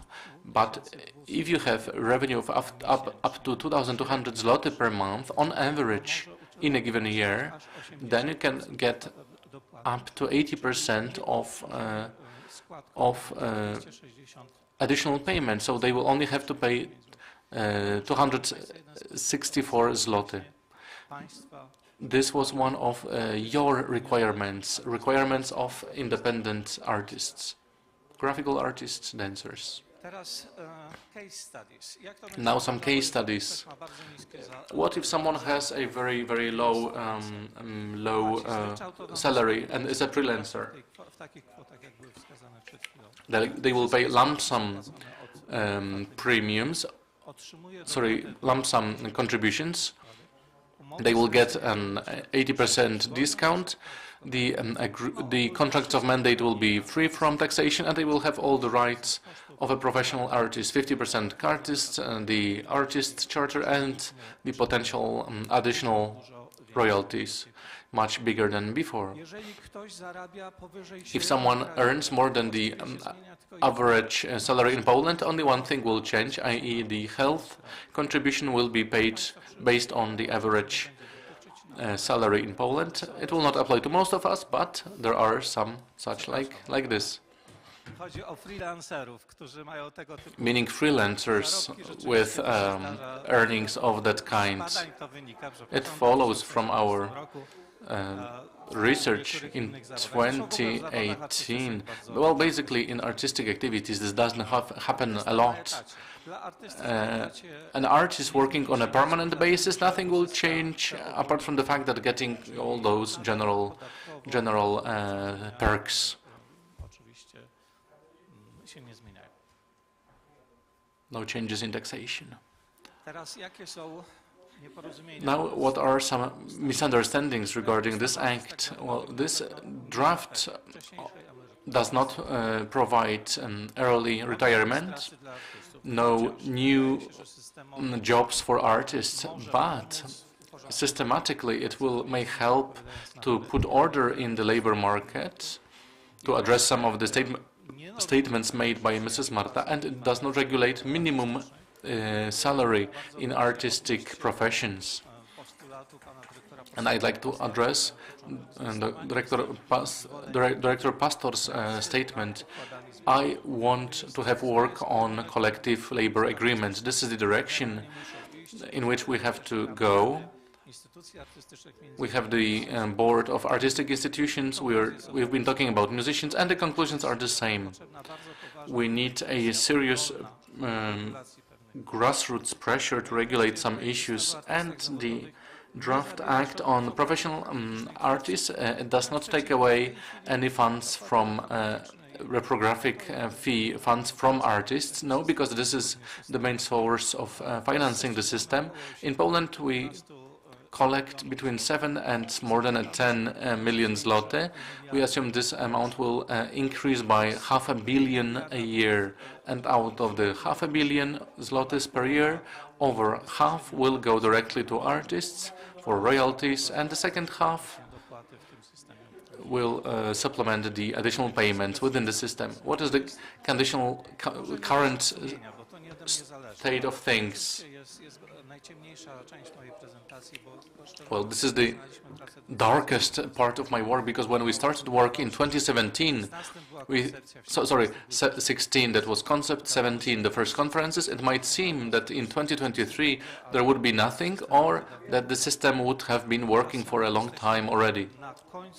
While we are now at the end of the legislative stage, i.e. consultations in the Permanent Committee of the Council of Ministers taking for almost 1 year, the interministerial consultations also 1 year. As a result of these consultations, we have some progress, because among others the Ministry of Health agreed for the first time for the beneficiaries of that act to be treated exceptionally in terms of health insurance contributions.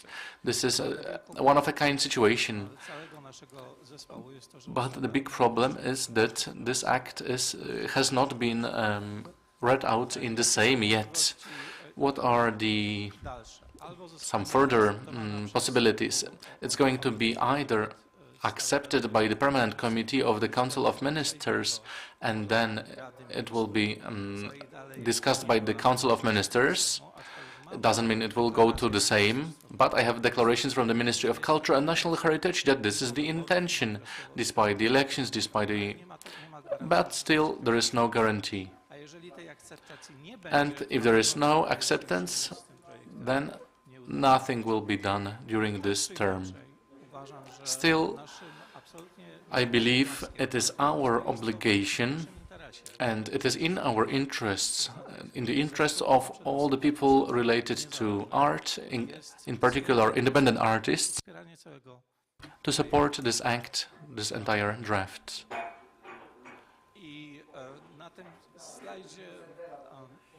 And on this slide, this statement, well,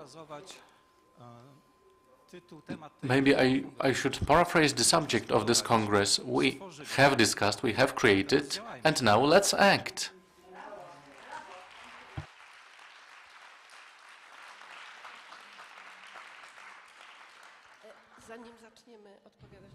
Before we start answering questions, I'd like to thank you very much that our experts meetings brought such an effect that within a short period of time all problems were presented, and actually the problems budding and our statements and our wishes and the act combines all those issues, and since throughout they're not lobbied further throughout the whole circle, and there isn't much interest in it or actually knowledge about this act, and further to support it, it is very, very important. So now I think that we're going to reach the moment when we answer questions. The question from the chat is,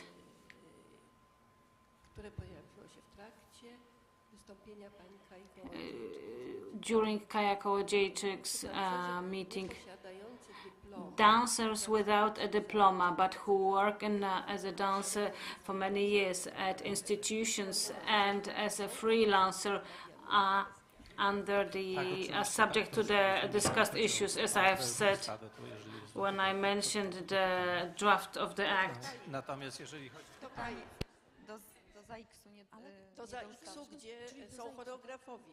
To ZAIKS, when there are choreographers, dancers who don't have a diploma, who work in, well, associations, ZAIKS associates choreographers, and we accept people to the membership, to the members section. We accept people when we analyze their achievement. We observe your operations as artists, how many shows were presented, whether authors or participation shows or whether they're musicals. And in this way, I want to answer your question. Yes, it does refer to freelancers, but not dancers, just choreographers, rather choreographers. But if a dancer is a choreographer, if they identify with being a choreographer, the doors open. Let me just add, when it comes to ZAIKS, with reference to that question, that in fact choreographer is not something that you are, but you tend to be. I absolutely disagree. I don't. This is my experience.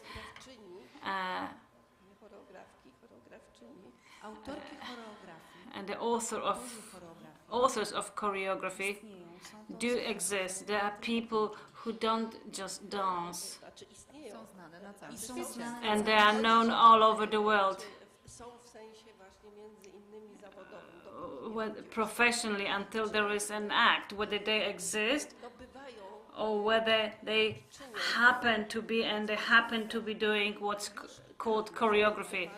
Long time ago, at institutions, the function of a choreographer has been abandoned. At Opera Narodowa, there was a job of such type. It was Emil Wesołowski who held that position.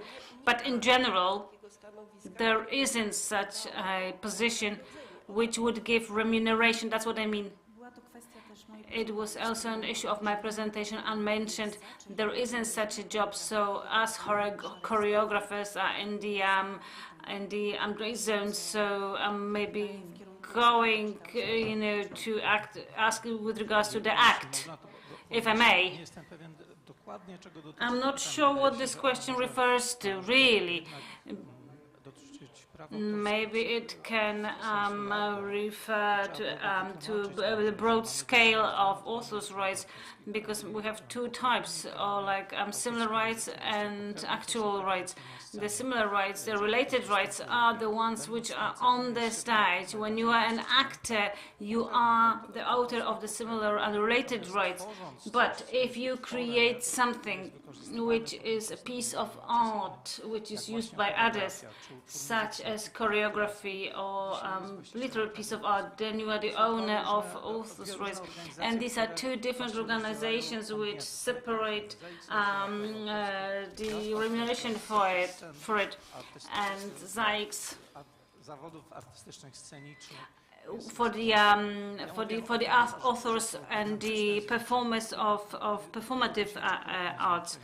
And I was applying for increase of the funds and budget, and it refers to both types of rights, not only those who have an agreement with ZAIX, but those also artists who don't receive any funds due to the royalty, because they are really minuscule amounts, so they have this additional support. There is really Copernican revolution here when it comes to financing of culture. And let me mention with regards to this question, we've agreed upon such an important element, also important for the dance performers. It came from the orchestra, the members of an orchestra who were just added as an extra. They received like commission agreement, so they didn't have the 50% share and profit. So we are fighting for that to be like, since it is creative work, participating in rehearsals, it is something that we will collect as our achievement. The Act regulates that. It says expresses verb as every operation, artistic professions involve creativity. It is a creative work. If you perform an artistic job, you are due the 50% of the cost of achieving this profit. If you're in the system, regardless of the commission agreement you get, those costs are due and the royalties are due too. But if you are in the system and if you pay the benefits yourself and the charges in due amount, so the lawyers who created those provisions also have implemented all those demands and those requirements. It is not just the rehearsals or the lessons and the process of creation of final work, because the piece of work, such as a stage performance, the Act refers to the stage performance and artists' rehearsals, but all the remuneration due to the workshops and lessons is not the same thing. It is education. So here it is this pure artistic operation, preparing a show or preparing choreography. In our instance, they are usually doubled actions, so we have remuneration for both. So with regards to the Act, we take into consideration the remuneration for it. It is a very important aspect, the pedagogical, educational aspect, and scientific and publicist operation is excluded. So this artistic operation by way of the Act is treated in a very narrow manner. The argument is that most of that operation has different solutions, and the artists per se don't have it as the act on the media or science or education. And they are left slightly outside of the system, and you know very well they are very much behind, outside the system. Maybe a question from the audience. If I have a mic from the trade unions, if I may, just a word of comment, because you said there is no research on dancers. I'm not going to agree. Joanna Dorva, PhD, who has performed such tests on the dancers, Polish Council of Dance, which performed tests of biomechanical burden on the dancers, and consenting dancers also underwent such tests, and it has been documented and it's available. Just as power of comment. Let me add that Gorva, PhD, who was a tutor at Chopin's University, she also led to a comparison of the effort and the pressure during full of dancers of contemporary dance, and she did a Polish dance theater with the dancers at the opera, Poznańska Opera. So that showed that ballet is more harmful than contemporary dance. Thank you very much for your contribution. Marcin, thank you so much for speaking up, because I've not managed to refer to it. Yes, I wanted to mention that the result of this research documented, collected, was the basis for further operation when it comes to restoring the pension.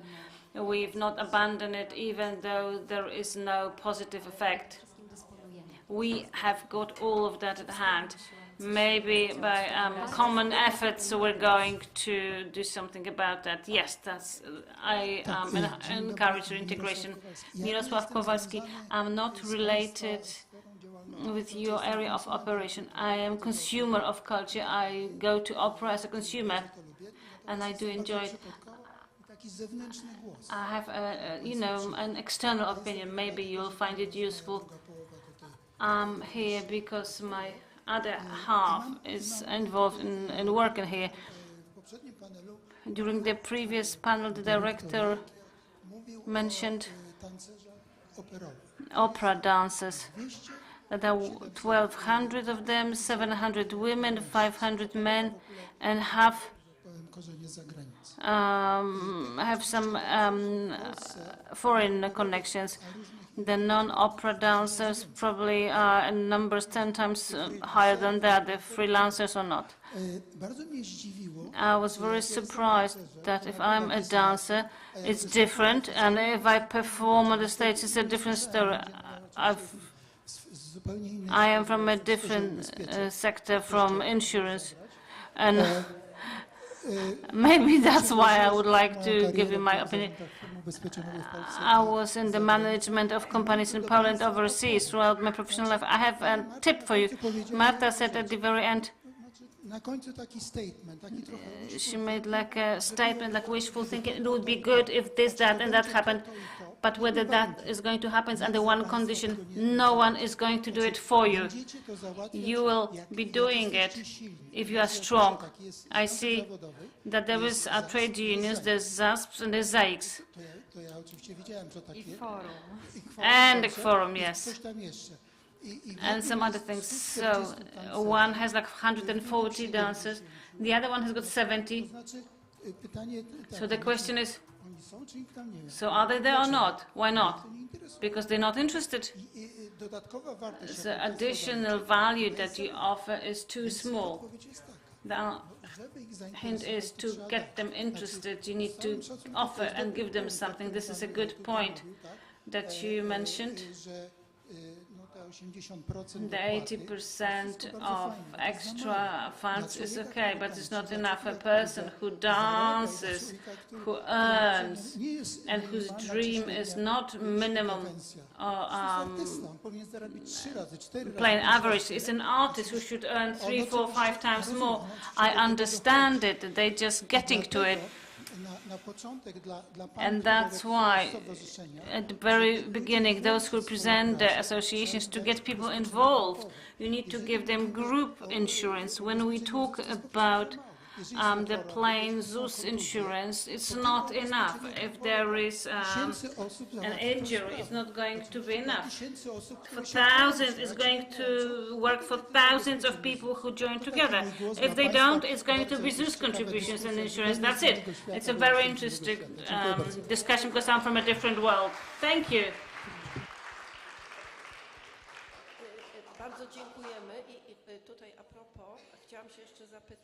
Thank you very much. And as a side note, tell us please, is the director still paying a higher insurance contribution or premium as a theater when there are numerous injuries, which used to be hidden in the past in order to pay a smaller premium? I'm saying this as a former director, so the outcome can be, you know, quite opposite. Can you address this issue? We have a question here. Dzień dobry. Good afternoon, Katarzyna Żeglicka. I'm representing the artists with alternative motor ability and sensory abilities. Tell me please, how does this act take into account the persons who perform the profession of dancers or choreographers who are with disability, and to what degree does it provide accessibility and inclusivity? Let's remember this is a draft act. It's not in the same yet, but there are two things that address this. First, if someone has a permanent status of an artist, i.e. at the end of their career, they don't have to prove anything, i.e. that they are an artist, they are within the system, so before retirement age they have this possibility until the end of their life. And the second possibility, quite important too, i.e. the issue of professional artists charter. Where does this concept come from? Well, we want to have a registered population of artists in Poland so that we know who they are. So there are not going to be any reasons not to register within the system. There will be more flexibility. If you have a permanent job, you can register in the system, and you will have the possibility, if you lose your job or if you have some trouble, if you change your place of residence, you will have a chance for an alternative solution without needing to look for another work, without any extra registration. So, sorry, let me just finish. This means that the operator of the entire system, i.e. the head of the chamber, has significant tools in their hand. They are representing all artists in Poland. And in their board, per 21 persons, there are 14 representatives of associations, the 7 largest associations and 7 smaller ones that will choose their delegates and enter the board of the chamber. So the director and the board represents you as the community, before whom, well, if you are a director of such an institution, I would first go to the social insurance institution and to private insurers, but also to companies that offer medical service. Because we don't mean beneficiaries of one institution, even as big of an institution as the National Opera. No, we're talking about the beneficiaries all over Poland. So a system is going to be created. A lot of time has been devoted to this system. It's going to be really self-governing, representing all of you. If this is not negotiated, that in the case of an accident at work, someone will receive significant damages from the insurer, then this is our own fault. Or we will have just one argument that it was impossible to do in Poland. Because if you have the entire population and try to negotiate and it doesn't work, it means it's not going to work. But the tool is going to be developed. All right. To answer your question, the Act will cover all the persons who are artists, i.e. if this person has digitized artistic achievements, they will have the right to apply for this charter or to be qualified permanently in the system, meaning they will meet the regulations that are still being negotiated for different sections. That's why all the activities should be represented. Madam Professor, in the Polish National Ballet, we do not hide injuries. They do happen quite often. You know, let's not make up things. And for about what you said, Mr. Director, recently I've been asking about insurance because there are quite a few accidents at work, and it is possible to have insurance from the PZU company, which takes into account accidents at work. If it's a small group of people, they will not agree because it will not be worth it, even in such a big group of people as ours. So I'm sure it's not going to be 100% of participation because it's going to be voluntary. So maybe the chamber that you mentioned or the institute should collect the sufficient number of people to join this insurance program, because for 80 people that's about 90 zloty per month additionally. That's little and that's a lot, because there are accidents, rehabilitation, treatment, etc., etc. Let's remember that insurance would only cover accidents at work. So if you are an OHS specialist, well, you would have to consider this to be an accident at work. Well, my question was addressed more at the gentleman representing the insurance sector, because it's the insurance companies that demanded it, and no director wanted to hide it so as to ensure the costs are covered. Unfortunately, the interpreter does not hear the question right now, but the microphone is being handed over.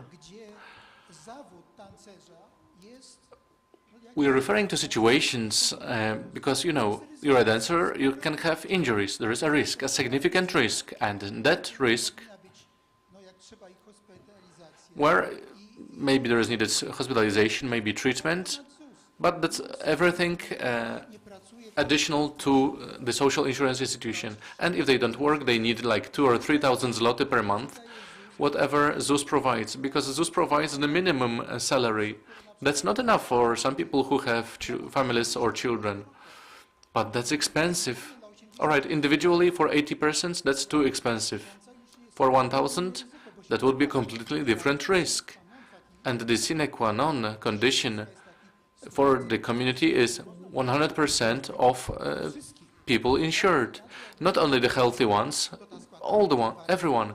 If we make it voluntary, the contribution will be twice as high. So, if you have some funds, and if you have some organizations, instead of saying we can provide 50% additional payment to rehabilitation, massages, etc., etc., no 50%. I have nothing because my leg is broken, and I've been a freelancer, and I would dance in the theater, in other places. So I need security. If I have an organization, it has to do its job, give me insurance. Because when something happens to me, I go to a doctor, I have a program, and my health is recovered. I have not a pension, but money that I deserve. away from the social insurance institution over the period of rehabilitation, or if I am permanently injured, then, well, 5 years, 2 years, or until the 45-year-old experience pension. Well, it's better than to change your qualifications than just hoping for the minimum pension. Can I speak now? Witold Biegański, president of the OZOT unit. Well, to address what Marcin Kędziora said, let's say something more, because our idea was to cooperate between NIMIT and OZAT, i.e. institutes that are responsible for assurances concerning work in special conditions, especially Labor Medicine Institute in Łódź and CHOP in Warsaw. The document that was mentioned by you, Madam, we do have this document with one of the persons who reactivated our unit. I have other results of studies concerning the laboriousness from 20 years ago, but that's not enough to... We're going to need to address the documents from 2005, exchange of correspondence between the Ministry of Social Policy and the Institute of Labor Medicine, from which it follows that the Institute was to conduct such research to provide grounds for taking away the pension rights, why they said that there was no such research. So we need the staff that is specialized so that the entire community is covered by the previous speaker, i.e. social insurance, occupational diseases. It all can be done. And costs.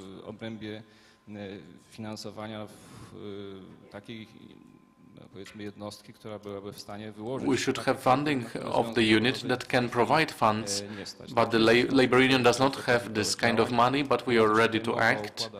You mentioned collective labor agreements. Well, that's up to the labor union that represents dancers or all the other employees in the given institution, but collective labor agreements existed during the communism in Poland. But it was a completely different legal situation, because the institutions that were functioning then, they were all subject to the Ministry of Culture. So without one organizer, that's completely different than what's going on right now, i.e. you have city halls, you have marshals' offices, multiple organizers, and it's more difficult to speak than if you only had one Ministry of Culture. Naturally, I appreciate the activities of Professor Gliński, who covers more and more cultural institutions. We appreciate that, just like we appreciate his activities during the anti-crisis shield. I was representing then the largest labor union of Polish artists of orchestra musicians, as our two unions had a request, and the deputy minister gave a recommendation to institutions and directors. With this recommendation, artists would receive most of their salaries, despite the losses of institutions. So, if there is a good cooperation among labor unions, it does not happen all the time. I've been experiencing some disputes, but still collective labor agreements are quite useful and possible.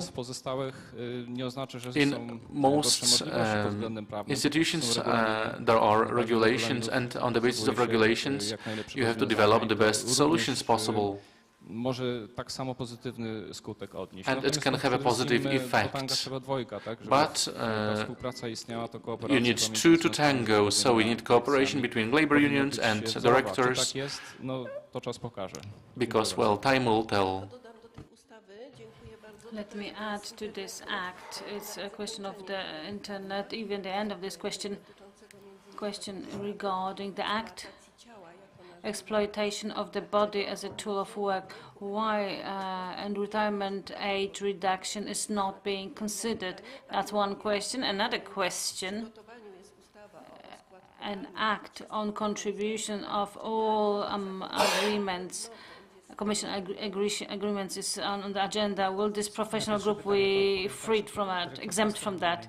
First of all, as the Director Pastor was mentioned at the very beginning of the Congress about few initiatives. The initiatives of this project did not include all the threats here. It's not that the initiators of this project are against earlier retirement age for dancers. It's the first issue. And the second, reducing, where is it realistic within Polish deal? Well, this is the reason for the lengthy negotiations, because from the very beginning, and government and decision-making bodies and the government-related councils, they pinpointed that the draft of the agreement goes against certain decisions of the government strategy toward tax and insurance. It liberalizes and reduces the burden for individual professional groups. There are strong arguments, and as a witness, I must say, I witnessed that the ministry really battles for this act with an argument that arts professions are special professions, and this is one of the options of restoring a certain way of social justice. It is not that we just create a privileged caste. And initially, those who are not really familiar with it, that's how they read it. It's the other way around. We try, at least partially, as you have said. It would be perfect if artists were recognized as per the cultural value of their work, and their remuneration should be at the level that we should not even worry about the thresholds and levels of subsidies. And the reality stems from the market nature. So the value of the high culture and art just drops, and we are combating to create a mechanism to prevent it. A word of what Mr. Biegański said. We need to be aware of the fact that we live in a system which is a pluralistic system, and that's not going to change. So that's why there is no central management here. There are two opportunities possible, only top down, not by established by the law, because you can't, overimpose anything over the management. So that relates to the artistic life in Poland. I would not underappreciate, because we need to appreciate the initiatives at the grassroots, because collective agreements, when they are dissipated, they are not good for the environment. On one hand, artists are going to negotiate some more, and the other one has got a stronger director, a weaker one. But at a situation when agreements start having a global reach in Poland, that there is a group of entities which don't agree with it is being created. So in my opinion, the next step of such a group, and that's what I would encourage you for, is cooperation with the minister and announcing, publishing those good practices, those collective agreements as examples. And the next stage would be implementing the conditions, observing those good practices and the tools that the minister has got at his disposal. There are two of them. First, decision on co-participation, co-leading, and the other one is operational programs, which is financing. And these are the tools which I would say are in the pluralist system, which you may start using, because otherwise each facility will be subject to the same pressure, and we're not going to go far. It's not that there isn't this initiative at the grassroots, but we need strong and strict cooperation. Since the time has already, we've exceeded the time, and the next panel will be on financing. One question from the audience and ZAIX, because maybe I wasn't listening carefully. My name is Ryszard Kalinowski. W jaki sposób jest wyliczana ta korzyść dla choreografów? Benefit for the choreographers calculated? And I wanted to ask, is there an agreement under ZAIX when it comes to music? Because very often, I'm talking as an organizer of dance events, very often we deal with a situation where there are differences within regions and uncertainties, unclarities, and we need to combat it and fight it, so we don't pay royalties for ZAIX when music is just a part of an event. We fought for it, and very often it did work. If an event is dance music and there is music involved, ZAIX doesn't care. They want 8–10% from the event, even if music was just a part of it. Choreographers, are they also under that scheme, 8–10% from the total, or is there a different algorithm? Choreography. I'm not responsible for music, so I would... So I'm asking about whether there is like agreement or anything. There might be like some... I'm asking about choreographers. In many issues, I encourage contact with ZAIX directly, with people who are way more competent and talk about that. So I recommend that you contact them. But when it comes to choreography, everything depends on the percentage of choreography which is part of a show, of an event. We, choreographers, report to the producer, to the directors, the time, how much choreography takes. Then the organizers report this particular time to ZAIX, and ZAIX gets information from two sides, from the author and the organizer. And that's how they calculate the percentage for the choreographer. What cost it involves on your part as organizers. Well, I don't have that information. So this is like in two stages. In recent years, we developed a facilitation when the choreographer is not obliged to provide the signature from the music's author, because so far, and in order to submit a choreography piece, we had to find the music creators and the signature. So we had 2 or even 3 authors, if it's libretto or somebody else who is associated ZAIX. So we had to have agreement among the members. So if we've reported under the small rights categories, the same. If we're a part of a large show, if it's choreography for the teatr dramatyczny, or if it's a ballet show and we present it on large scenes, it's enough to report the title, the time. 2 new forms are in the magazine. Previously, whether it was joint or separate art. Yes, I think I've answered it. So the next question? No, sorry, it was supposed to be on questions, so I do apologize. in the lobby for individual experts. I think we can talk about. We started. Że mikrofon został udostępniony. Pytanie zatem brzmi, czy... Ale czy możemy jeszcze jedno pytanie, krótkie? Tak. Trudno. Większość chce. Jedno krótkie pytanie jest Proszę zgoda. zadać pytanie. Zatem pytanie brzmi, jeśli ustawa nie wejdzie If the act is not implemented now, what is its further life? What can we do as independent artists at the grassroots? What is the petition? We say act. How? Tak, jeżeli wejdzie w tej chwili do Sejmu, to sytuacja byłaby... If it enters the same debate, the situation would be simple.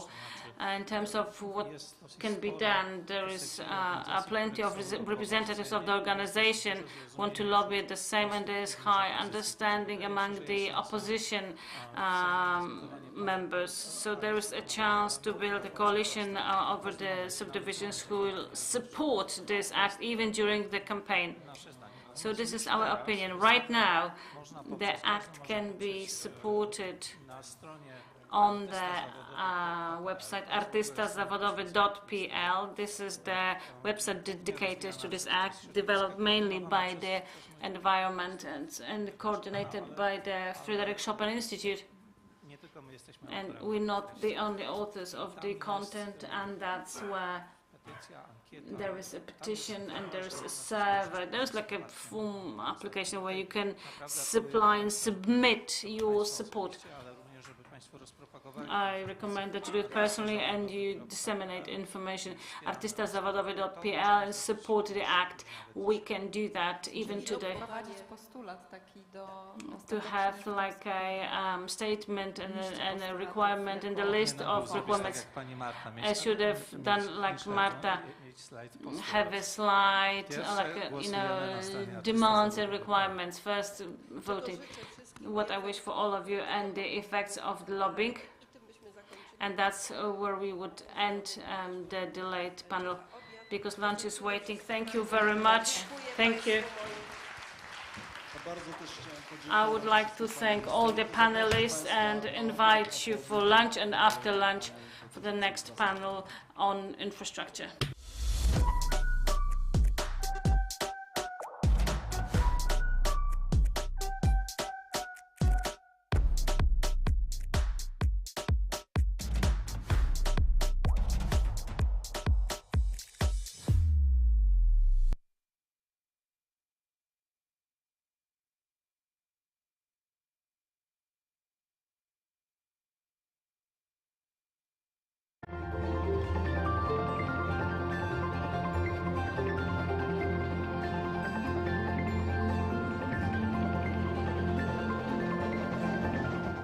W ramach przestrzeni sztuki powstaną także lokalne centra teatru.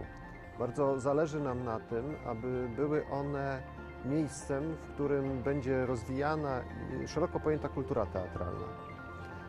Czyli będą one służyć nie tylko twórcom, którzy są oczywiście bardzo ważni i dobrze, żeby mieli tam swoje miejsce, ale także lokalnym odbiorcom, lokalnym środowiskom. Założeniem teatralnych przestrzeni sztuki jest to, że ich program powstanie oddolnie. W tym roku program ma charakter pilotażowy. Mam nadzieję, że w ramach tego programu w przyszłości powstaną lokalne centra teatru we wszystkich województwach w Polsce. Dzięki ich działalności powinniśmy dowiedzieć się więcej o tym, jakie są lokalne potrzeby, o tym, jak wyglądają lokalne inicjatywy teatralne, a także dotrzeć z teatrem do jeszcze szerszego grona odbiorców. Traktuję program Przestrzenie Sztuki jako swego rodzaju przedłużenie innych programów Instytutu Teatralnego, takich jak Teatr Polska czy Lato w Teatrze, które służyły także upowszechnianiu sztuki teatru. Ten jednak program będzie miał charakter oddolny, będzie wynikał z lokalnych potrzeb, z rozmów ze środowiskami w poszczególnych regionach, po to, żebyśmy lepiej wiedzieli, jak wygląda to bardzo bogate, bardzo żywiołowo także rozwijające się lokalne środowisko teatralne.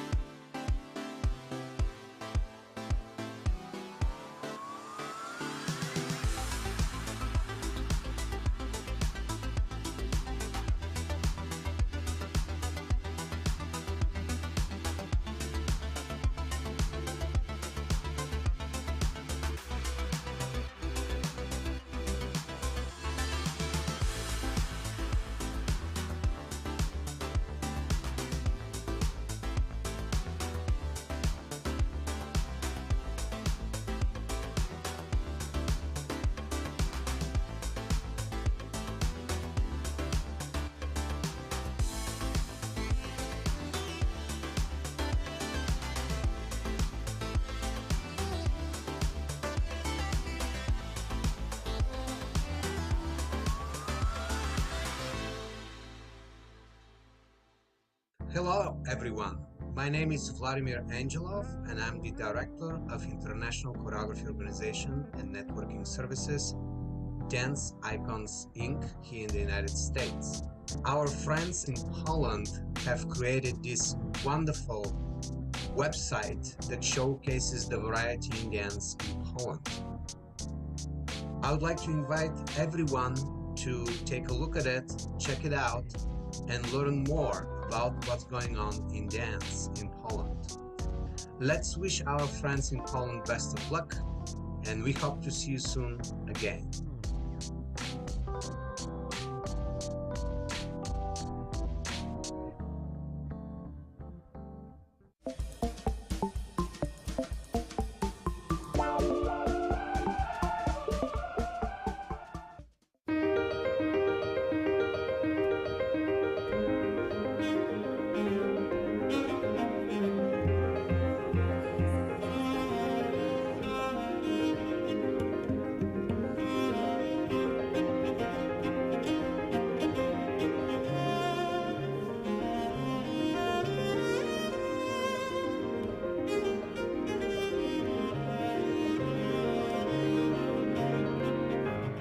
26 września 2020 roku to dzień, kiedy Instytut Muzyki i Tańca przy kongresie, drugim kongresie tańca, otwiera Warszawskie Święto Tańca. Chyba pierwsze w historii o takiej nazwie wydarzenie, które skupiło w Warszawie wszystkich tych, którzy pasjonują się tańcem, którzy uczą tańca, którzy ten taniec tworzą i go wystawiają na warszawskich scenach. Mini manipulacja, sprawdzając w jaki sposób tutaj nam się co może nam się zadziać, kiedy pracujemy. Warsztaty Soft Release są to warsztaty z partneringu oparte o metodę wypracowaną w projekcie Oddaj Ciężar i skupiamy się głównie na takim miękkim i spokojnej pracy z dotykiem, z kontaktem. Oparte to jest też o pracę powięziową, po to, żeby ciało rozluźnić, żeby trochę się otworzyć, jakby otworzyć w ogóle wzorce ruchowe, zmiękczyć ciało, mieć możliwość pracy organicznej ze swoim ciałem.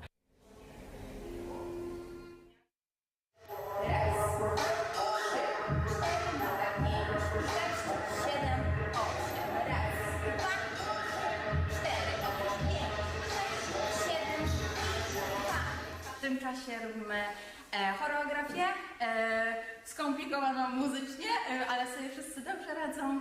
Hop i odklej, i ręka, i hop, i slajd, i otwórz. 5, 6, 7, 8.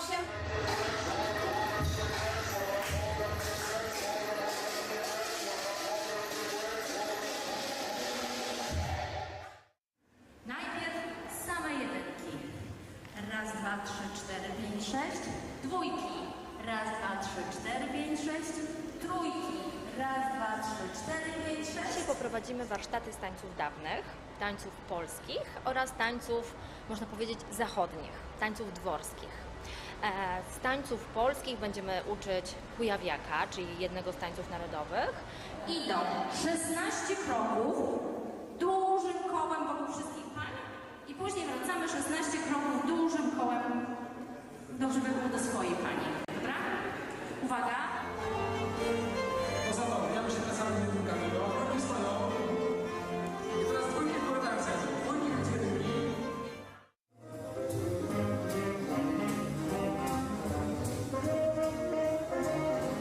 Mambo! Charleston i Authentic Jazz jest to taniec najradośniejszy ze wszystkich tańców, jakie możecie spotkać na ziemi. Jest to taniec dla wszystkich, w każdym wieku. Nie wymagana jest żadne zaplecze wcześniejsze taneczne. Przychodzą do nas różni ludzie z różnym doświadczeniem. Te tańce są bardzo wyjątkowe, ponieważ po całym dniu, kiedy człowiek jest bardzo zmęczony, wchodzi na parkiet, i nagle niesamowita energia w tą osobę wstępuje, niesamowita radość. Każdy wychodzi z naszych zajęć z szerokim uśmiechem.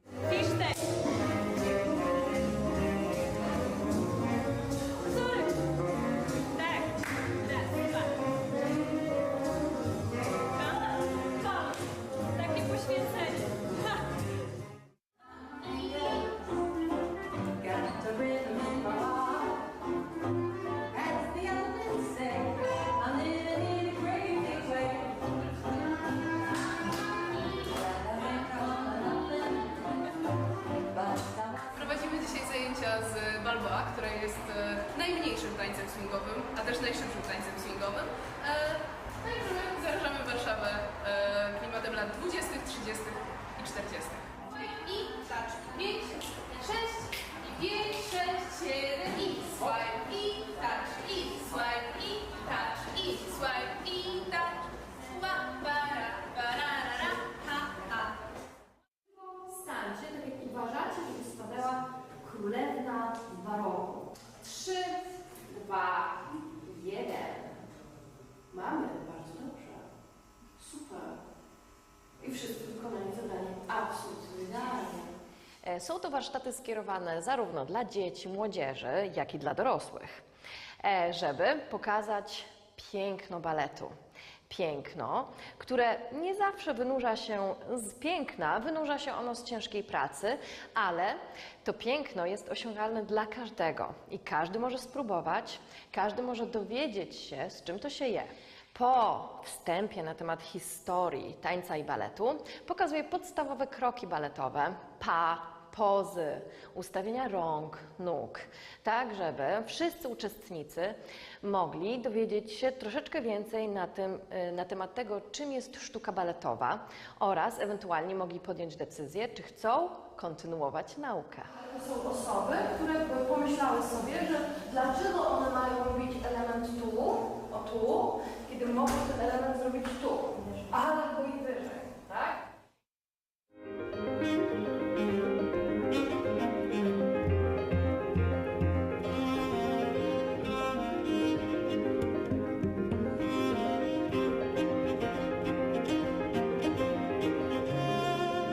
Najważniejsze w tym całym wydarzeniu jest to, że się połączyliśmy w Warszawie. Połączyły się komercyjne i niekomercyjne instytucje i organizacje. Środowisko niezależnych artystów się włączyło i wykonało wielką pracę organizacyjną. Instytut Muzyki i Tańca to wszystko zebrał w takie wielkie święto i demonstrujemy, że każdy tańczyć może, a taniec to radość i przyjemność dla każdego.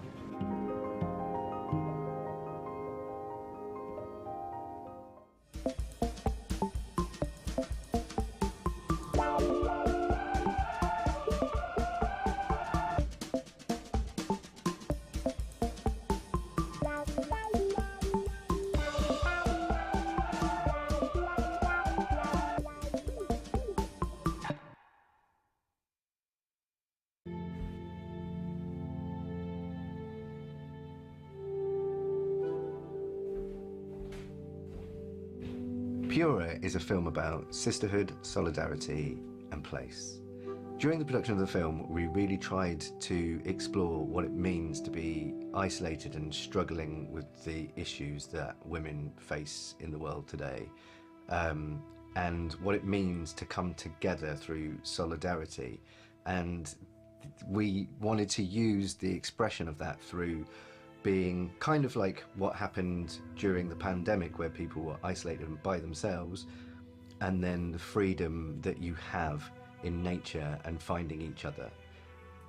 I first met Patrizia and Dominika in 2021, and I was immediately inspired by their relationship with each other, by their questions and their practice around sisterhood, what it means to be a woman, what it means to be connected to other women. So I was really delighted to collaborate with them again on this film. What really inspires me about Patrizia and Dominika is the way they support each other, both in terms of their communication and in terms of their movement practice. And it was a real joy to be around that. And that was really the core of what we explored in making the choreography and the movement for the film. Praca sama wyglądała tak, że zaczęłyśmy od rozmowy, od tego, co tu i teraz, co nas dotyka, o czym byśmy chciały porozmawiać. I Kate zaproponowała nam napisanie listów miłosnych do własnego ciała. I to był taki punkt wyjścia do naszej pracy nad choreografią. No i te listy później przetłumaczyłyśmy na język angielski, język migowy, polski język migowy. I to stało się też podstawą do tworzenia ruchu, do tworzenia języka ruchu w naszym filmie. dzięki temu, że wcześniej mogłem podglądać to, co robi Kate razem z aktorkami, to miałem już jakąś wizję i postrzeganie tego, jak będę chciał to przekazać w kamerze. Przy okazji słuchając tego, co ma do powiedzenia reżyser, i myślę, że dzięki temu powstało coś absolutnie wyjątkowego, innego i fajnego. Język ruchu i choreografii był tak uniwersalny, że każdy może interpretować go na swój sposób i zrozumieć go inaczej. As a filmmaker, I like to work as collaboratively as possible, and with this film, I don't think it could have been more collaborative. It almost seems wrong to call myself the filmmaker when everybody left their mark equally on the end product of this film.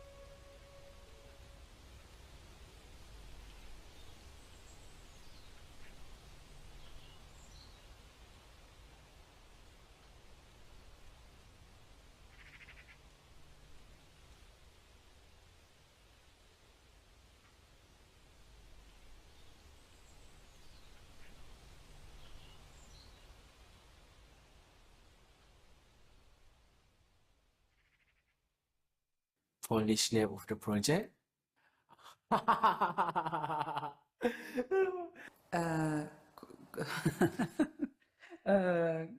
Corsican dance? No, how to pronounce it on Polish? No, I'm sorry. Korzeń tanka? Kozie to weselce. Korzenie tańca. Korzenie tańca. Korzeni tanca? Korzenzi tanka. I only know Cingumbre. Korzenie tańca. Korzenie tańca. Korzenie dansa. Korzenie dansa. Korzeni tańca. Korzenie tańca. Roots of dance. Korzenie dansa. Okay.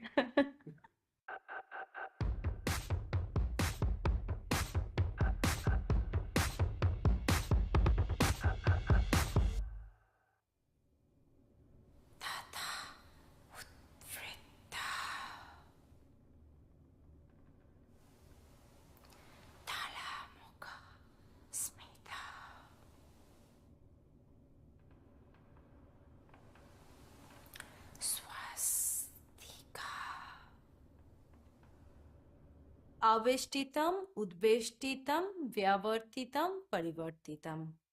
Okay, so we are spreading our energy to the outside and we are taking the energy from the outside and we are taking inside our body.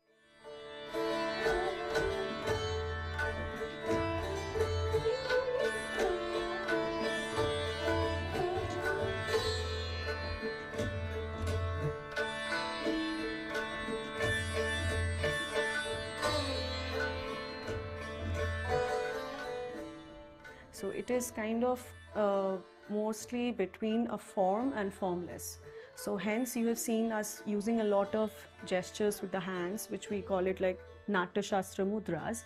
And then we also had a free flow of contemporary movements, like lot things going on the floor, and then abstract movements. So basically the whole this production has been about the energy, the constant energy. When you put it in a container, how you can kind of store that energy, and when there's no container, that energy still stays. So how it kind of flows in its free flow, in its free form.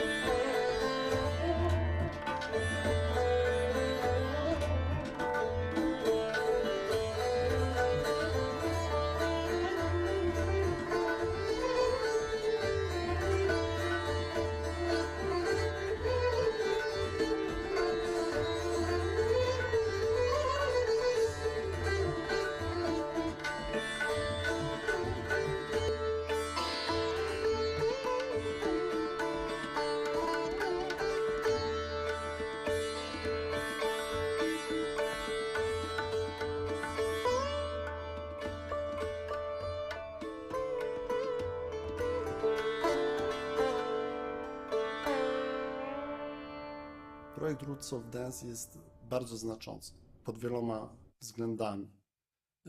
Z jednej strony jest nakierowany na rozwój polskich młodych artystów tańca, poprzez kontakt z wybitnymi polskimi artystami, Jackiem Umińskim, Aleksandrą Dziosz, którzy są liderami tego projektu, ale też poprzez kontakt z innymi artystami z innych krajów. I to, co jest bardzo ważne w tym projekcie, to, że troszkę odwołując się do nazwy projektu, on jest zakorzeniony w tradycyjnych kulturach. Polska kultura ludowa jest jakimś zaczynem dyskusji na temat znaczenia tej kultury ludowej w różnych innych częściach świata. Musieliśmy sobie zadać trud odgadnięcia, czym tak naprawdę polska kultura taneczna jest, to po pierwsze, czym ona jest dla nas, jakie ma formaty obecnie w naszej społeczności lokalnej, jak ona jest w nas żywa i czy jest w ogóle żywa, jakie ma komponenty, a po drugie, w jaki sposób bardzo taki nowoczesny, rozprzestrzenić ją poza granice kraju, tak aby artyści z innych państw mogli się po prostu tym naszym tradycyjnym śpiewaniem czy tańczeniem zainspirować do tworzenia własnych prac choreograficznych.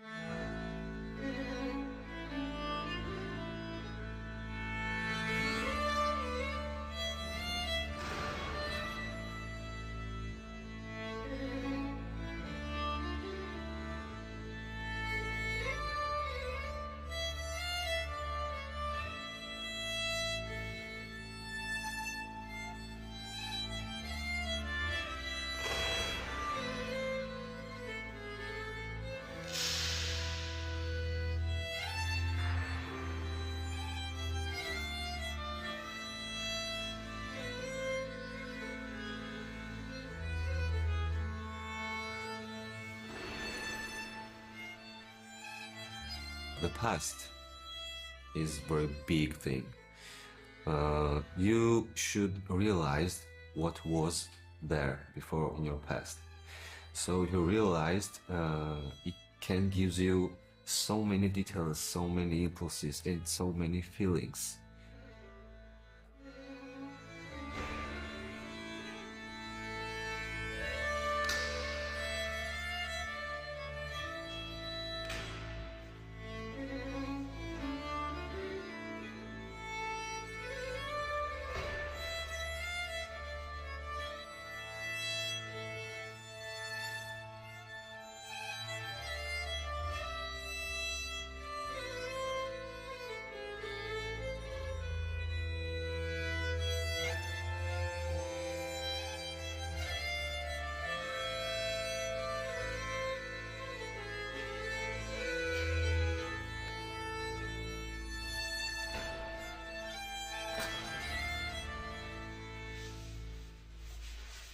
So I think for any art form, dance, it's really taking certain like motions and movements and like essence and meaning from the past or from traditions and maybe retelling those stories in a modern context. Everyone's roots have their own special element, right? Everyone's culture has something different, even though when we talk about it, it's all very similar, but there is still an identity to every culture. So by infusing culture and infusing your roots into contemporary or modern dance, it will really give you it will really make a difference when for you to stand out amongst others.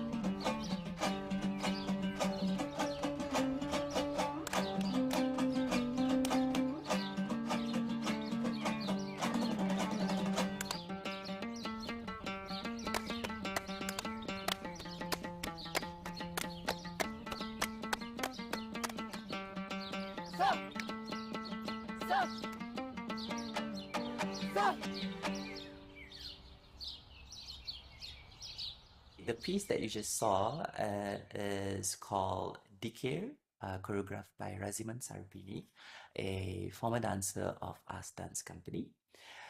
This piece is actually derived from the traditional Malay folk dance and music in the east coast of Peninsular Malaysia, from Kelantan, that uses a lot of repetitive movements.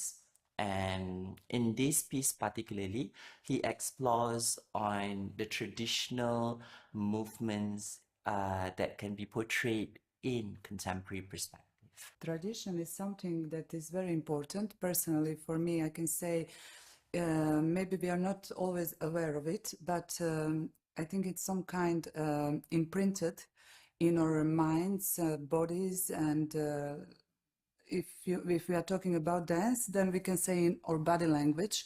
Somewhere we feel that we are all connected as art and humanity is connected, where I find the same impulses when I heard the songs of the mountains when I visited in this project in the Poland, in the highlands, the kind of dance, the kind of music, the kind of voice they use in their music, the spontaneity and the energy. I find so much of similarity with the songs and music from our mountains in India, not the Himalayas, but the northeastern part of India. Polish people in the mountains, they live like Georgian people is living in the mountains. Also the dance and dance emotion and that strong feel is very similar. ჩემთვის ჩემი ცეკვა და მოძრაობა ყოველთვის არის ძიება. ძიება გზის, საით უნდა წავიდე. ვფიქრობ, ალბათ დაკარგული ვარ ხშირ შემთხვევაში, ამ მდგომარეობით ვიწყებ მოძრაობას და ყოველთვის ვეძებ რაღაც გზებს. და ეს გზების ძებნა ალბათ არის ბრძოლა. ბრძოლა ამ გზებთან თუ საით უნდა წავიდე და ყოველთვის გამოდის რომ რაღაცა ძლიერს ვეჭიდები რა. ამ ძლიერთან ჭიდილში მეც ძლიერდები და ჩემი ცეკვაც არ ვიცი, ალბათ მეომრის ცეკვას უფრო გავს.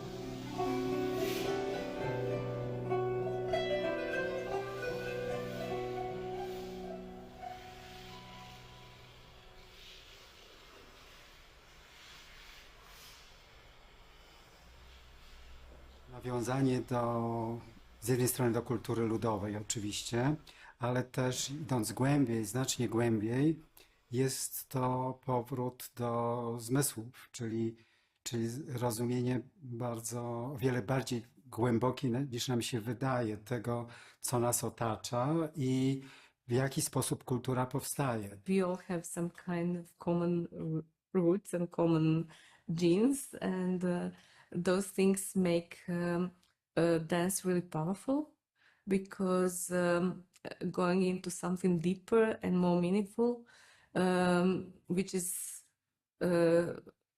which connects all the culture, is something that makes people understand better and communicate better together.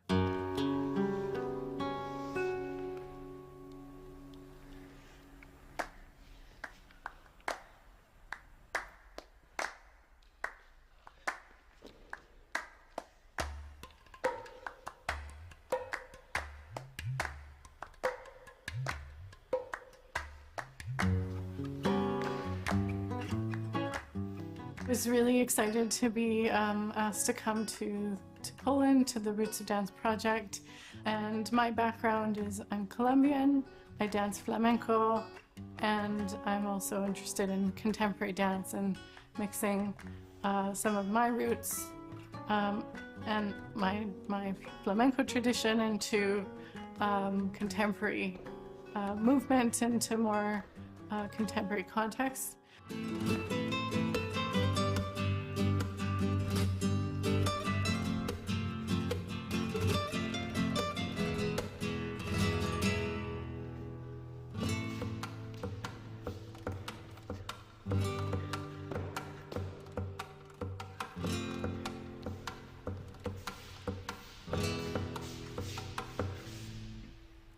I would definitely say it was very inspiring the first time when we heard about this whole project online. In our daily rush of life and rush of, achieving this, achieving that, we forget, we kind of overlook the main thing, like from where we began, like what was the initiation point, what was the root. Był to projekt przede wszystkim, gdzie szukaliśmy korzeni tańca. Patrzyliśmy się, w jaki sposób tradycje można przetworzyć na język współczesny. It's very important that keep the traditions alive, not still or permanent, but keep them evolving and seeing how that roots can become part of our, like a tree, to be part of the leaves and be part of the fruits.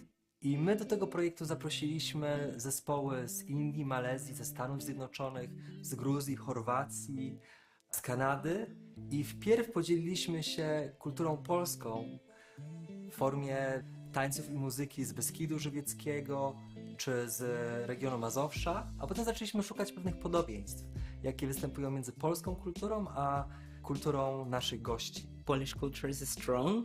It's very surprising, very energetic. For instance, I don't know much about Polish before coming here, so it's a surprise. It's been shocking to know all the dances, all the music.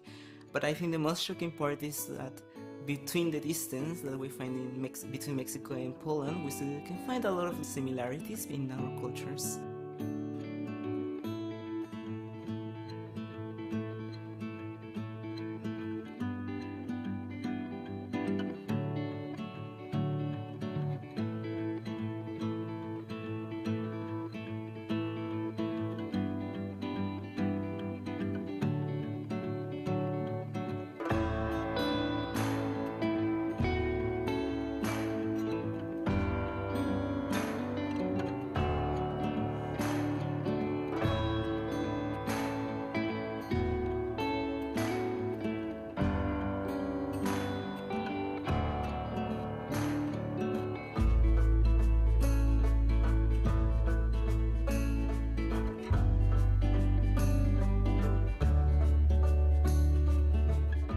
When I feel myself sensible, I find myself fragile. But in this vulnerability, I find also groundedness from the earth, from the nature, which is holding me. So I take care of it as a human being. But also I feel cared by heaven, by God above of me. And myself is placed in between. So it's always a connection between the highest and below.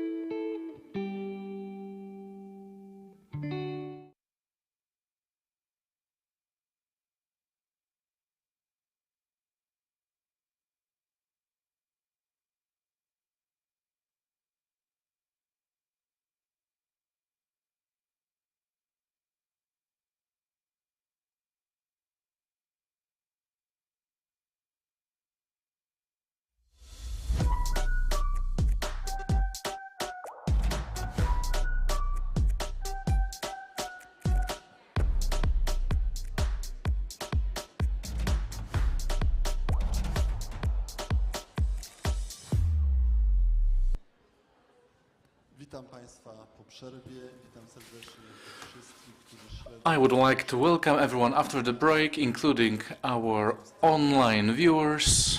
Po przerwie obiadowej. After dinner break, let's start the third panel today, dedicated to infrastructure. Którzy wezmą udział w tym panelu. Pan Robert Bondara. And we have the following speakers. Mr. Robert Bondara, an expert selected within an open vote, head of the ballet in Poznań, Mrs. Renata Borowska-Juszczyńska, an expert representing the Association of Theatre Directors, director of Teatr Wielki in Poznań, Veselin Dimov, our foreign expert, who manages Toplo Centrale in Sofia, dealing with choreographic projects. Welcome. Welcome to Katowice. Dr. Aleksandra Kleinrock, an expert selected by the National Institute for Music and Dance. Jacek Przybyłowicz, an external expert and choreographer, and Dr. Grzegorz Pańtak, an expert representing the operators of the art zone. I'd like to ask the moderator, Grzegorz Pańtak, to have the floor. Thank you very much. And I'd like to welcome everyone present here and those watching us online. The infrastructure panel is associated with the entire our community, i.e., there is no distinction between independent or institutional dancers. We want to represent the interest of the entire community, because the question, does the art of dance in Poland have enough dedicated and specialist infrastructure? Naturally, the answer is no. And as a community, what steps should we take in order to transform, create, prepare infrastructure so that over the next 10, 15, 20 years, dance can develop? We're going to discuss these issues. I'll switch to the next slide now. I think in this group of colleagues, we have agreed a three-point plan. It's concerning especially the National Dance Center, the regional dance centers, and what's very important, which is connected to infrastructure, is the way of thinking about the structure and financing within the given facility, so that the given facility is used in an optimum way, in a creative way, and so that it generates possibilities for execution for different communities, including independent ones and institutional ones.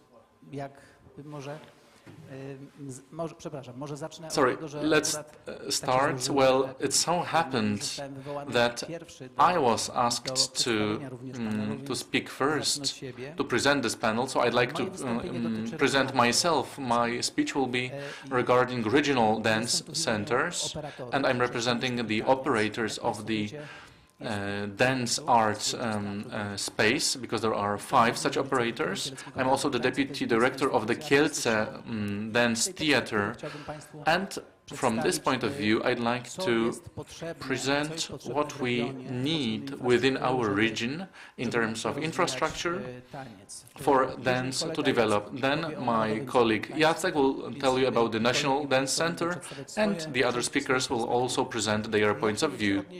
I would like to say that the Regional Dance Center, this may be a subject matter concept, but as we know from experience, it must be an infrastructural concept too.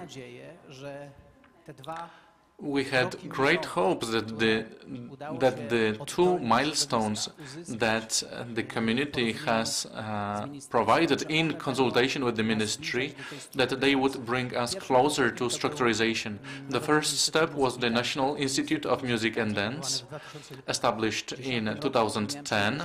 I had the pleasure to work in it during subject matter preparations, and this institution has been working to this day in the area of dance and music, and it is the structural framework for taking the next step. The second step was the art space program. So 4 operators from Katowice, Lublin, Łódź and Kielce. This made the Institute of Music and Dance and the then director Aleksandra Dziurosz, it made her develop a concept that was submitted to the ministry to provide the starting point for a permanent program that would provide the infrastructural possibility to make use of the infrastructure for dance. It was taking 3 years, and we were hoping this program is going to develop, that we would be able to use it as a basic program that would attract infrastructure to us or that would create us and provide subject matter services. And the question appears, because I have the feeling that the competition that appeared this year as an idea, well, that's a good thing, a competition in democracy, but the length of time and the annual assumptions are against the idea of the entire program. There is a discrepancy because there were no consultations after the 3-year program. There were no community consultations that would address the question of what now? What is the future of, what is the long-term future of this program? What is the strategy?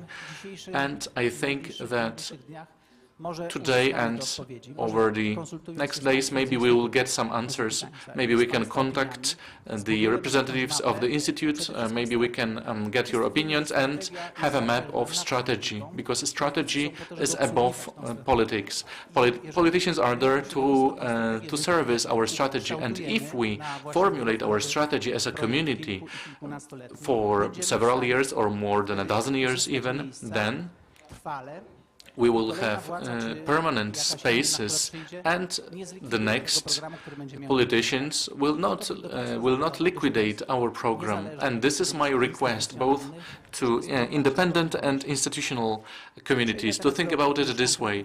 Now let's go to some specifics. It seems from my point of view and from the point of view of my colleagues from the art zone that we need between 6 and 12 facilities that would be dedicated to the art of dance, managed by specialists from this community. We are very limited. Maybe if you don't know, there was generated a project by the community of dance, but the Minister Zwinogrodzka said, it's an interesting program, it's going to be launched if we involve a theater community. And we agreed, because they asked us, what do you think about it? Can we share this concept with theaters? We did, and the program was started. And note the strength. It's a lot of money today. That's 3 million plus our own funds of 20%. That's a gigantic tool, but it has to be noted that theaters have their own buildings, several dozens in Poland, and their program is used for providing possibilities for other artists, while in our case, in the dance community, we do not have buildings. We need this program in order to concentrate our community, in order to have permanent places for dance on a regular basis. So these interests are completely different. So lack of understanding makes us attached to theaters again, And we've had the spaces of art in dance because we had natural community leaders who developed a concept with the institute, but in theaters the situation is completely different. They have the grounds for having a competition. There was to be a concept that the art zones would be added, more and more sites, more and more organizers over a momentum, i.e. an implementation project, and then on a larger scale. Unfortunately, it did not happen. We don't know why. Maybe today we will understand why. During and after the panel, I believe the community discussion will help us understand it on a strategic scale, because we've been trying for many years and it's so slow, so slow. It seems that regional centers can exist in coordination with local governments that provide infrastructure and maintenance. Then such programs could fill in even 50 or 70% of activities. These buildings could be art zones and fulfilling the tasks that are most important for the given region, and every operator would know what's needed. Let's say the marshal needs more for seniors and the mayor of the city needs more for children and youth. So this is an open issue. As a theater, and me myself with the architect Mrs. Anna Krzyżak, we know that the dance centers as art spaces are to develop. That's why we have prepared, free of charge, a functional concept, a functional and spatial concept that's 80% of a construction design, which says that it could be a building with six and dance rooms, which allows to work with maybe not inscenization concepts, but with multi-person and chamber dances. And if need be, we know what to say. This is what it looks like, a functional design. For example, 100 by 50 meters. It depends on the plots that are available. What's important is that we need what kind of rooms are needed, what kind of multi-function room is needed. And so we know what building conditions can be prepared. This is a different view. And as you know, dance is a space for creative expression and for education, a pro-social zone, and it's a healthy issue. So all these objectives could be executed there. Maybe that's it as a speaker. And now I'd like to ask my colleague Jacek Przybyłowicz to take over the mic, and our plan is as follows. Every person will speak a little. How much time did I take? Well, and then we can ask questions among each other, and at the end we want you, the audience members, to ask many questions. We want this panel to be interactive. We are ready to answer right away, so would someone like to address what I was saying, or do we just want to go to the next person, to Jacek?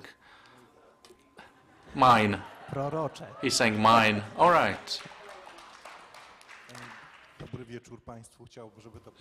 Good evening. I would like this to be the Republic of Dance for all. I hope a center like that is going to be created for all generations of dancers, of choreographers, to develop the subject that was started by the previous speaker.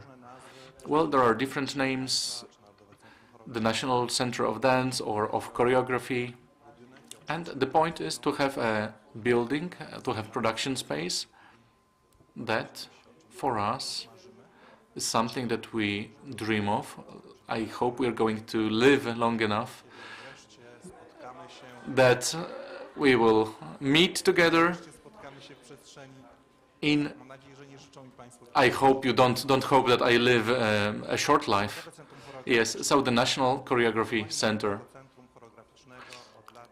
This has been one of the requests of our community, and it's an urgent infrastructural need for the execution of which we are waiting. Well, the idea appeared at the first Dance Congress in Warsaw, which took place in the beautiful building of the library of the University of Warsaw. The second Congress was in the Polin Museum, also an awesome space. That design was awarded during different architectural competitions. And the third Congress is taking place in the beautiful Museum of Silesia, next to a beautiful building of the Polish Radio Symphonic Orchestra, which is known over the world for its acoustics. From the data published recently, it follows that we have almost 1,000 museums and almost 200 theaters and musical institutions. Poland has been using the program subsidies from the European Union. It has been one of the leaders in terms of the number of infrastructural, cultural infrastructural buildings. Right now, over 100 new investments are under construction. Unfortunately, none of them are made from the point of view of the art of dance. We have a shortage not only in Poland but also in Europe. It follows that the spending of Poland on dance infrastructure right now to be 0.0.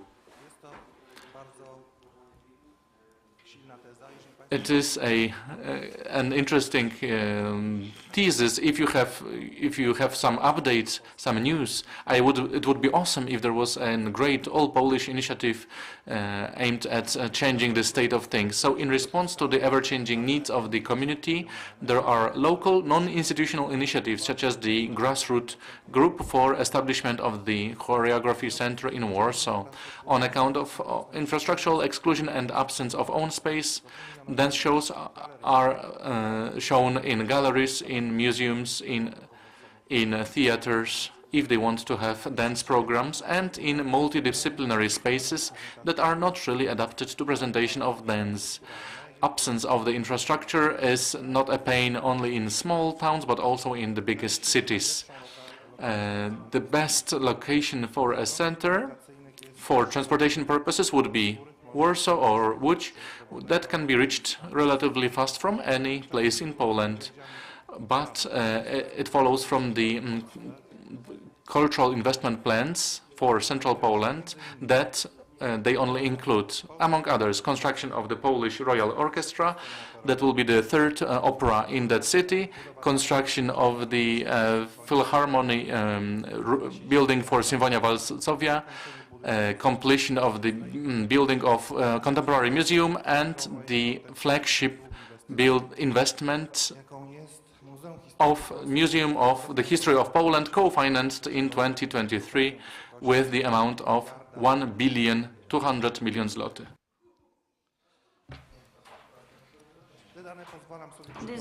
I show you this data with regards to the guest of our Congress, our organizers of culture in local and province offices, and representatives of the Ministry of Culture and National Development, which should defend all arts, including dance.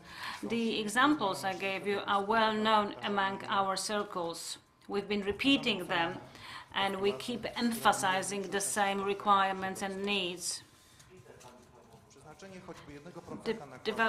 Dedicating at least 1% of the investments on the infrastructure from the current budget of cultural investment would be enough to build one national choreography center, which includes one main stage and a smaller stage like black box, 8 rehearsal rooms, production rooms, archives, and a dance library, and a congress hall, conference hall, residential accommodation issues for guests and for participants. That would make it possible to produce new choreography plays, regular dance repertoire, implementing the system of terms of office and residences for choreographers, re-implementation of programs of a National Institute of Dance and Music, such as Dance of Music, in Taniec, and choreography orders.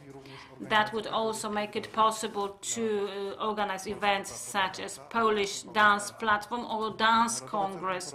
The National Choreography Center is also a natural space for running social, educational and integrational projects for a broad scope of participants.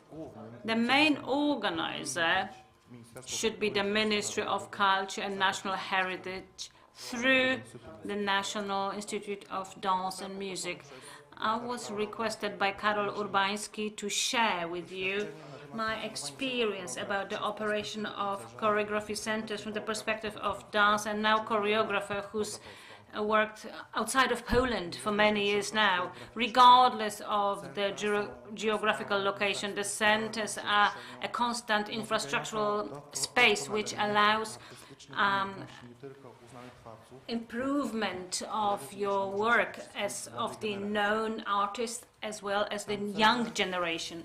The dancers in all countries which have adopted the system of building the centers observed within a decade dynamic development of dance and recognition of art of dance as an independent art discipline. The system of infrastructural development in France is the best balanced system in Europe.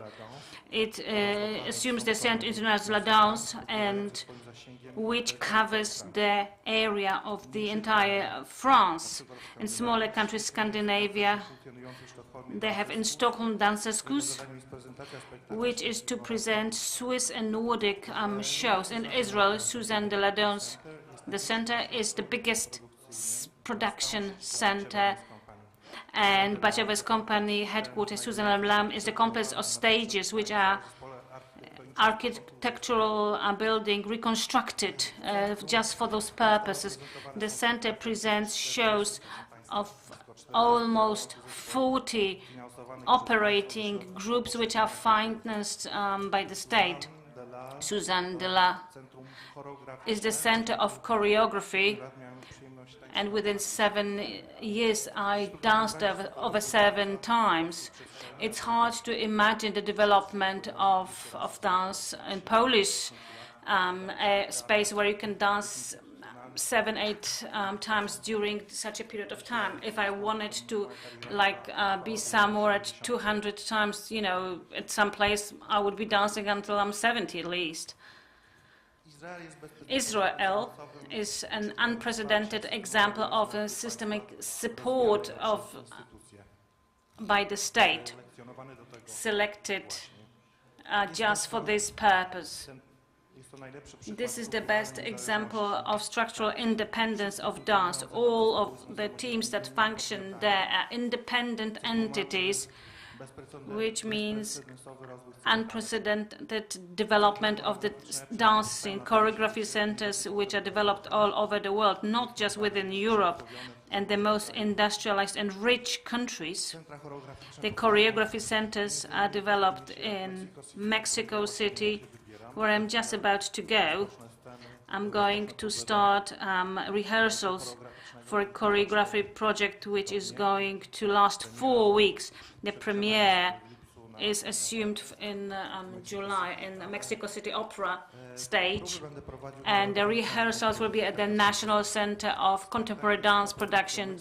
It is co-production of Mexican, Israeli and German production. In November it will be shown in Berlin. Had we had our own choreography center, we could probably present this project, because Poland naturally could be a co-producer for that.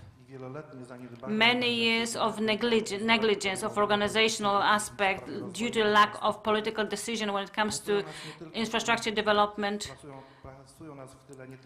make us to be at the end of the list, not only among the Central Europe countries, also the system which functions in one of the Latin America countries. 25 years after the transition, there has been no change when it comes to the system of management of dance and dance infrastructure. As Karol was saying at the beginning of our panel, the first dance congress was organized in 2011 under the theme Dance Has Got a Voice.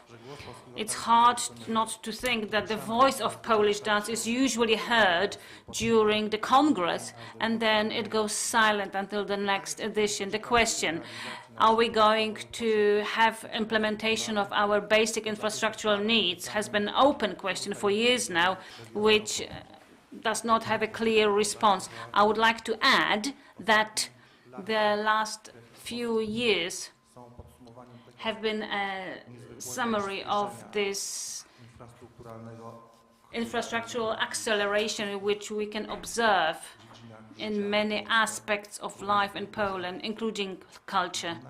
And I do hope that there is some green light in the tunnel, and through the National Institute of Music and Dance, finally, we're going to have a clear-cut declaration also by the ministry with regards to providing us with the basic work tool, which is space.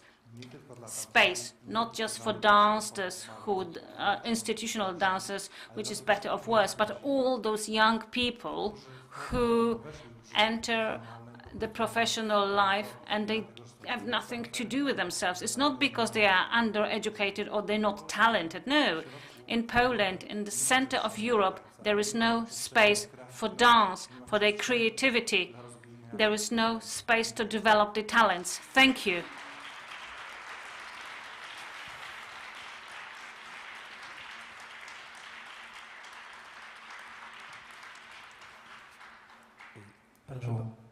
Dear colleagues, I want to tell you only.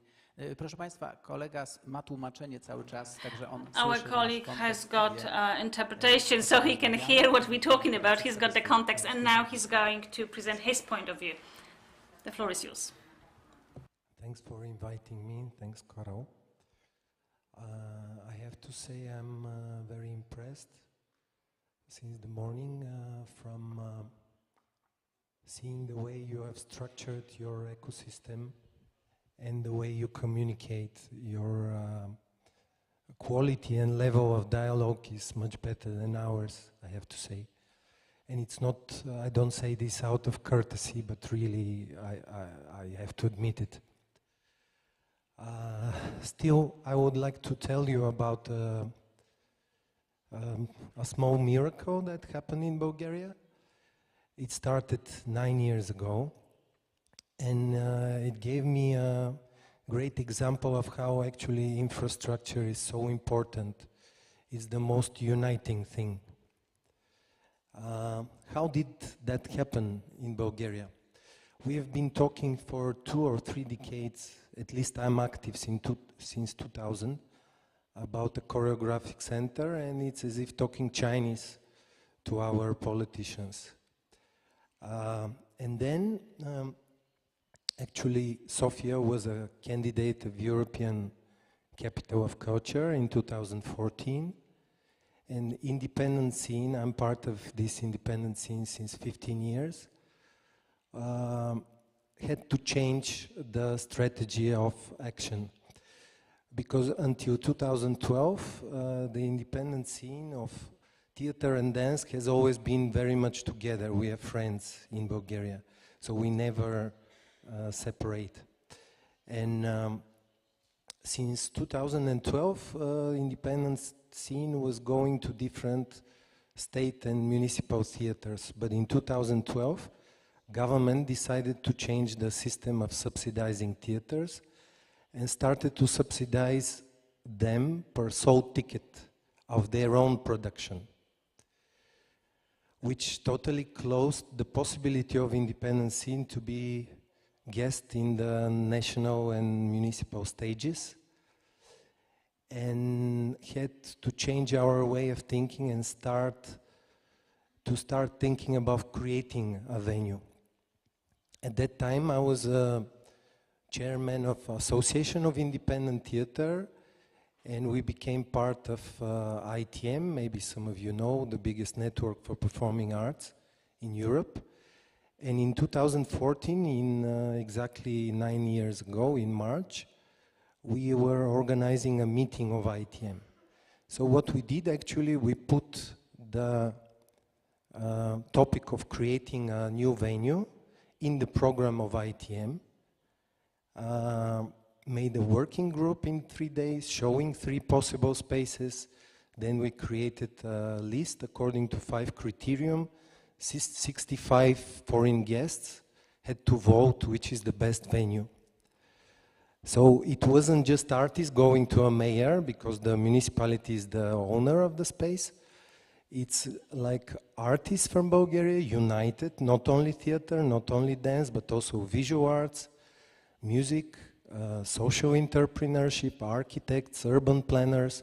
We are a group of 12 people. We created Association Toplo Centrala. The name of the venue is Toplo Centrala, and this is what you see was the early stages of construction. This space used to be a heating plant for the National Palace of Culture. National Palace of Culture is right in the center of Sofia. It's the biggest building. It was built by the daughter of our communist leader, Zhivkov, who was a minister of culture at that time. And unlike her father, she was quite open-minded and progressive person. So she insisted on building this national palace.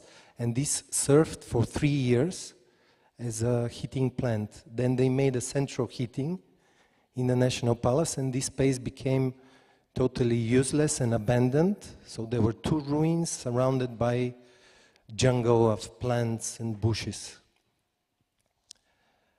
So using the, I would say, well manipulating the voices of Brussels, Berlin, and our European guests, we actually reached to an idea to develop exactly this venue.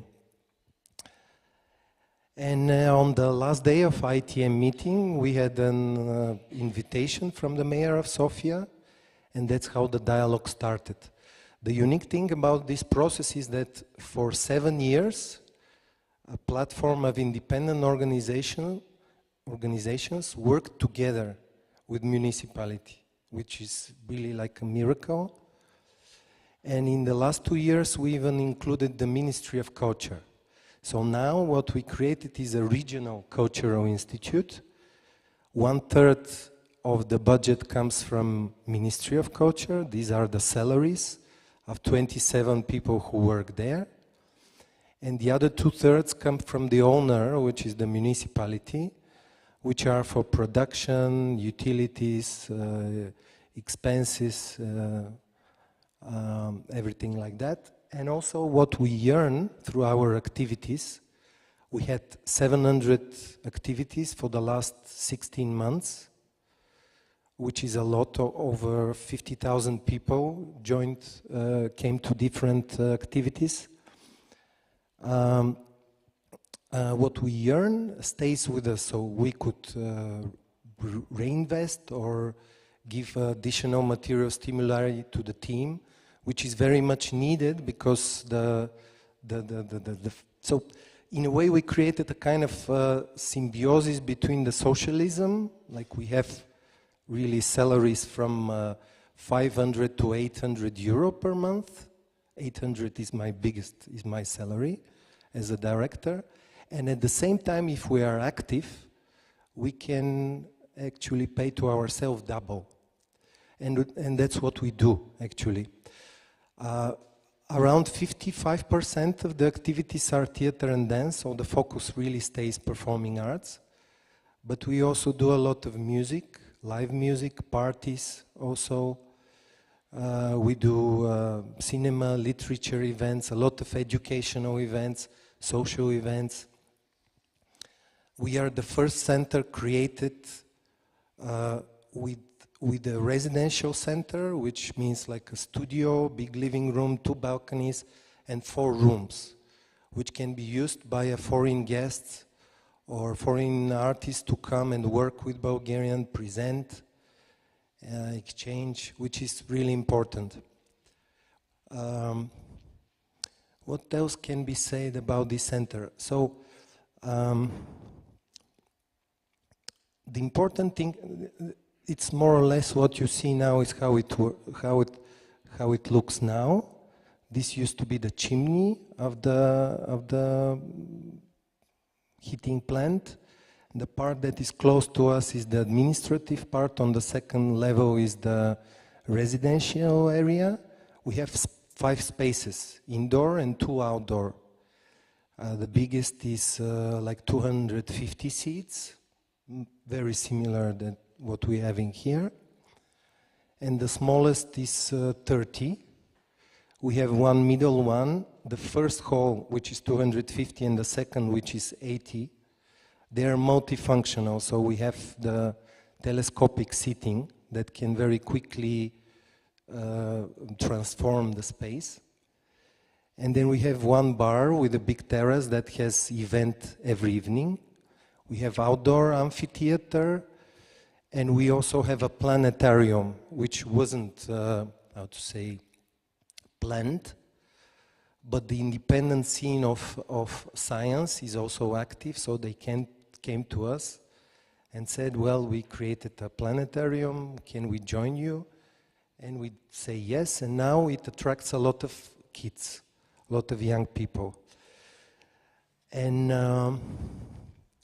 so somehow it works very much like a dance center, even though it's not only a dance center. But now we have a possibility to invite, we started, for instance, with Sasha Valt's company. We created a co-production, like Sasha Valt's coming, working with Bulgarian artists with a production in C. We also had afterwards Jerome Bell, we had Jan Faber, we will have soon Romeo Castellucci. We'll be working with Noah Zouk from Batcheva.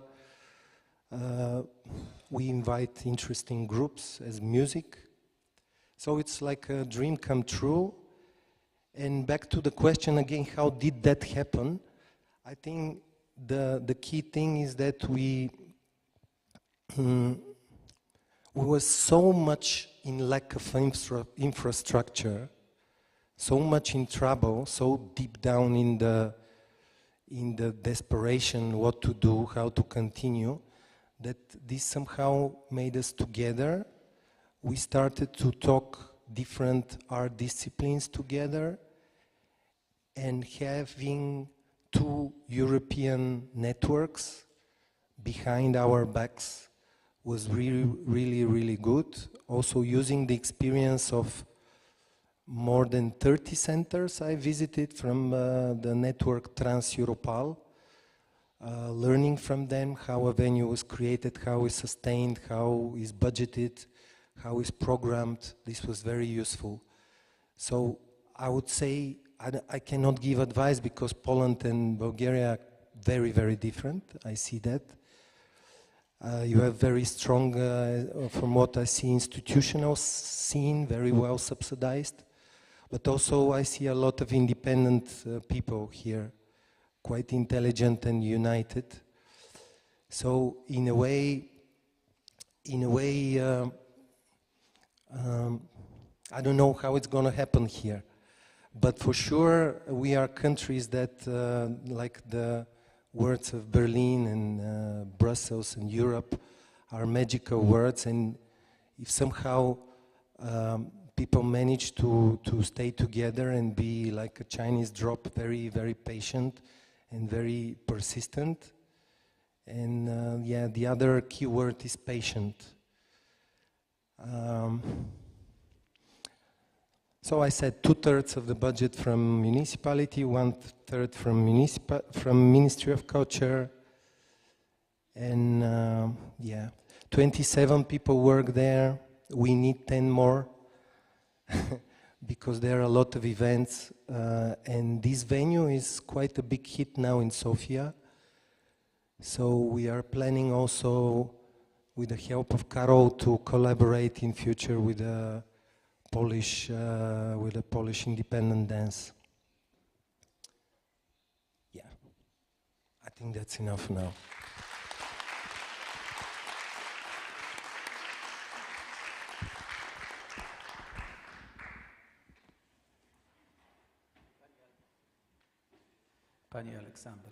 Mrs. Alexandra, Go ahead, a representative of the National Institute for Music and Dance.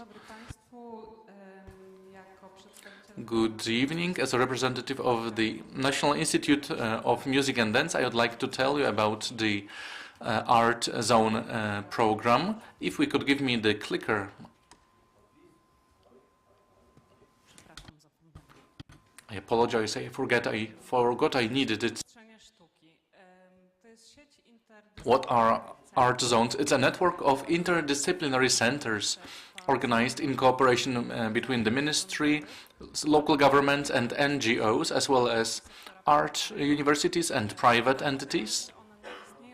They are based on the existing infrastructure, unlike what my previous speakers said, but they are dedicated mainly to independent artists.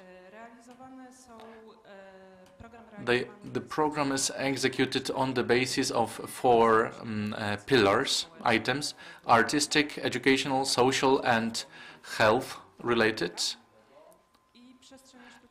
And art zones are organized under the patronage of the Ministry of Culture and National Heritage by the National Institute of Music and Dance and the Theatre Institute, the Zbigniew Raszewski Dance Institute.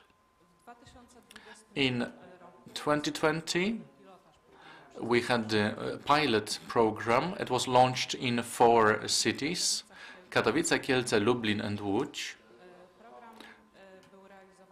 It was executed between July and December of 2020, and in the first phase, it covered the amount of 200,000 zlotys per operator. Here you can see the detailed list of execution of programs in 2020. There were about 240 events, over 181,000 audience members, almost 500 artists, and 300 other persons involved in execution of that task. The art zone operators managed to organize local partnerships. It was one of the assumptions. There were almost 50 such partnerships, and we had volunteers. In 2020, there was also established a film from this pilot program, and let's see it now.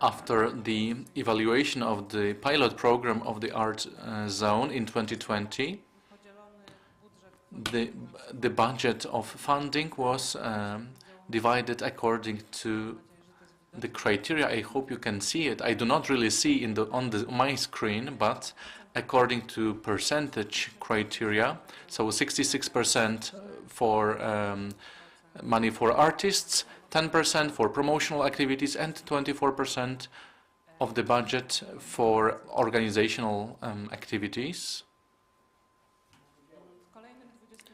In 2021, we managed to organize one more center, so we had 5 dance centers now.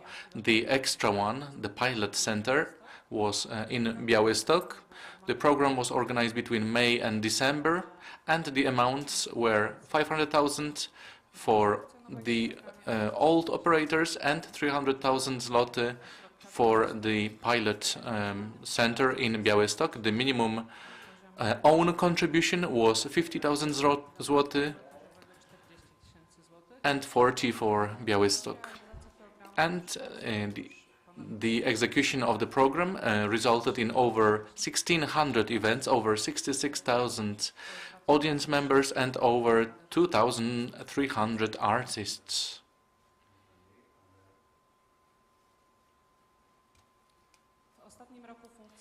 In the last year of the program, 2022, we continued the program in the 5 dance centers. It was organized from the turn of July and September to the end of the budget year, i.e. December 2022. Each operator received 600,000 zloty, but the minimum own contribution was estimated at 20%. So 120,000 zlotys. Execution of the program last year resulted in over 1,000 events, 113,000 audience members, and over 3,250 artists. In 2022, we introduced minimum program minimum requirements for the activities of the project, such as the artistic activities, presentation, presentation, social projects, educational projects, but also health-related projects, and the events that were dependent on the local community, such as the dance cinema, conferences, dance research, and those kind of tasks. In 2023, like the chair said, we started the new version of our program in the formula of an open competition for operator of the art zone program. All the details can be found on the website of the National Institute of Music and Dance. And that's it. Thank you very much. I am handing over the floor now. Thank you very much. Robert Bondara. Robert Gondera. Dzień dobry. Teraz się słyszymy. Robert Modera. Robert Modera, the head of the ballet team in Poznań. We will talk about the infrastructure of the ballet group. When it comes to ballet group in Poland, we have 10 of those.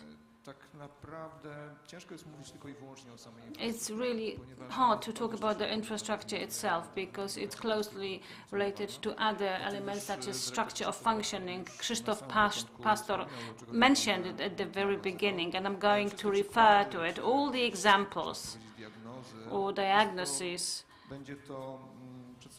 It will be a presentation of a cross-section description of the situation. It's not going to be about a particular group. It will be a general situation of all groups, because every group faces a different situation. Everybody functions in slightly different conditions and in a different manner. Ballet groups, as I've mentioned, function in the opera structures. They are in the structures of large institutions, so there shouldn't be a larger problem with the infrastructure. But there is infrastructural problem of the institutions and therefore of ballet groups, and it stems, far away from this standards which should be effective in our group. The biggest problem is access to ballet rooms, because very often the ballet groups have to share it. that area with other groups at the opera. And very often they are too small spaces, or they are not adjusted to the size of the group or the repertoire they serve.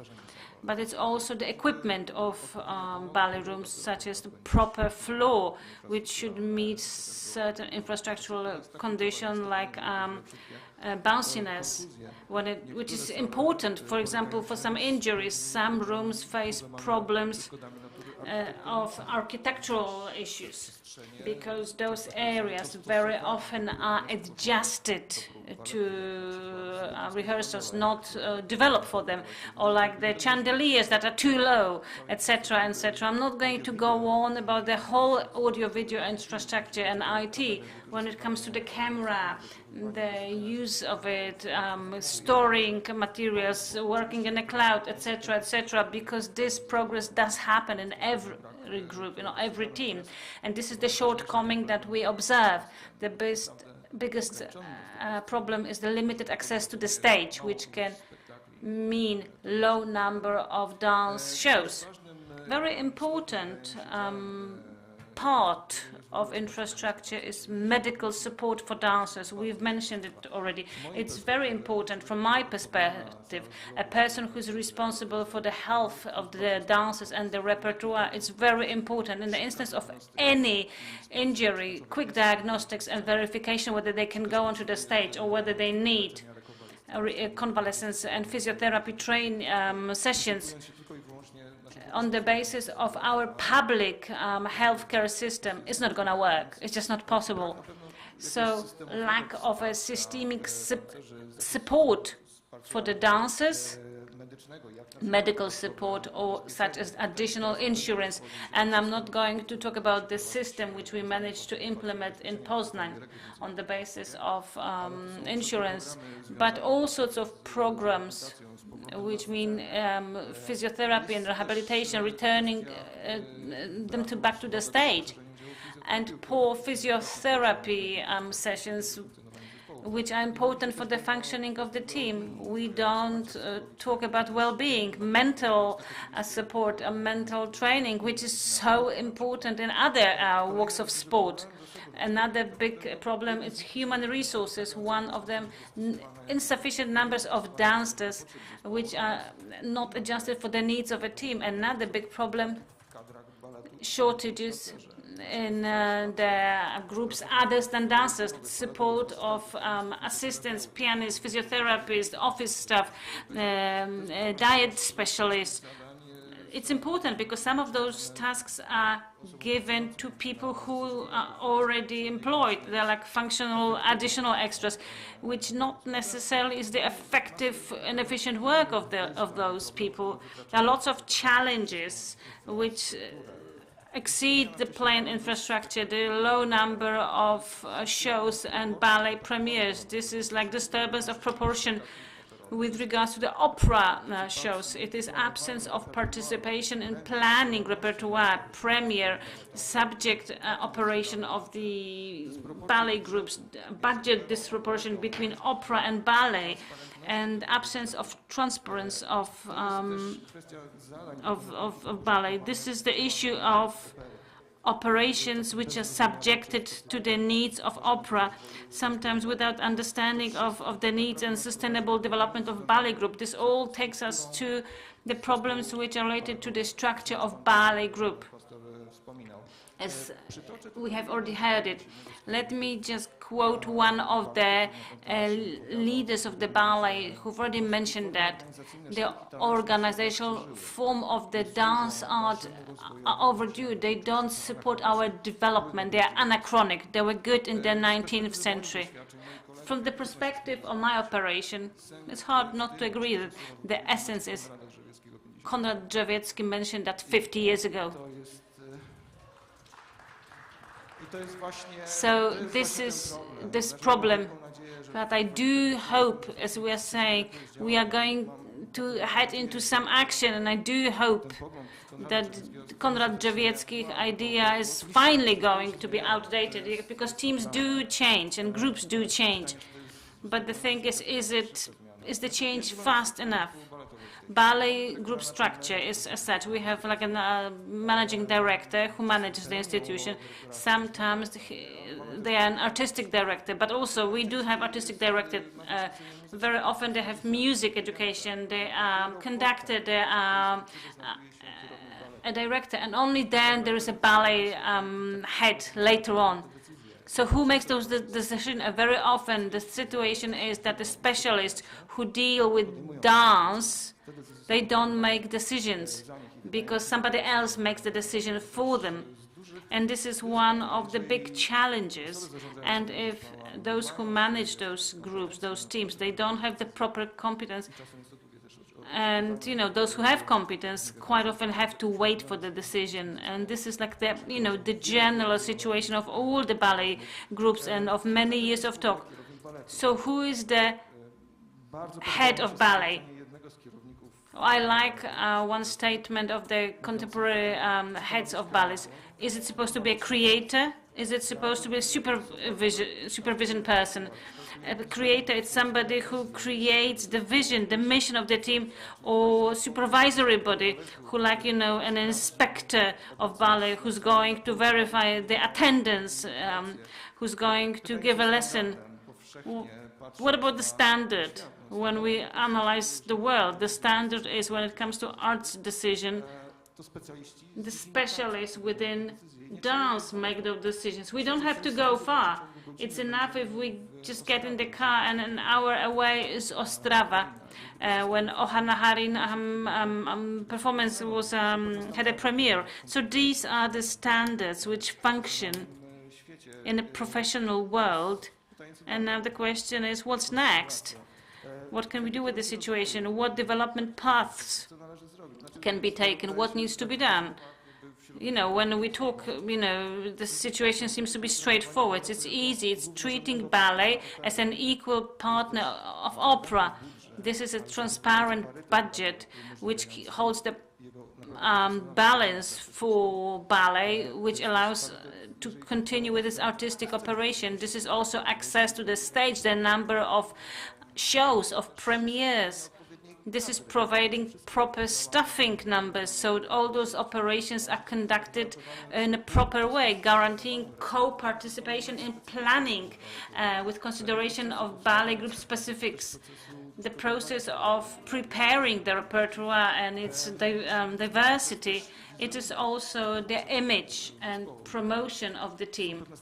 These are certain standards which function somewhere all over the world, but the question is, how can we do it here? Because these are the requirements and needs, but how can we guarantee that? It's important to observe the bylaws of theaters and statutes, what they should look like. The change of organizational regulations, collective agreements. We can also observe the contests for the directors of opera institutions, because the question is whether the ballet issues are treated with equal seriousness as the aspects of opera and the head of ballet issues. What should the relation be like? Should it be like a formal or informal relationship? Or should it be structured? Should it be like a formally structured relationship which is unwritten, and whether it functions independent from all the situation? It is a huge challenge which can step forward on the basis of a dialogue. Heads of ballets, authorities, specialists. And this change is not just for the ballet, but for all the institutions, so they can be stronger, so they operate on a higher level of culture and management and the artistic value and worth. And I do hope that the fact that we talk about it is going to be the first step to our action, so our ballet teams can be the ambassador of Polish art in the world. I hope that, as Jacek said, finally we will live to see the time that Konrad Drzewiecki's quote is outdated. I'm not sure, yeah. So maybe somebody wants to add something, maybe I've forgotten something important. maybe Adwotem nearly get to Katowice. He landed here in Katowice before the premiere. Maybe we invite Jiří Megvacil, who is a director in Ostrava, and Nick Malevong. They will tell us how they cooperate as head of institutional ballet. They go through Katowice. We don't even know that they need to get through Katowice to get to Ostrava, so maybe it would be worth inviting them here. Thank you, Robert.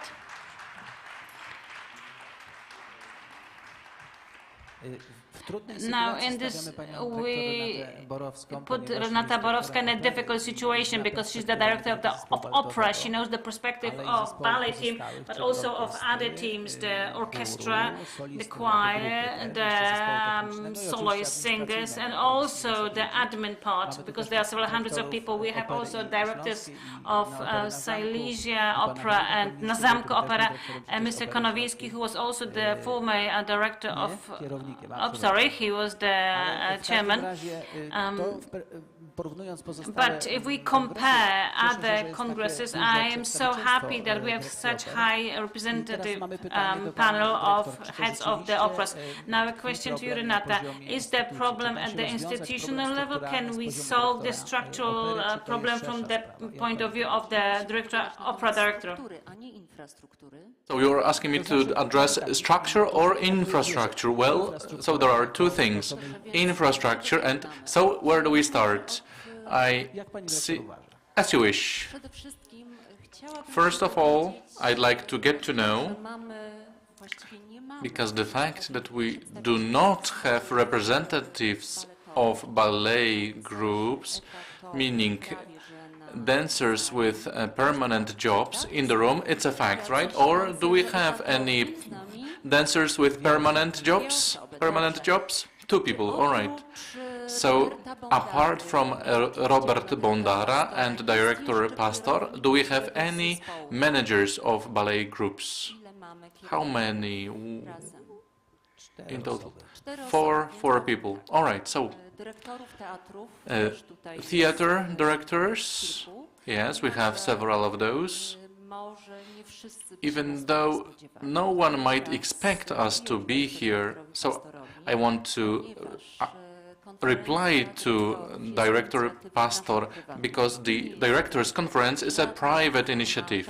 It is not a formal meeting or a formal association, and it is only because of the high level of our empathy towards all the groups, the teams that we represent, including dancers from ballet groups, we made the decision to meet with directors of ballet schools, because we are concerned by the situation where in our groups there are more and more dancers who come to us from all over the world, you know.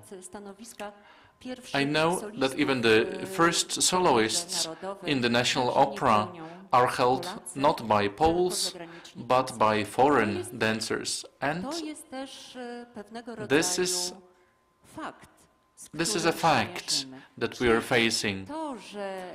So the fact that there were no managers of ballet at the meeting in Radziejowice, it is not a bad intention. It was probably caused by the issue related to accommodation, but here there are no such issues. So I'm surprised that the community of ballet groups is not represented here in full. And I believe this is my first demand. I'll start with some demands. And I want to oblige the managers of groups, i.e. the 4 people here, to make sure that such representation of permanent groups, representatives of such groups participate in a congress like this. I am here today because I wanted to meet a broad range of representatives of the community.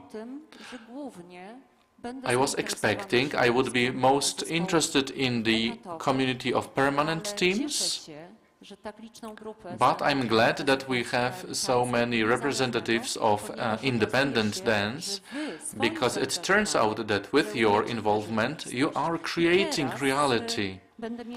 And now I'm going to mix structure and infrastructure. As for infrastructure, let me paraphrase the words of Dr. Schenkler, who said that the basic problem of the act that he was describing is its absence. So the basic problem with infrastructure in Poland is its absence. That's a fact. So what the previous speakers were saying, this is a fact. We do not have dance centers, enough dance centers in the regions, in the cities. We do not have enough, which is very curious. We do not have even one ballet, permanent ballet group that would have an independent room for working of the size of a stage. The Polish dance theater has international, opera theaters. So this is our reality. Well, different people have, different mottos. They are they are guided by. I also have my motto. If you have a problem with reality, you create problems for yourself. So if you're offended by reality, well, these are the facts. On a daily basis, I run a theater that has very small infrastructure. I run a theater where I've been working in since 2012 as the head manager. Before that, I was the deputy director responsible for artistic matters. When I took it over, it was a theater that for 5 years was in a collective dispute with the directors. In the long run, there were 8 years of collective dispute. I was trying to find a balance. As directors, we are here today with you because we want to know. We want to know, to understand, to look for ways. I'm not afraid to invite prominent artists, not because I am masochistic and I like to have a competition of pulling the rope. Who has better ego? No. Without prominent artists, excellent artists, we will not be able to create quality. And the only thing that justifies and protects us is quality. That's the only thing. In the reality that we are in, if we look at facts, we cannot be offended by facts. We do not have the right to say, oh, it should be different and it's not different. It is what it is. And the situation is as follows. The status of high culture in our society is not high. It is for a reason that the countries mentioned by Jacek Przybyłowicz that have such numbers of dance centers, us as directors of institutions, especially in terms of opera theaters, we need to balance the situation related to different groups. We are not able to, we do not have a magic wand to create the infrastructure that we need, because for one stage there are the repertoires of at least 4 different groups. That's orchestra, the choir, the ballet, soloists. And we are supposed to create a repertoire that promotes shows on the basis of those groups. Poznań is lucky. Poznań is lucky because Konrad Drzewiecki helped create the Polish dance theater which was taken over by Professor Ewa Wycikowska, and now Iwona Piesińska is the manager there. Poznań is lucky because in Poznań conceptual dance has been developing because of the old brewery foundation or Stary Browar Foundation, but that foundation disappeared because, and it's also a fact that in our society the demand for that product is specific. If in our reality the money from selling tickets cannot guarantee a significant influence on our repertoire activity, we have to take it into account. Because if we were to compare ticket prices in France, Germany, Belgium, Australia, I know what ticket prices are. Our ticket prices are very, very low. And the people representing dance theater, the non-institutional dance theater, you know how much we have to fight to find the audience. And if you did not get the grant, the scholarships, you wouldn't be able to execute your projects. The level of funding culture in Poland is very low. And now, so you can imagine the situation that us, directors of institutions, we're often left on our own. Imagine our situation. Imagine the event. Quite recently, I have had a meeting with young Democrats in the city of Poznań. And for them, the fact that they can meet a female director of an opera, for them, opera seems to be expensive, effective. They think we are a very rich institution. They are young Democrats, people who in the future will have important political positions. And after a short conversation, I quickly realized they are not aware how we are functioning, and I asked them a simple question. In your opinion, what is the budget that the big city of Poznań that spends on culture? How much? What is the budget of the city of Poznań on culture? What do you think? Give me one number. What do you think? What, in percentage terms, what percentage of the budget? 5%? Well, that group that I was speaking with, they provided different answers, mainly around 10%, 15%. Well, the city of Poznań does not spend even 1% on its culture. So, what are we even talking about? What kind of reality? All that has to be taken into account.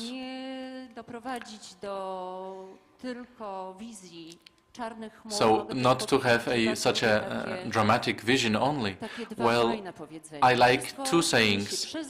Everything happens from people, for people. So a lot depends on your involvement. And I'd like to thank all the people who appeared here today in this group.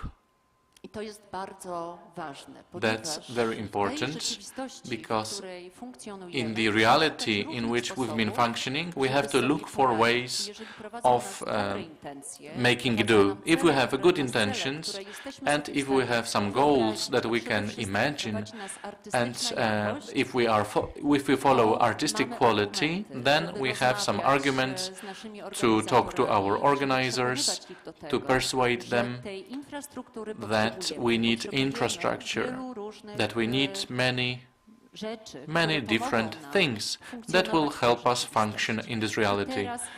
And now I don't agree with the statement that, oh, there are no ways to organize insurance for ballet groups. Because, well, maybe that's the issue of negotiation with the operator, organizer, but it's quite easy to persuade every organizer if you describe the situation faced by a classical ballet dancer or any dancer at all. But I'm talking about a permanently employed dancers. Like Professor Wojciechowska said, a ballet dancer is physically much more burdened than a different kind of dancer. So it's clear that this burden is equal to that of a professional athlete. So the insurance for that group should be sports insurance, actually. In recent years, we've been facing many injuries. Every injury is a lot of funds, a lot of money spent from those small salaries, because institutions, the salaries are, well, they cost a lot on the part of the employer, but they are still too low. Like Robert Bondara said, well, as you see, we do not pay a lot of attention to having one position united. We just try to express our opinions and try to deal with our daily tasks. While insurance is important for a permanent team, because a permanently employed team has to face a lot of discipline and a multitude of tasks, and every injury costs double. That's why we managed to receive funds from the organizer for a group insurance for the entire, for all our members, which means they have additional security, not full, but still some security, and in practice, the social benefit fund that exists in every theater that I'm mentioning now, that fund does not have to provide too many contributions, because no permanently employed dancer would be able to pay for a surgery that can cost 15,000 or 25,000. I'm sure of it. And these issues should be the subject of our collective efforts, because if you set an example, because you believe it's important and necessary, it means it can be done. If through our efforts and the entire Polish dance theater is insured, then this is a profit for the broad community. So I can provide you all kinds of information, should you be interested in how it can be done. And there are issues related to infrastructure, related to providing services to dancers, including mental support, because we have very young people, we have international groups. Very often these are people coming to Poland from all over the world, and in fact, if they are in a different community, they have to manage, and the level of depression is very significant in this community, and so the support, the mental support from a coach is also advisable, and this kind of support can be provided starting from barter cooperation. This is also possible, but to a high degree, it all depends on whether something is going to work or not. Depends on the involvement and determination. And as for restructuring or the structure, let me put it like this: from the point of view of a theater director, to single out one team would be impossible, and it's difficult to say, well, even here in this group,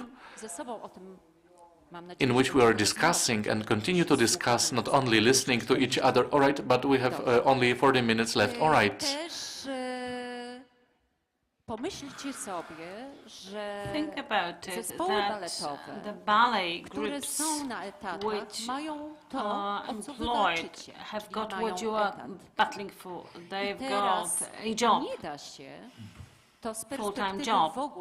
So from the perspective of running a theatre, you can't single out a team that will get the privilege of project-based work and also maintain its full-time aspect and lack of availability to implement statutory work. From the perspective of an opera theatre, which has got a specific repertoire and needs for this statutory task particular teams. Imagine that in Poznań there are 60 choirs in general. Half of it are kids, children's choirs.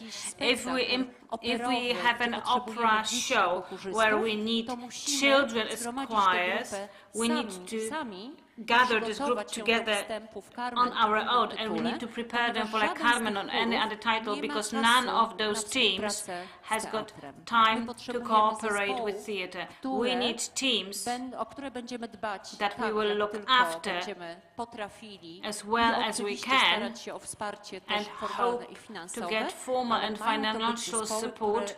They are the teams that implement the statutory work established for theatres and hence their formula. Well, I do hope for you, and I will support as much as I can.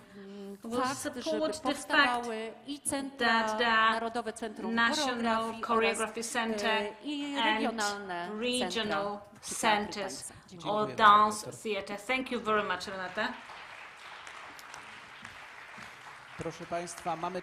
We have three subjects. One is National Center for Dance. Is it possible? Who should we address? Who can we talk to? What lobbying support is required? And another task about regional centers and the spaces of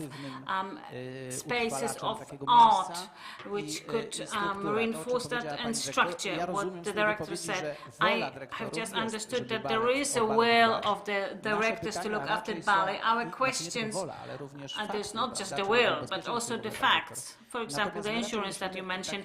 But in my opinion, in our internal debate, it's rather about the structure of an opera theatre. Can it be remodeled in such a way that the ballet team, together with the management of the team, can have impact? We have separate philharmonic groups. We have separate ballets, theaters, but we don't have separate ballets. It's Eastern tradition, but you know, in the Western world, there are such structures, and such structure depends on the organizer, like the marshal's office or the president or the minister, to build the structure and financing in such a way that it would be viable and profitable for the opera director to have an independent ballet. Who of you in the audience has got questions within those three subjects? I have a question. Sandra Lewandowska. I am pedagogist, I'm teacher and producer.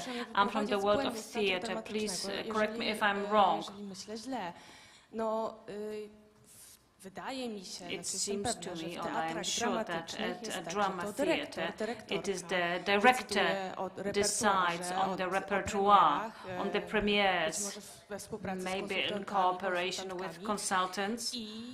And my question is whether at opera theatre the situation is the same, that it's the director who decides on whether we have premiere of 2 operas, 3 ballets, or 1 ballet on 5 operas. Is it you who decides? This is the question to the directors of operas. How much ballet it involves? I understand that I may answer.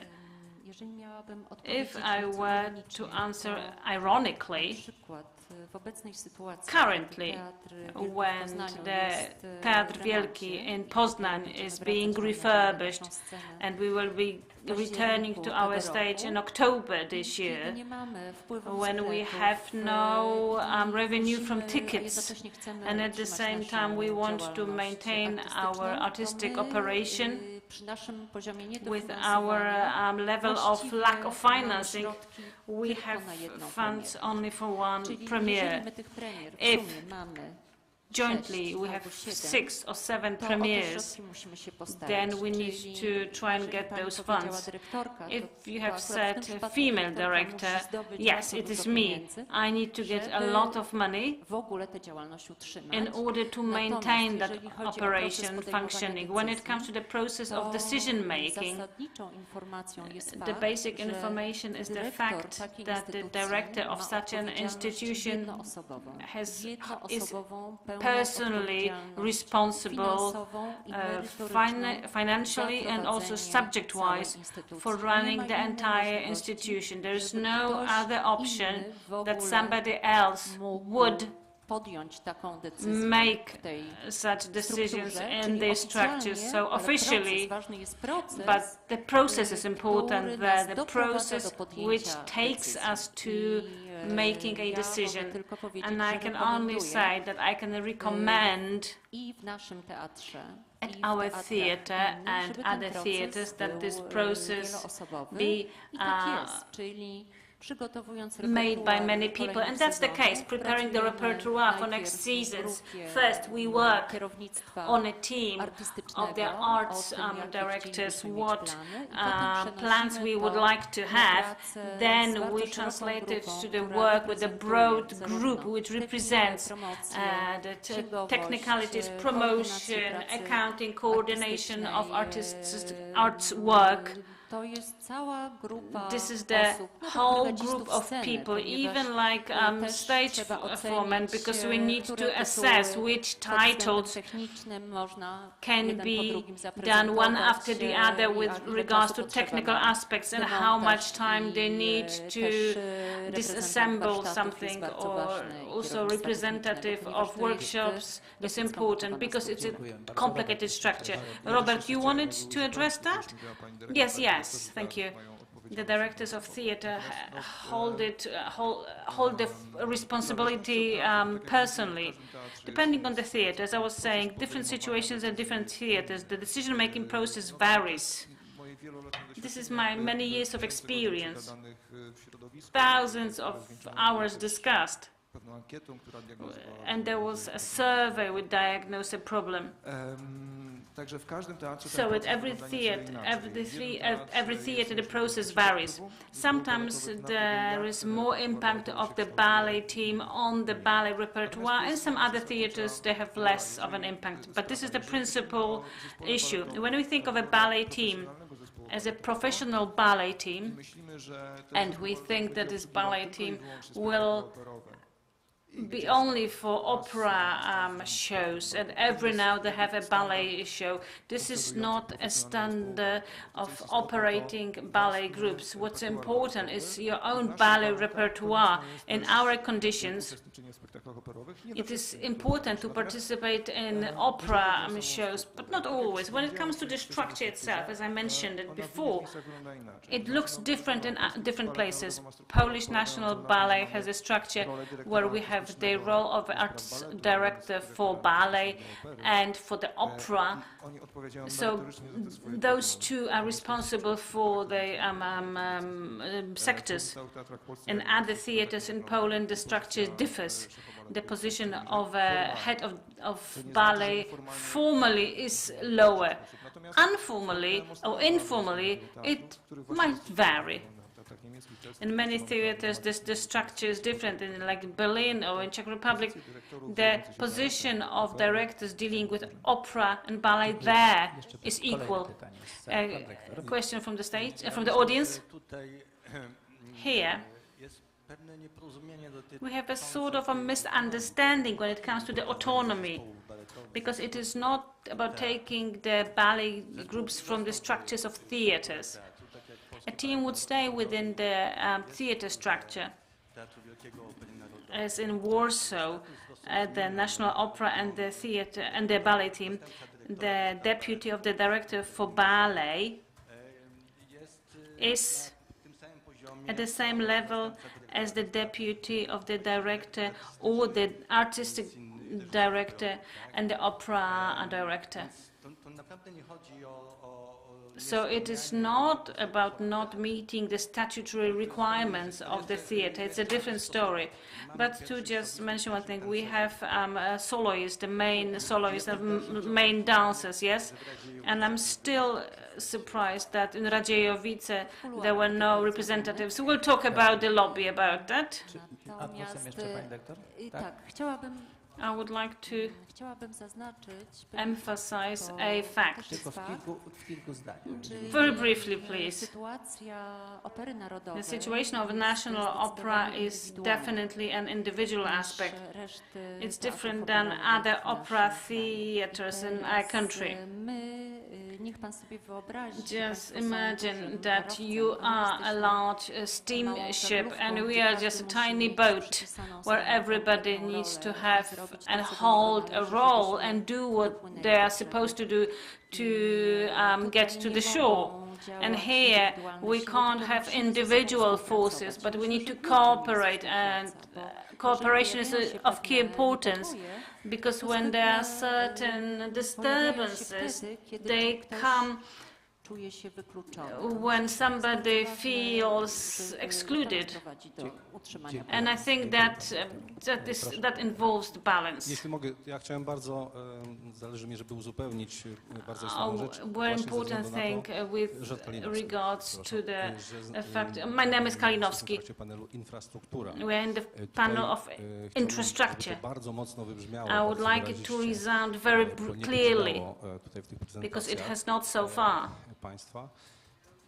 Program Przestrzenie Sztuki The program Spaces and Areas of Arts, with its priority, was the issue of infrastructure and acquiring infrastructure. We've seen digits and numbers and obligations with regards to the budget and own contribution, first 10–20%. It is very important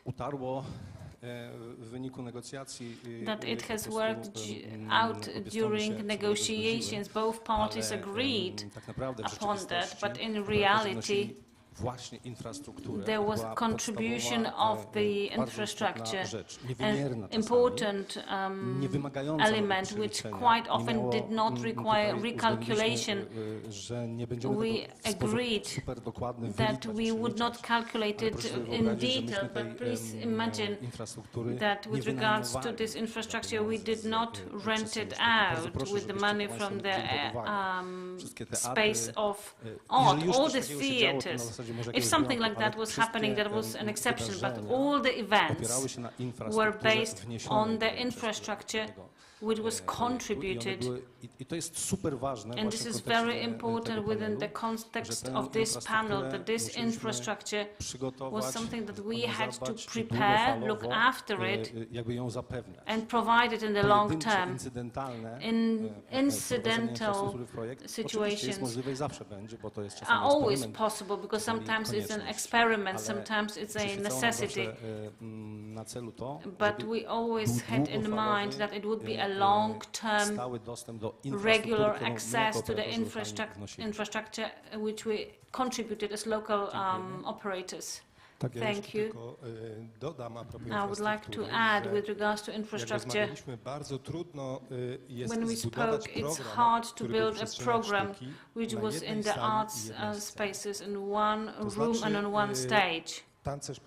A dancer needs a room or several rooms to be able to implement several projects. We provided this infrastructure in cooperation with authorities of towns, of marshals' offices and national institutions, universities, and we declared with our experience and our knowledge and quality of the programs, that this cooperation is significant and it will be long-term cooperation. This is so important because when we talk about quality, especially in our instance with money for dance as we hear it now, when we hear the programs of the operas, there are completely different problems.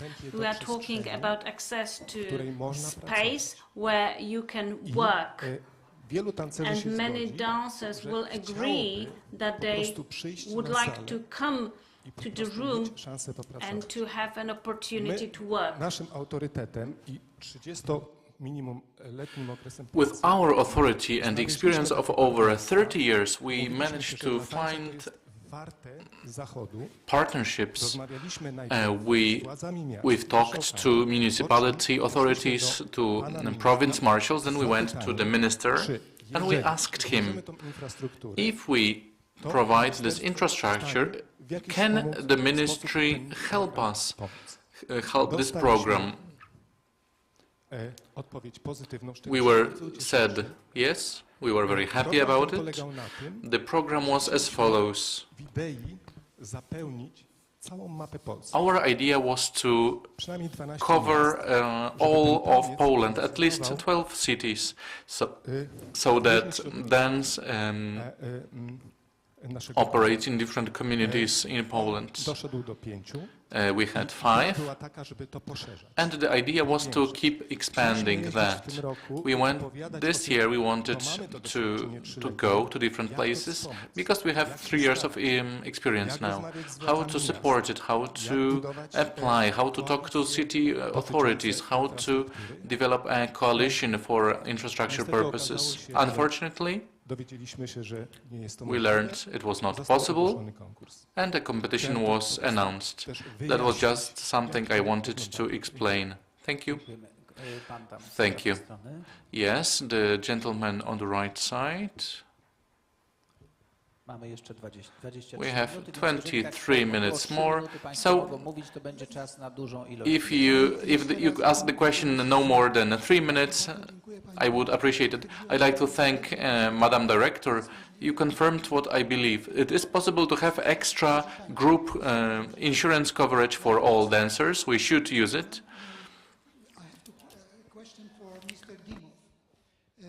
When you were saying that this dancing center in Sofia was built and is very useful for many people who exhibit there every year, 50,000 people, which is great.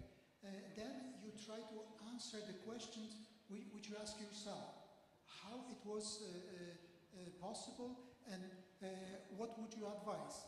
And you were humble enough, modest and polite, not answer your question, because otherwise you should say, well, you need to have a project leader like Mr. Dimov, and you need to have a project.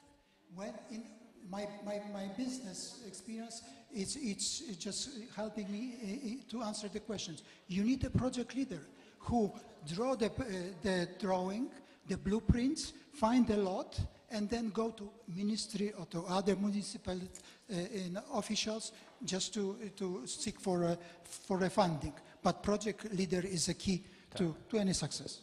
Would you agree with that? Yes. Actually, I would like to answer your question.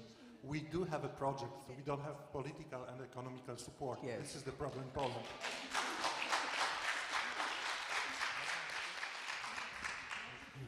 Czy ja mogę w tej chwili? If I may, just one thing. A jak pan odpowie, rozumiem?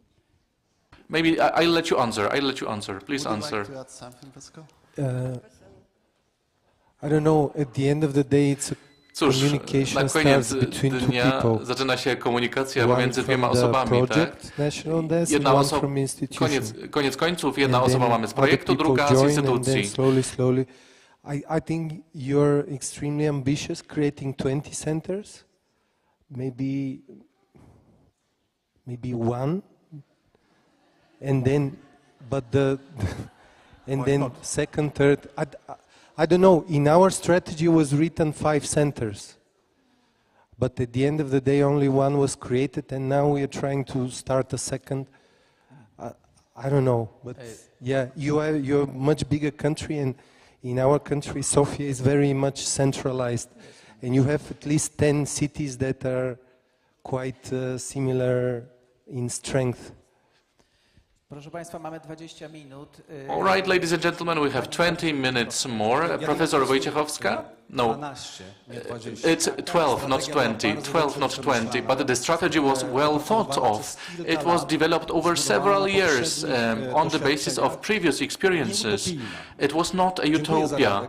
Thank you for your advice, dear colleague from Bulgaria, but, you know, I think I'm under the impression that we're losing something that's very important, something that started to work. I don't know why. It stops to work, and we're going back to square one, and we go back talking to infrastructure.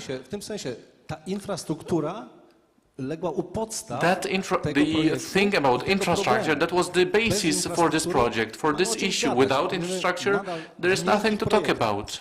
Then we are in soft projects. We have some number of projects. Let's keep fighting for them, but without infrastructure, we will not do any long-term things. All right, so it's a simple question maybe to the director of the institute, but I'd like to, let's say, summarize this information in a way. And the question, the art zone project, did it change the logic with one-year projects, with urgent writing of programs at the very end of the deadline, or is this only as a momentary problem? And is it going to change? Are we going to have three-year projects on the basis of a serious discussion about infrastructure in every region? Because, you know, in May of last year, the booking of a stage assumed the start of the program. So if we did not have information from you that it was going to change, today we feel weird, and so this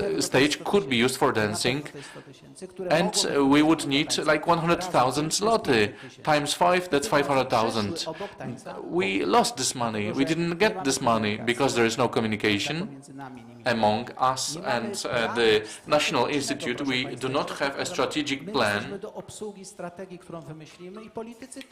We can handle the strategy, and politicians too. It's not our money or their money. No, this is just money that we organize to execute our strategy in a clear way, based on a competition, but we need some deadline. So this is a question to you, sir. So, all right, I was asked to answer. So, I'm sorry, I can't answer this question. We do not have enough time. I invite you to meet with me. Let's meet. You know, now. Please answer now. All right, I like to just leave.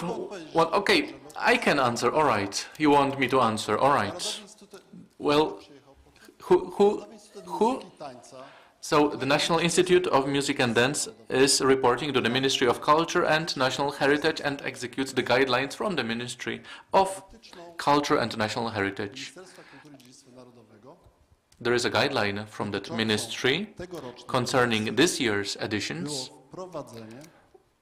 to introduce the competition procedure, and we carried out activities for which I'd like to thank Ola Kleino, who is present here, who coordinated this program, and such regulations, together with the theater institution, was implemented.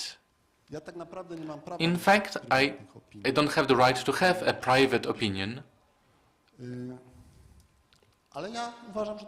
but I believe it's a good step. It's a good step, you know, to open the competition procedure, to open it to the art zone program. And the last question I'd like to ask today, Mrs. Marta Bołek presented a very good subject. She demonstrated, on the one hand, the needs, the challenges, and solutions. So, answer the question whether the Art Zone program is a response to what was presented in the proposal in the program of Mrs. Marta, to what degree it works. And us, as the National Institute of Music and Dance, we're open. We're open to discussions, and we need a feedback from you as a community. So, from the audience, you're not talking to us. You're ignoring us all year round. All right, you are a member of the community. I want to talk to the entire community. All right, so this is the point. Ladies and gentlemen, Karol, we're not saying the competition is a bad concept. We have a democracy. You can appoint something, you can appoint a director or select a director in a civilized world. But to make a structural decision, it requires a decision to be made by many people. And we have an objection that there were not enough deliberations. We did a quick competition that is now being developed urgently, and it will either be good or bad, but to risk 3 million zloty, well, I'm afraid. I don't know if I'm the addressee of this question. I'm not sure what's funny. What's funny? No, there is nothing funny. I said one thing. Your reaction makes me convinced. Let's keep talking, set a date. Sorry, interpreter's note, I don't really hear what the audience member is saying. Please, let's provide a microphone. Ladies and gentlemen, well, I'm trying not to raise the temperature here. It's a difficult issue, and everyone within the community thinks about it. It's not a direct question at you. It should be asked to the ministry, but we would like to hear whether there is a chance that maybe there will be a good roadmap for the competition that will allow us to prepare the competition, to find partners in the form of extra infrastructure, to evaluate it within the community. Well, the community evaluation, that's an important element, and we really wanted this year, after the 2022 edition, to have a 360-degree evaluation that would take into account our point of view as the organizer, the point of view of the operator, but also the point of view of representatives of the community who participated in the program and those who did not participate, and the point of view of the local community that was involved in the project where it was working, right? And the point of view of the local community that did not participate in the project. We did not manage to do it for time shortage reasons. And I hope that after the 2023 edition, we will be able to prepare this evaluation, because it's only with such a 360-degree evaluation that we will be able to answer many questions. Could I please, just one thing?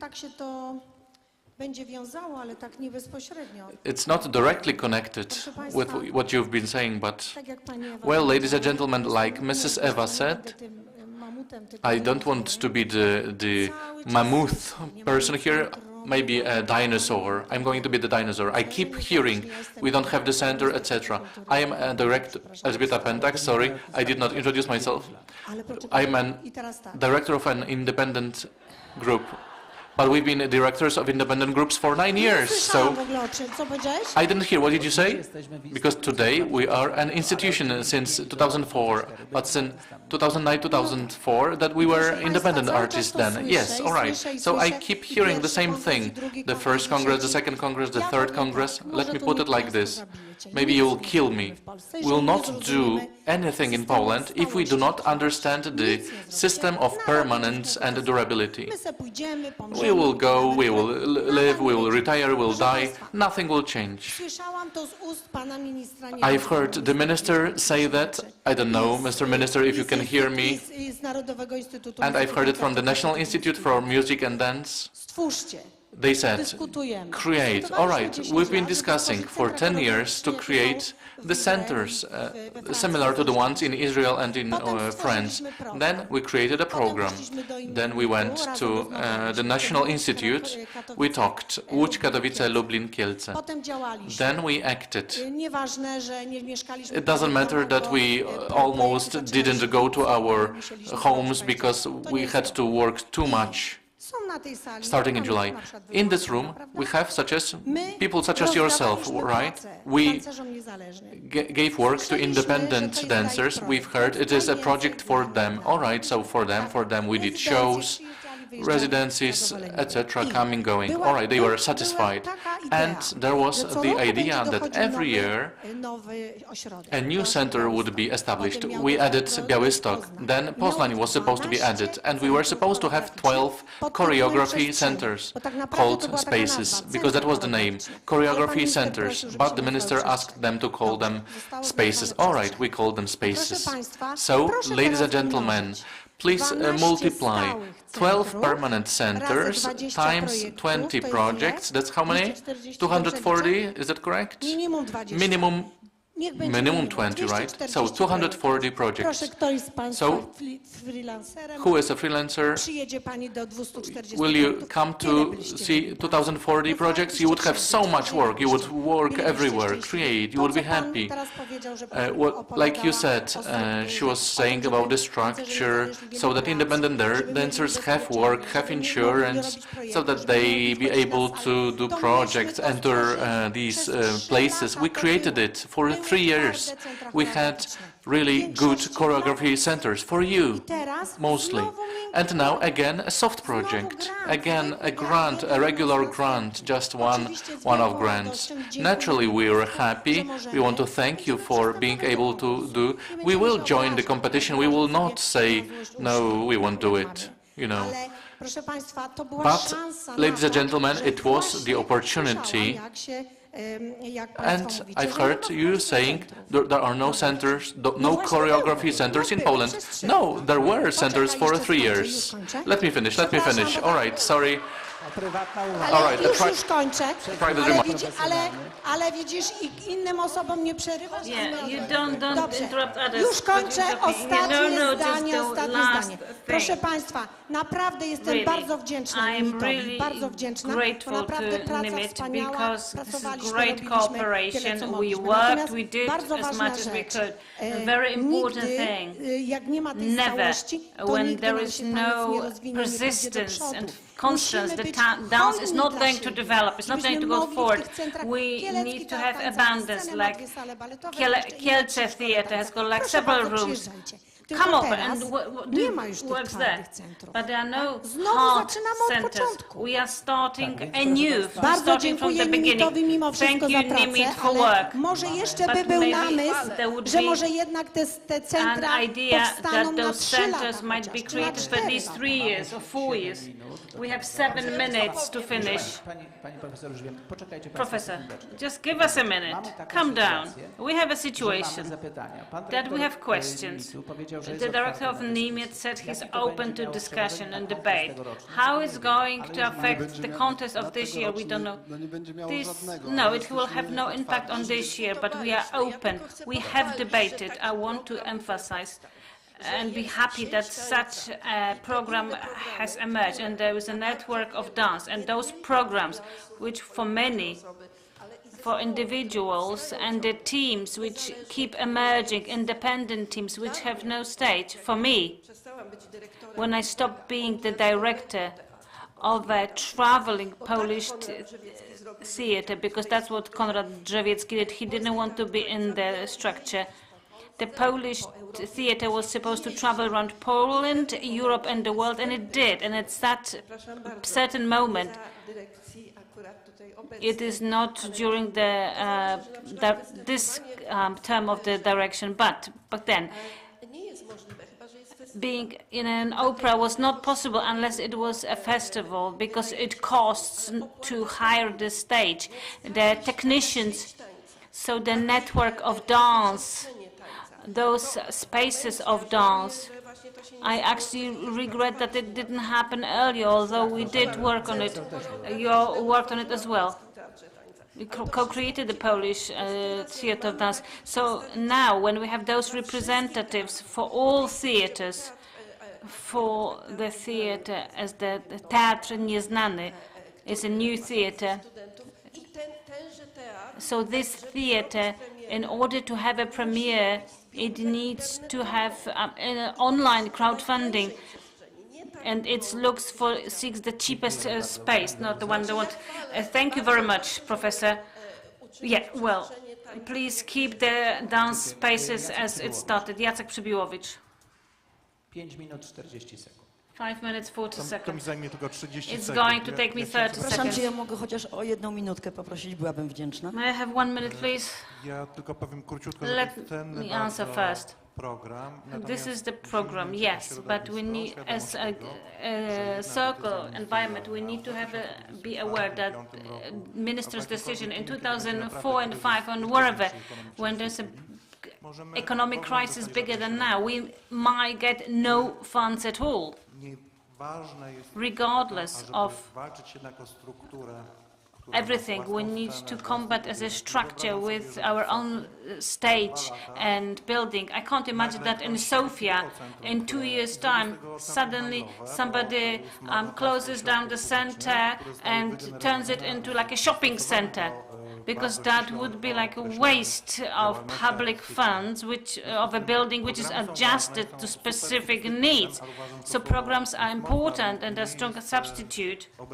And this is not insulting. This is a program which replaces its own structural space. We don't have it as an environment, as dance circles. Małgorzata, hello, Małgorzata Chojnacka, ballet director, Center Nowa, regional center and the national center contributes to development of dance, whether it's ballet or contemporary dance or any other disciplines. And I think here, as an environment of people who deal with dance and who love dance, we should cooperate. My view is as an institutional person. I want the independent dance to develop, but I have my own short reflection with regards to an issue of the work of the head of ballets and opera institutions, where ballet groups function as groups which support through their participation operas, operettas and musicals, and who prepare independent premieres. I had the pleasure to work for 5 years in Ostrava as a teacher and a ballet master. And this is a place I would like to bring closer to you, because it's been mentioned twice by the panelists. It's a place which you can compare to Bydgoszcz when it comes to number of citizens there. There are 2 stages, they're small, but there, really, there is a ballet director.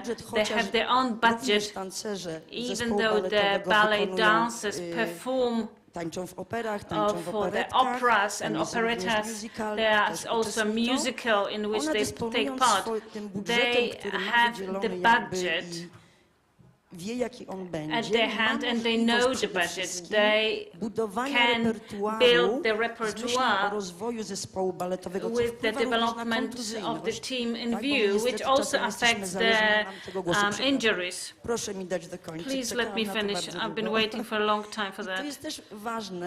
And this is very important, because it's not about separating it, as the director pastor was saying. It's about us having the opportunity to create ballet teams in the operas, because we are specialists here and we have the knowledge, and I think that my knowledge, excuse me, director, as the head of ballet, somebody who danced for many years, who was assistant, teacher, ballet masters, my knowledge is higher than that of an opera director who is not a specialist. I don't know an opera director in Poland who would be a specialist for ballet. Thank you.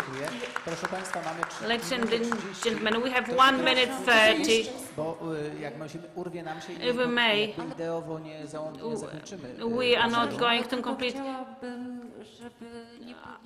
I don't want some misunderstanding. Of course, I don't give myself the right that my knowledge is larger about ballet than the head of a ballet group, yours or whoever here, because managing a theatre is based on a basis of various people with various competences, and we need to create a set of competences of various people, and we cooperate with those people and create this repertoire together. Thank you very much.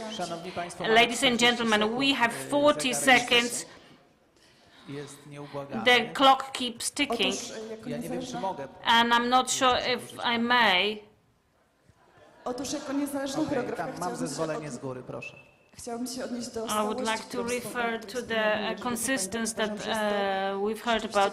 This is of key importance because if you are an independent creator, we always depend on theatre repertoires who will either give us their stage or not. We don't always have access to those, and we always count on the kindness of the partners. So I think that this consistency is important, and some solution would be if we start building such a base of the choreography centers of those spaces. If there is a need of such competition, why wouldn't there be the existing centers and have it by way of an open call for further funds? Ladies and gentlemen, we need to finish. Let me just put it all together. Well, can we assume that the NIMIT, as a representative of our environment, could develop like a request to the minister? Is it possible to build a national center for dance or choreography? This is one. Secondly, are they able to convince the minister that they give extra funding with some other funds to build the regional centers? And would there be a program, arts spaces in long-term project? And are we able to run a discussion with the organizers and directors of opera theaters that dance, that ballet, both of those forms, could have more agency and more impact on modeling the repertoire, as well as funds for this repertoire? And can the opera theaters be supported with the rooms for rehearsals, so there is fluency of the operations? I think that those three thoughts. You're not wrong, Grzegorz, of course, if it stems from the panel. Unfortunately, I have the role of completing it. I would like to thank you very much for this vivid discussion, which addresses the importance of those subjects, their emotions, and there's nothing wrong in it because we are emotional creatures. I'm not an emotional creature here. I'm a deputy director for the National Institute for Music and Dance, and as I have said, I am open to dialogue, but in the space which provides for this dialogue. Can we do it together tomorrow? Can we meet after the second panel? I'd rather we did it after the Congress. I am very open to talk. And I think it is also for you, for the environment, for the circle, which directions you're going to indicate, where you see that this program should head. We will listen to it, we will provide it to the ministry, and we will implement that, because such is our mission as a National Institute of Music and Dance, and everything that serves the environment without aesthetic divisions, without divisions into independent, institutional. We will implement it, and I am deeply convinced that all those emotions present here are the expression of the fact that all of us do care. Since we talk about it from various perspectives and we have various points of view, it's a natural phenomenon. I would like to complete and end this day full of emotions, and I think it's a very fruitful day. I would like to thank once again the Prime Minister, Minister of Culture and National Heritage, Piotr Gliński, that he offered his patronage, and the Marshal of the province of Silesia, Jakub Chełstowski, for his patronage. And I would like to invite you to the event. Those of you who have opted to go for it, Bestie show, Rozbark Theatre of Dance, Teatr Tańca. We hope that you get there somehow. All information on how to get there is available at the reception. Those who took the headsets for interpreting, please return those. Hopefully you enjoy your moment of arts, moment of peace, and we shall see you tomorrow, and we shall continue the Congress. I would like to thank everybody who watched us in streaming. Thank you, see you tomorrow.